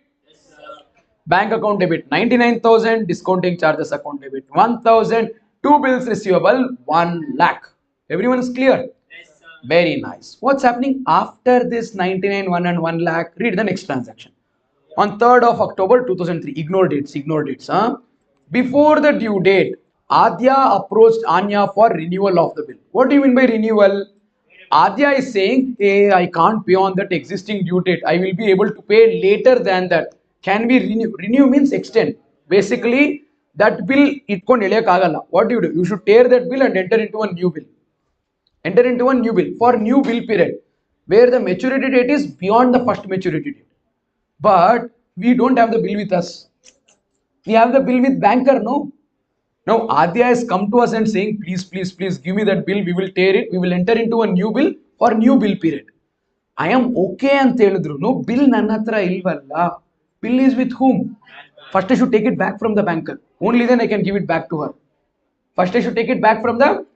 If I go to banker and ask for the bills, no, they'll ask for money. How much? Full money. So what should I do? I should first give full money to banker to collect the bill from banker. I'll write bills receivable account debit 1 lakh. To receive that bill of 1 lakh from banker, I should pay the banker 1 lakh. What am I doing here? I have withdrawn the bill from the banker. Why? I should now give it back to Adya. Now, I am going to give this bill back to Adya. But what is the deal that we have? I will write bills receivable. I'll give bill of 1 lakh back to Adya. Adya has to give me money. If she gives immediately, she should give 1 lakh. Is she giving the money immediately? No, she's delaying. No, I should have received 1 lakh today. Am I right? But I'm receiving later. Because I'm receiving the money later, I will say, Avela Nangotila, because of you, I'm receiving the money late. You have to pay interest. Correct or not? Yes. Now observe. What have they given about this? Anya agreed on the condition that 50,000 be paid immediately. Right now, Adya will pay 50. Together with interest on the remaining part at 12% for 3 months. How much money should Adya give us? 1 lakh. How much cash will she give immediately? 50. Balance 50 she will give after 3 months. So how much money is delayed? 50. So interest should be collected on how much? 50. For how many months? 3 months. Do 50,000 into 3 months into 12%. 1000. So we should collect from Adya not just the bill value of 1 lakh. We should also collect interest. That interest is my income. Because Adya is delaying, I am going to collect 1500 extra. That is interest income to me. I'll write interest income 1500. How did we get it? 50,000 multiplied by 12% multiplied by 3 by 12. Got 1500 everyone? So basically I need to recover from Adya 1,01,500. Being bill cancelled by Adya and interest income recognized. Now Adya will give me bank balance. How much cash will she give? 51,500. How? She'll give 50,000 cash for the bill plus 1,500 of interest immediately. Sir, can't we include that interest in new bill? We can, but they mentioned that she'll give. See here, I'll show it all again. See, together with the interest, interest will be paid in cash and balance 50,000, there will be new bill. See, Adya should accept a new bill for 3 months. For that 3 months, how much is the bill value? 50. So I will write 51,500 she gave cash. 50,000 cash for the old bill, 1,500 interest for the new bill, and new bill of 50,000 she accepted. I will credit Adya by 1,01,500. See here, Adya had to give me 1,01,500. In 1,01,500, she gave 1,500 plus 50,000 bank balance, and balance 50,000 she accepted new bill. 1,01,500 debit, 1,01,500 credit. Did you understand so far? Make some noise. Then what's happening? These arrangements were carried out. Okay, Oledagli. But afterwards, Adya became insolvent. In all the questions, same story. What happened? Adya jumped into the river. Adya didn't dissolve. Sir, what did they only told? Adya became insolvent. How do you get to know something is solvent or not? Drop it in the water. If it dissolves, it is solvent. If it doesn't dissolve, it is insolvent. Adya became insolvent. Okay. And 40% of the amount can be recovered from her estate, from his estate. ಅಯ್ಯೋ ಇಷ್ಟೊತ್ತು ಆದ್ಯ ಹುಡುಗ ಅನ್ಕೊಂಡಿದ್ದೆ ಛೇ Adya identifies himself as he. 40% of the money is recovered from his estate. Che, because of Adya, I thought her and then it took the bill back from the banker, extended the, renewed the period, and all of this I did. Finally, when I met, it is him, not me, Anya. But Anya is interested in. You don't know Anya. Who's Anya? Who knows? Okay, now focus. Focus. Okay. Adya is supposed to pay us money. If Adya would have paid money, I would have written cash account debit to bills receivable. That bill will go and cash will come. But now we did not receive money. I will first credit bills receivable of 50. 50,000 is collectible. No. From Adya, I will debit Adya 50. Am I going to receive 50? No. I'll receive 40%, not 40,000. 40% of 50 is received. How much? 50,000 into 40%. 20. Very good. 20,000 Bharat. But Adya was supposed to pay me how much? 50. What happened to balance 30? 30,000 go in the bad debts. Right? Bad debts account debit 30. Being part receipt and bad debts recorded. This is the accounting entry for this question. Did you understand this? That's it, guys. Okay. Next 10 ಮಾಡೋದೀಗ ಸಾಕಾ time up. Okay, what to do for tomorrow? One brief plan for tomorrow. Tomorrow let's start with bills of exchange. Let's do accommodation of bill. You pick the question that you would want me to solve. Okay, if you have a specific question, you solve. Or one more thing that we can do is that part I'll do separately. Tomorrow let's continue with final accounts and sole proprietorship or something. Illa beda accommodation of bill namge ಒಂದು question ಮಾಡಬೇಕು ಅಂದ್ರೆ ನಾಳೆ accommodation. We'll start with accommodation. Beko. Okay. Tomorrow let's start our day with accommodation of bill. Once we finish accommodation of bill, I'll say that's it. Tada for bills of exchange. Six chapters will be over. Tomorrow let's start with final accounts. final accounts of sole proprietor, and we will do incomplete records. We will do NPO, then partnership and company accounts. You got it? Company accounts, I'm going to give again overview. Partnership again. Partnership alone can be taught for 50 hours. And company accounts, I thought it for 8-9 days, 7 days or something. So if you expect the miracle to happen of company accounts and partnership in half day, it's impossible. This is I'm giving you because you should understand. No, marathon is 2 days, which is about 10 to 12 hours. CA foundation syllabus is about 220 230 hours. 230 of hours of syllabus in 12 hours, and you should understand how will it get compressed. Every concept will be touched. On every topic, we can't do problem. If we try to do problem on everything, it will take 220 hours. No. If not, why will someone learn 220 hours of class? Everyone will attend 2 days of marathon and then write the exam. You get it? But every topic I'll ensure that I touch the concept. I won't leave you without touching the concept in the class. Okay. So tomorrow again, see you all in the class. Instead of 10, can we start slightly early tomorrow? So that we'll have little get longer time. So we'll start around 8:30. 8:30. 8:30. I'm not asking. I'm telling. So we'll start at 8:30 in the class tomorrow, and we'll progress upon that. And tomorrow's class ending again depends upon the completion of the rest of the day's class. So did you guys learn something new today? Marathon al band, you learned something new on theatre. You're like, sir, we did not learn anything new. We knew everything. It got revised. So, okay. Did you guys have a little fun today? Very good. So remember, life is not a battle to be struggling. It's a game to be enjoyed. Till the time you're learning something, you're having fun. It's all good. Yeah. Thank you for people who are watching it online as well. Yeah. So remember, life is not a battle to be struggling. It's a game to be enjoyed. Till the time you're learning something, you're having fun. It's all good. The day you guys stop learning something or stop having fun, trust me, you might start struggling because you might be in a battle. So thumb rule to stay happy is pretty simple. It is to stay in the game. So for one last time on this day, I have just one simple question for all of you. Are we in the game? Yes, sir. Are we in the game? Yes, sir. Come on, the top of your voice, sir. Are we in the game? Yes, sir. In the game. Please don't miss tomorrow's class. Please do come to class. Definitely there will be a difference watching it online and watching it in the class. See you tomorrow, guys. Bye. Hey, people watching it on YouTube. Nimgunu ashte. ಬಾಯ್ ಅವರಿಗೆ ಚಟ್ ಪಟ್ ಟುಡುಮ್ ಅನ್ಬೇಕಂತೆ ಚಟ್ ಪಟ್ ಟುಡುಮ್